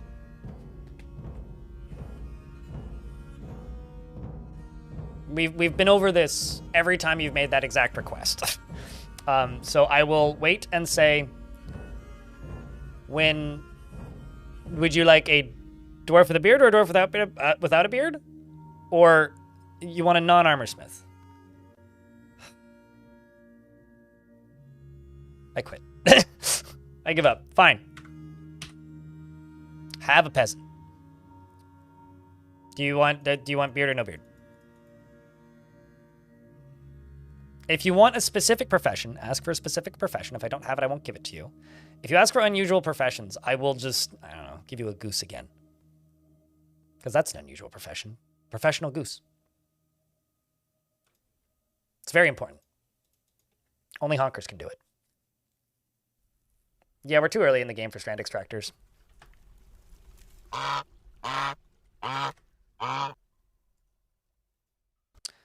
He is an optimist and quite ambitious. He is slow to anger and has a tendency towards forming deep and emotional bonds with others. He prefers everyone live as harmoniously as possible and doesn't focus on material goods. He often feels lustful. What I would honestly do, Femi, is if you want to be super specific about your dwarves, don't let me choose. Because I will just go, nah, and give you something stupid. Because I don't want to have to make your decision for you. I'm the guy that's like a pain in the ass to go out for lunch with because I have no idea what the fuck I want ever. So like with dwarves, if you're going to select something, be a bit more specific. Because you're just like, dwarf with unusual profession, any likeness. Okay, so any dwarf is how my brain says. So I'm like, please be specific. But if you're just like, I want a dwarf that's a thrill seeker that is not creative and is never lustful and is currently wearing tattered pants, I probably won't be able to do that for you. But like, I don't know, like ask to see the list and pick something. That is probably the best way to go about this. All right, has a tendency towards forming deep and emotional bonds with others, prefers that everyone live as harmoniously as possible, and doesn't focus on material goods. Often feels lustful, and like if you want the oddity, just ask to see the list is probably the best way to do it. Doesn't focus on material goods, and is often feels lustful. Lives a fast-paced life, and is not inherently proud of his talents and accomplishments, and is not particularly interested in what thinks others of him. I'm sorry for missing your dwarf name for so long. That's my bad. You should have just added me. Just yelled at me. He's not particularly interested in what others think of him and laughs very loudly when he's excited. It's like my dad. Needs alcohol to get through the working day, like most dwarves, and dreams of mastering a skill. Personally prefers a noisy and bustling life to boring days without activity. You must like all the puppies barking. He likes self-right. Why are you sleeping? Oh, wait, actually, are you sleeping in the library? Okay, you do have quarters. Never mind. You are going to your bedroom. He likes self-right and copper and lavender jade. Squares? Specifically. Goblets and alpacas for their resemblance to a miniature llama. And when possible, he prefers to consume carrot wine and red spinach seeds. And hates slugs. Me too. Me too.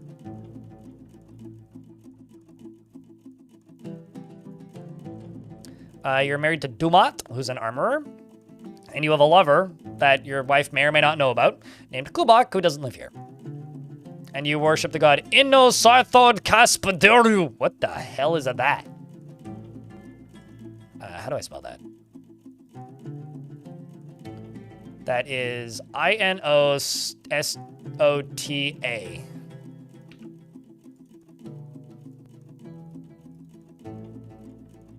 There's a lot of weird gods in this world. Ocean Lakes, the heavily puddle of drinks. I'm gonna tell you this. I don't really want to drink out of a puddle. That implies they're spilled. Like that god must smell like the mosh pit at the end of a loud music show. Worships the ocean. Probably fish actually, would be my bet, but it could be the ocean. It could be the ocean.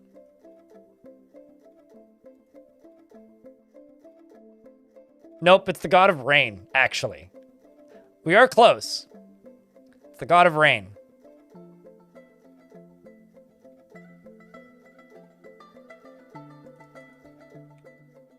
The holy puddle, the holy sploosh.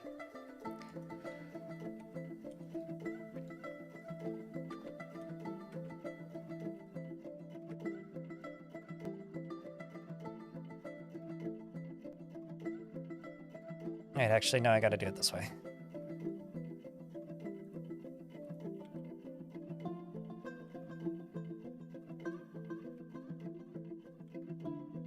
Yeah. We'll just ramp up to there. We could do... Yeah, that's all just gonna be kitchens and a lot of crafting. A lot of farming-related stuff.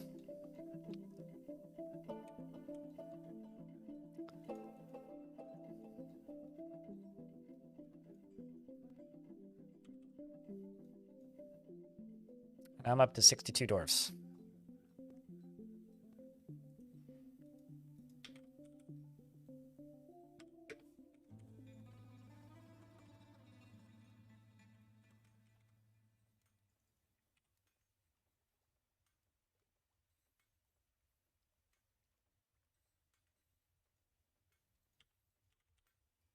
Cool. We are currently making steel bars, so that's good.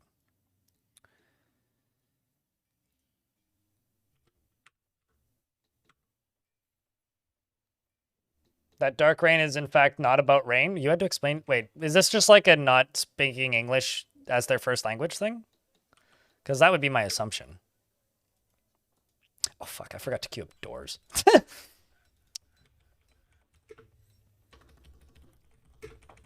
I kind of want to make iron doors, but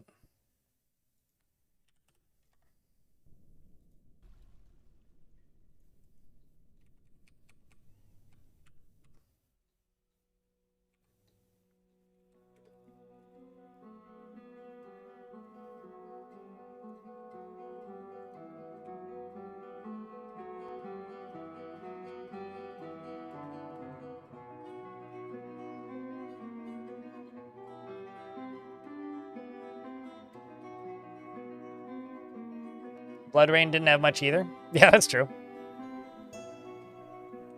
And Mud Vein does not have mud in their veins. Next time on How the English Language is Weird.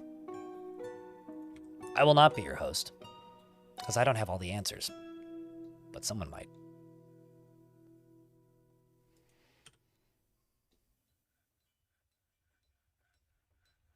Yeah, I really like that they can worship forgotten beasts. Oh my god. Sorry, like, these guilds are starting to catch up to me.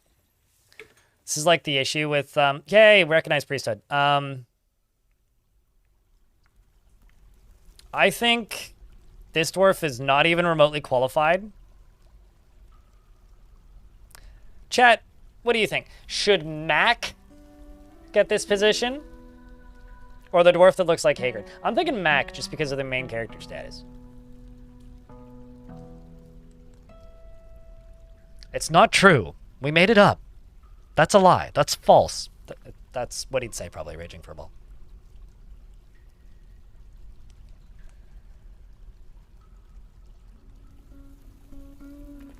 Could you have a religious leader? So the way we do the redemptions is through Twitch chat, because Twitch chat has mechanics built into it for it. YouTube chat does not have a way to redeem dwarves. If I just named every single person who asked, everybody would be named, and there'd be nobody available ever. Can you have a religious leader? Respectfully, no, because I'm not trying to break that. It doesn't take many channel points to earn enough to name a dwarf. Occasionally, I do chuck them out into the YouTube chat, but if I do that right now, then that's rigging the system. So it's like I'm very torn because I already have 2 sets of notifications, 2 chat rooms, a stream to manage, a video game to play, and multiple ads to keep track of when they're running so that I don't, like, babble to the wrong chat when there's ads running. But at the same time, I don't want to add more. Like, the reason I don't stream on TikTok or any of that shit is, like, I don't need a 3rd one. So, yeah, I don't know, man. I think I'm going to give it to Mac, just because main character. The Sacred Medicine. Oh, that's neat. Huh. I will approve the Farmers Guild.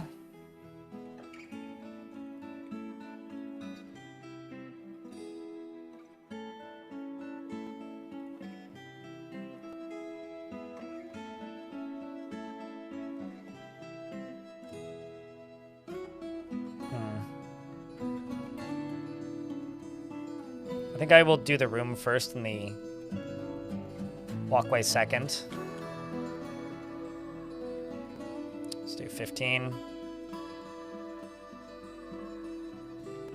By 15?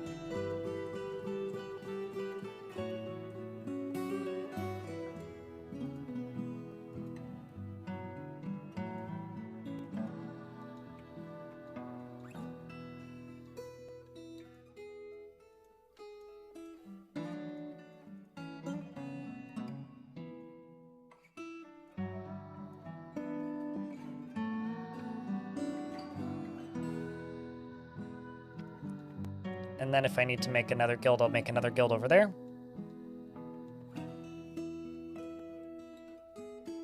No, that's not what I said at all. You are, like, extrapolating based on a thing that I'm trying to explain. And you know what? The way that you frame that makes me not want to explain it, to be completely honest with you. Because what they said was, YouTube losers never get to name dwarves again, but it's not even remotely close to what I said, my guy.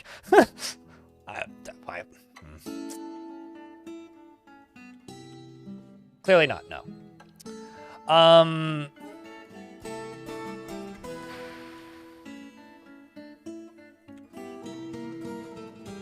I know this is, like, probably partially self-inflicted. I really fucking hate the... Oh, YouTube sucks. Twitch is the one he only cares about. Oh, Twitch sucks. YouTube's the only thing you should care about. Blah, blah, blah. Just fuck off. Grow up. That's all I have to say. It's just, that shit just sucks, man. No, I will not explain again.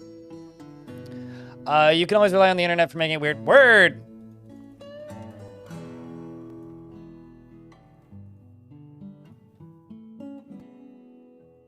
Word. It's gonna be a big-ass guild, and then I need one for metalsmithing. Or rather, one for farming.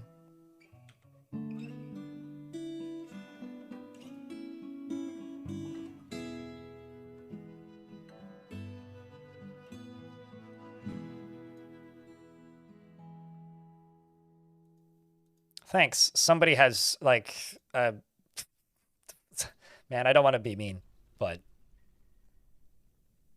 thank you. Read in YouTube chat. Well, we know who won that war. Trigon.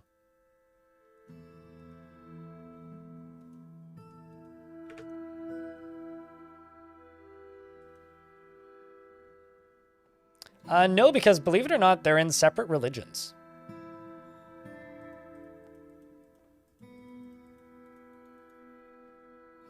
But I did put his artifact into here, which is a jagged steel cap. All craftsmanship is of the highest quality.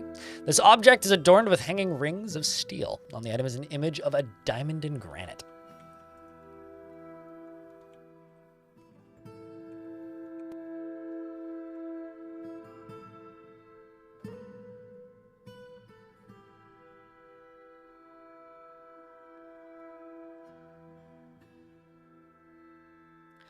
No, they did go through. I'm just, like, phased out of existence at the moment. Devankel, thank you very much for the 5-pack. Appreciate you. No, I'm just in, my brain's in a lot of places at this exact moment in time. Thanks a ton, dude. You won by not buying any console? Yeah, I mean, I guess my family owned a Wii. I did actually buy a PlayStation, but the reason I bought a PlayStation was because a PlayStation 3 was cheaper than a Blu-ray player. And I wanted a Blu-ray player. So I did actually own a PlayStation at one point. Although my ex kept it when she moved out because I didn't want it. Because I didn't really use it much. And she used it as a Blu-ray player, so... So you weren't sure? No, it definitely went through. I just was not really paying attention to existence for a second there. Your PS4 is your Blu-ray player? Yeah. It was like, I could spend like 200, because like it was right when the PS4 was coming out. I think. I don't think I owned a PS4. I'm pretty sure it was a PS3, like, slim. Anyway. Maybe I'm making shit up. No, it was the PS3. Because the PlayStation 3, because it was like right when the PS4 was coming out. That would make sense then. Could not care less about it. I like the aesthetic though. Like on paper, am I into Warhammer Fantasy? Not at all. Not into 40k either. Do I think the art looks cool? Yeah, that's about it. Chief Medical Dwarf. Chief Medical Dwarf is available. It's COG. Would you like COG? I don't actually have a hospital though.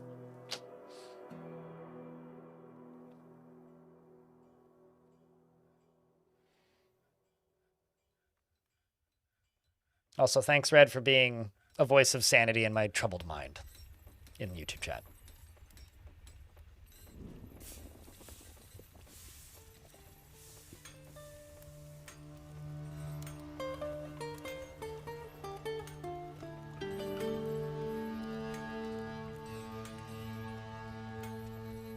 I guess Tackler's getting cogged.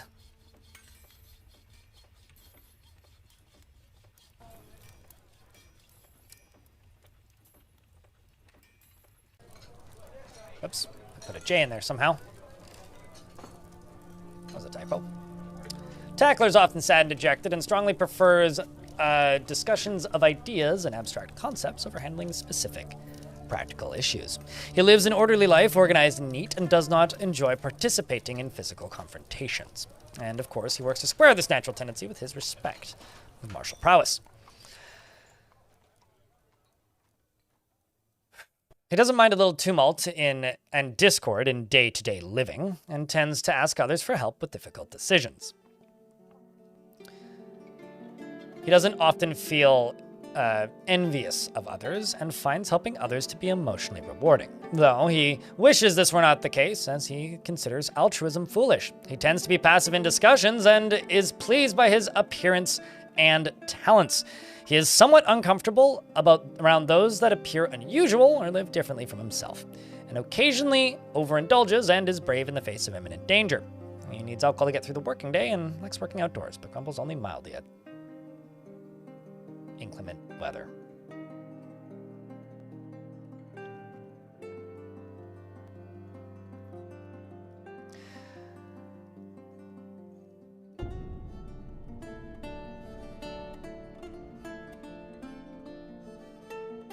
Yeah, because I was naming like 15 dwarves in a row, right? There is no strict rules here. But if you want me to respond to you positively, don't, like, dehumanize yourself into being nothing and make me think that I'm, like, treating YouTube like shit, because I'm not. I'm literally just operating the way I always have. I don't give out dwarves randomly 99% of the time. Sometimes I feel like being nice and I do it. I'm sorry for breaking my own rules. It won't happen again. If you want a dwarf, hang around for when I say, hey, YouTube chat, post a thing, and I'll give you a dwarf. Or show up in the Twitch chat and earn some points. Otherwise, I can't help you, man. I'm going to finish reading this dwarf now. He needs alcohol to get through the working day and likes working outdoors and only grumbles mildly at inclement weather. And dreams of raising a family and personally finds that the acquisition of power abhorrent and would have all masters toppled. He finds the pursuit of skill mastery off-putting and sees sacrifices wasteful and foolish. He dreams of raising a family.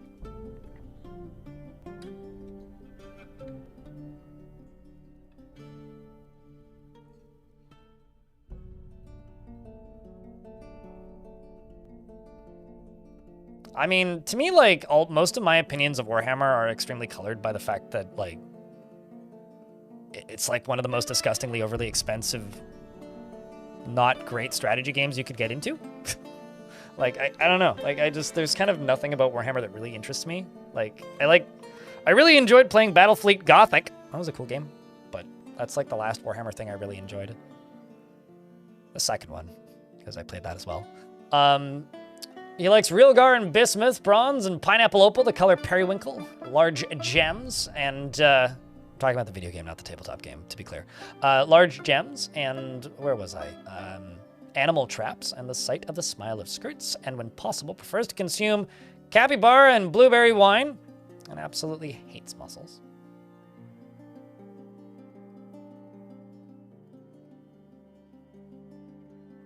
Holy Jesus, it costs so much. Yeah.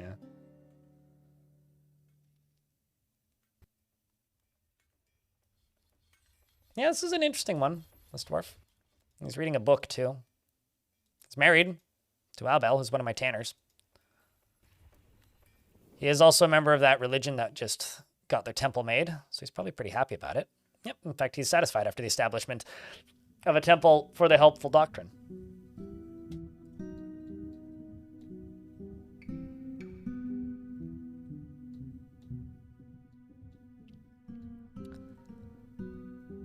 All right.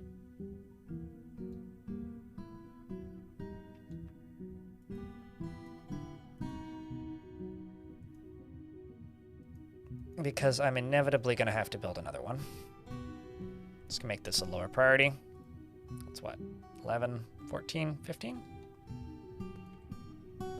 15. And 15.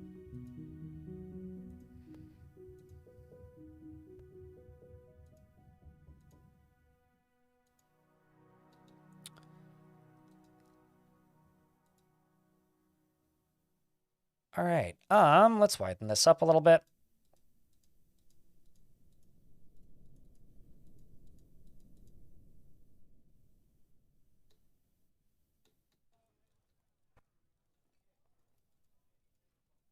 You know, I wasn't intending for these to look like Christmas baubles, but they're kind of looking something like that.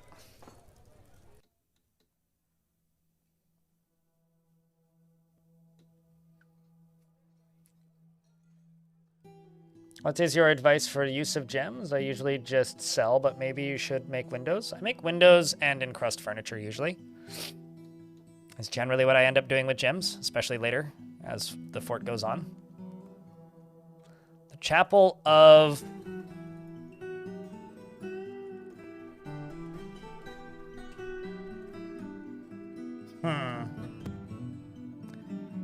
There we go. The Chapel of Blankets. It's an appropriate name. Is that Helpful Club? Is that like hamburger helpful? I hope so. Turns out I'm getting hungry.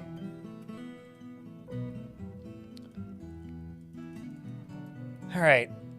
I've already, oops, excuse me. This can be a farmer's guild. That can be the metalsmith's guild. Down here can be the tavern. We're making more blocks, making more doors, getting more bedrooms done.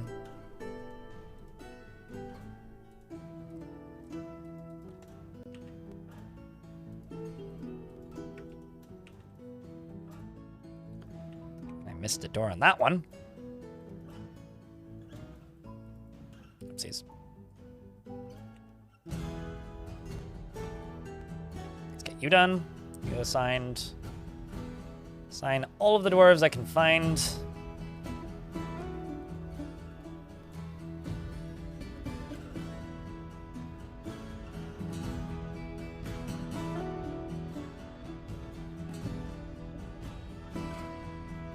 In YouTube chat, I like encrusting things the dwarves can carry or wear, like scepters. Yeah, I mean, increasing the value of crafts is not a bad thing. Like rings. Those are finished goods. Or what those are classified as.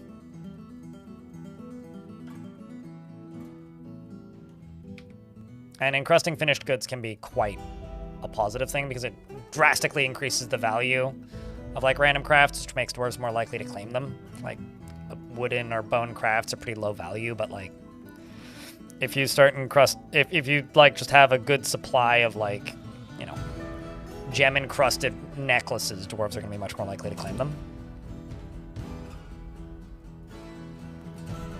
Also, I think the reason for that doctor's like passive aggression or like nutsness, I suppose, is that Chief Medical Dwarf doesn't have a hospital yet, so he's probably like getting a little nutty with the rest of the dwarves, being like, "Oi, guys, we should probably get a hospital together at some point."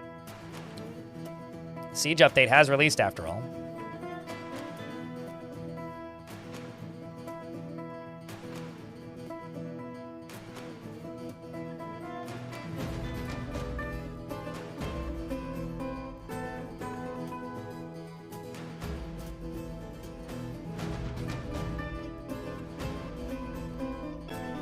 It's significantly less value, but still higher value than nothing.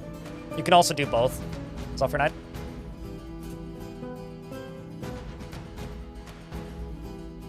I mean, I would throw a bed down in the middle of the floor and put a table next to it, and then tell it that it's a hospital and tell the kid to lie down there.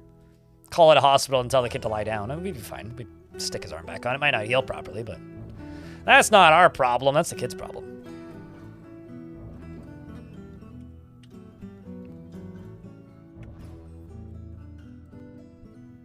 This is pretty prime real estate here right next to the tavern.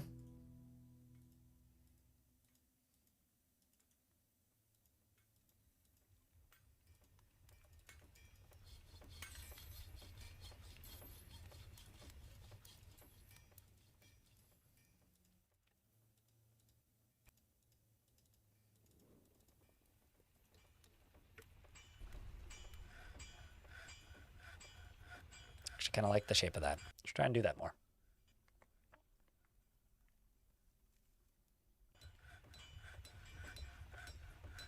What's up, Czar Nicholas? How's things, man? I'm still rocking it. I mean, there is, in fact, lots of rocks on the screen right now. So yeah, this is accurate. I am, in fact, rocking it, as you say. You never had anyone rent a room in an inn after linking it to your tavern? Is there a secret? If you set it as a dormitory or as a bedroom and link it to your tavern and they're allowed in the tavern, they will sleep in it. They won't rent it. Nobody rents it. That mechanic is, I think, commented out of the code. But they will sleep in it, or should. I haven't done that in a while, but at least they used to. How many hours do I have in Dwarf Fortress? It's impossible to actually say. If you mean just the Steam version, I have 3,854. If you mean like as a whole, Twitch Tracker or Selenome say that it's like in the 9,000 hour range. If you also then factor in the fact that I've been playing the game on and off since 09 and didn't start streaming it until like 2017, 28, I'm sorry, no, not 2017, 2018, late 2018. Then like, who knows? Lots. More than a lot of people, less than some people probably. But I don't leave the game running when I'm not streaming, so, or working on something related to work.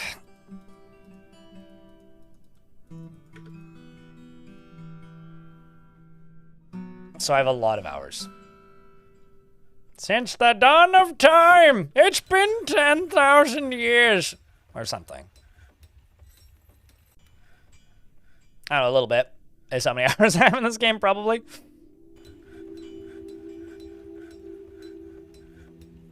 I think for the tavern, I'm just gonna smooth the floor, actually. Just to get something done.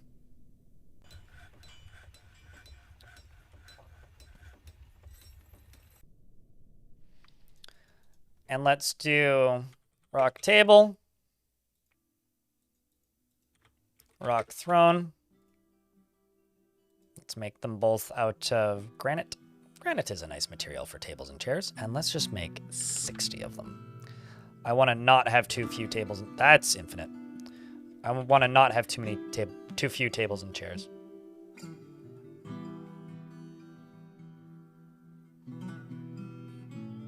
What Alex Germs in YouTube chat said is correct, yes.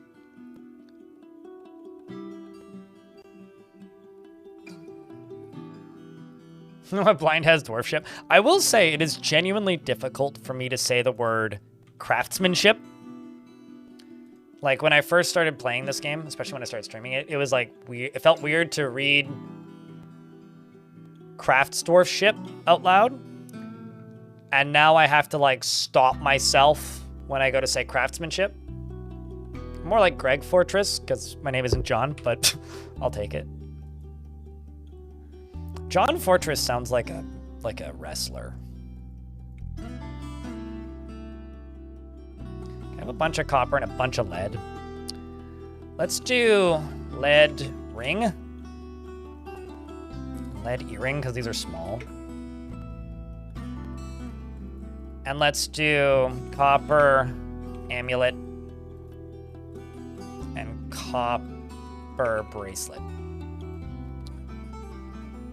Let's do 20 of each of those. And 80, 16, so let's do 80 and 25 of the lead stuff. Crafts for the dwarfs. And also,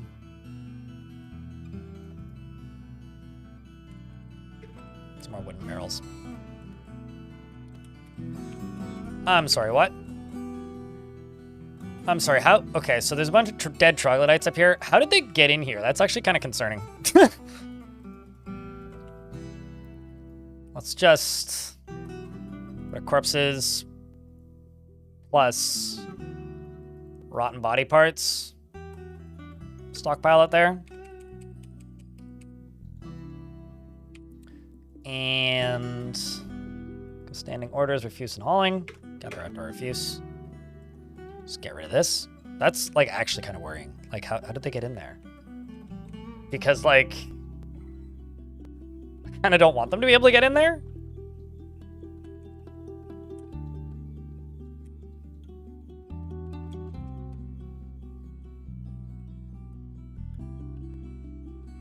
Okay, well, they shouldn't have any way in here. About the middle one.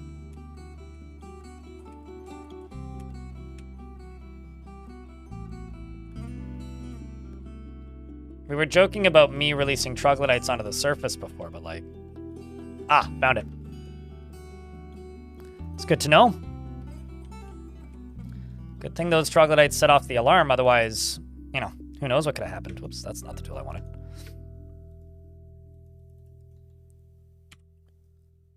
Forgotten Beast could have got us. Okay, so I need a farmer's guild.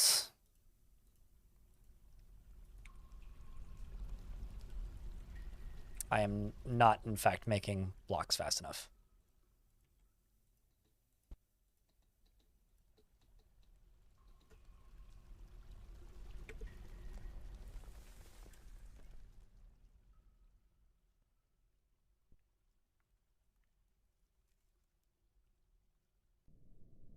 Since you've spent so much time in it?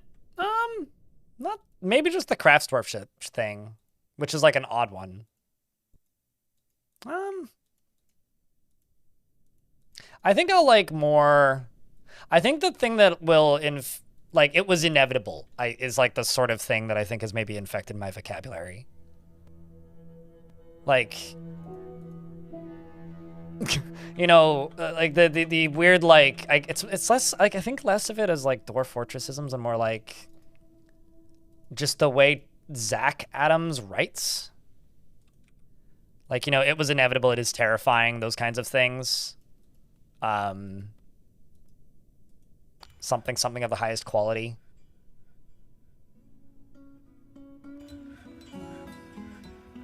I can't say I've ever said, like, it is annoying, though, about something. Or, like, it rained on me, it is annoying. Like, I don't think I really used that in a sentence, ever.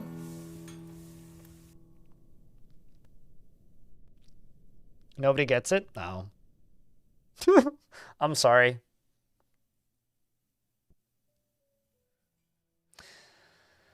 I can't say I've ever said welcome to fucking boat murdered in public, but outside of people who would know what I'm talking about. Yeah, I don't know. Maybe just like it is inevitable is maybe like the only one that I can really think of.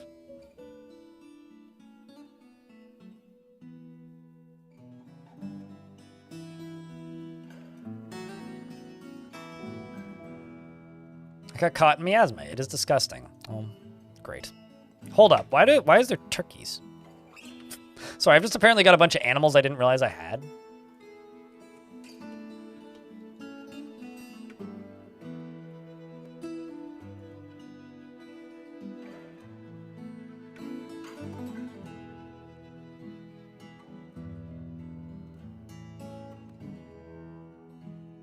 Where are all these troglodytes at? Saw some merchants here that have tried to leave but can't? What the fuck is happening? Hold on. There's some shenaniganry happening here. Hold up.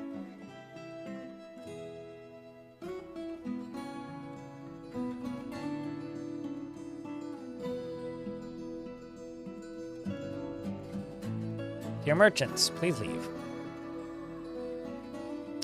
I don't think that actually fixed you, Mr. Stuck Merchant.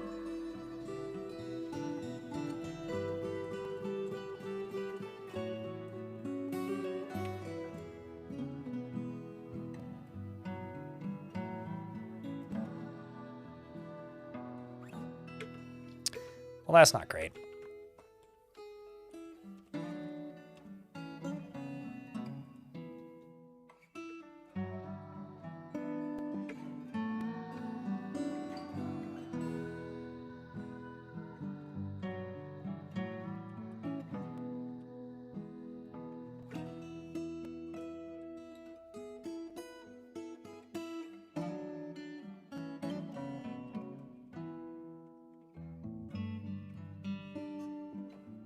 Come on.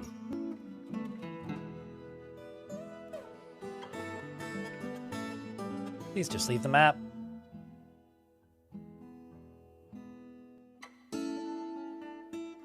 Tackler, I would like to actually play this like Fortress and for it to do well. And that is the antithesis of that. I mean, I could, but it's not gonna benefit anybody, really. It's just gonna make this Fortress slower and less interesting for you to watch.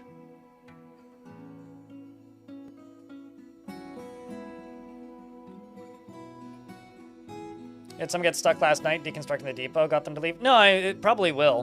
But, like, I'd rather get them to leave normally first. Like, I've had some not leave properly, and it's because the giant Kias keep attacking them, which I'm fine with. Like, that's cool.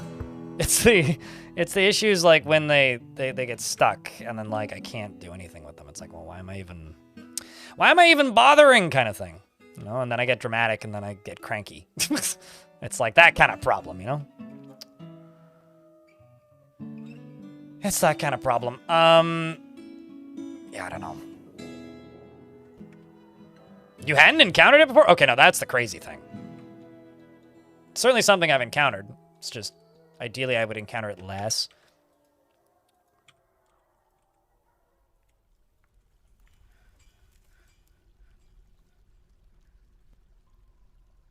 Because that's like a bug as old as time. This is going to be an inn/tavern. The Mountainous Sugar. It sounds like a Def Leppard song. Let's see how many tables and chairs they've made. Plenty. Cool.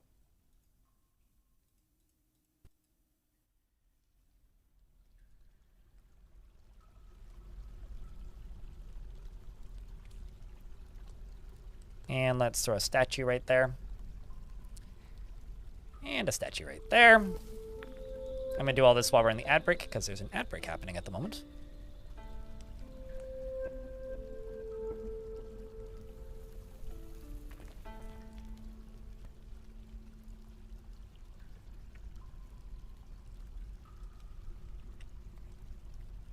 And that is now my tavern. So now these dwarves can go socialize. Everybody's also pissed off because of troglodytes. Wherever those troglodytes ended up. Yeah, fucking hell. That's bothersome. All right, we'll see if this fixes it. Hopefully it does.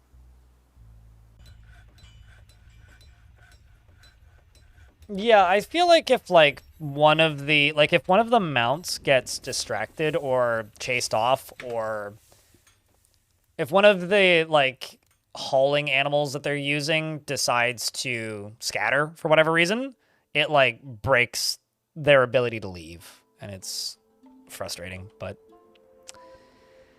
it is what it is. Good old dwarf fort. Okay, let's just pause a bunch of tasks real quick. These can just go away.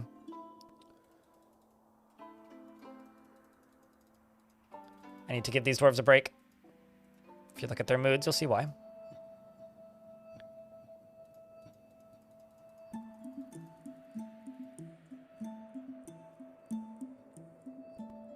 Let them calm down a wee bit. Lovable jank, I will be exceptionally happy the day that that gets fixed. Honestly, that is one of the It's one of the things about this game that, if I could snap my finger and make one bug go away forever, it would be merchants getting stuck. There's very few bugs in this game that truly irritate me, and that is one of them. Because it's a bug that can have permanent negative side effects on your fortress that are that is pretty common, and I kind of hate it. But oh well. Fixed it.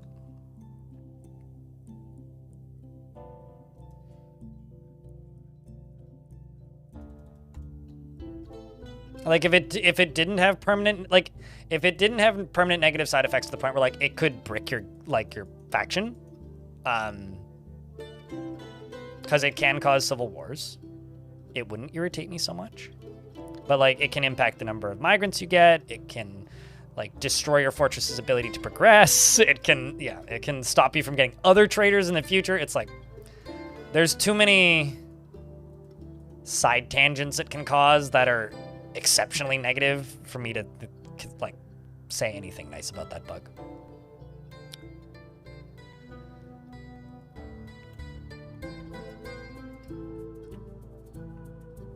Yeah, because I, like, destroyed my trading depot. But that's only because I noticed, right? If I just left them there, we wouldn't have gotten traders next year. We wouldn't have gotten traders the year after that.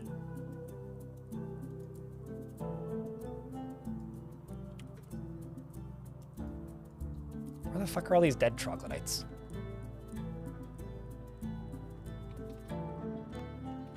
Body pots. No, corpses is what I want.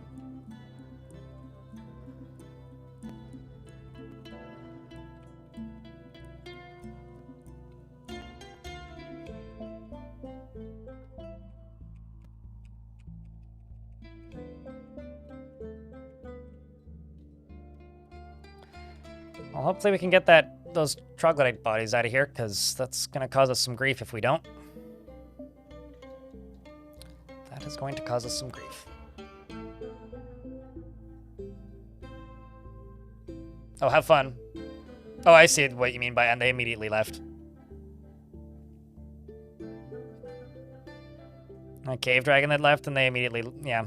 No, I've had pretty large armies that are stealthed. Like, it's not just the elves that stealth anymore. It's the goblins and humans, and dwarves can do it too. Anybody can. Which is kind of terrifying, because you'll be like halfway through fighting a siege and you're like, yay, it's over. And then it's like, bang, here's the rest of them. Which kind of demolished me last time. Or in the last fort. Chat room. You know, like that advertisement of you're not you when you're hungry, have a Snickers? I think I need a Snickers. And it's dinner time. And I've been live for almost 9 hours. I don't know why, but my mood has just kind of gone off a cliff. I'm going to make a farmer's zone right here so I remember to finish it. And cheese for everyone. No, just me. Actually, I'm not going to give you any of my cheese. I'm actually kind of limited. I should probably go buy some more. I'm kind of running low. So true story. About a little over a year ago, there was a scare between Canada and the UK where our free trade agreement got like torched or like threatened for a hot second there because they didn't want I think they didn't want our beef. That's what it was. I can't remember. It was like a food trade thing. And the result was like, they were like, well, if you have to buy this and we have to buy this from you. And then they were like, no, well, we're not going to sell you our cheese, was like the thing. And most of my favorite fancy cheeses are all from the UK. So I ran around and panic bought like $300 worth of cheese and stuck it all in my freezer. I just ran out.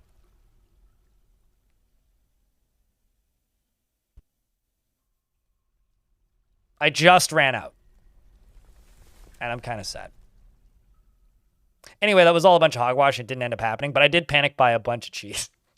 So I have to buy more cheese now. Cheese is good. It's true. I agree with that message. Chat, I'm going to call it for the day.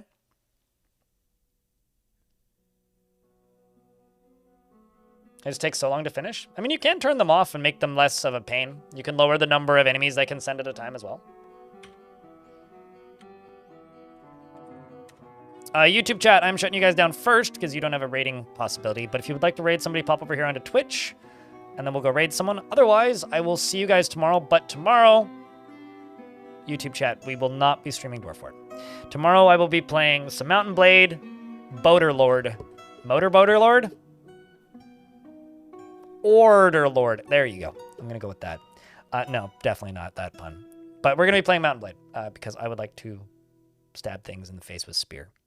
And everybody needs a little bit of variety so they don't go nuts, myself included. So we are going to play some Mountain Blade. The next Dwarf Fort stream will probably be Tuesday. So hopefully I'll see you guys for some Mountain Blade. Otherwise, I will see you when I see you.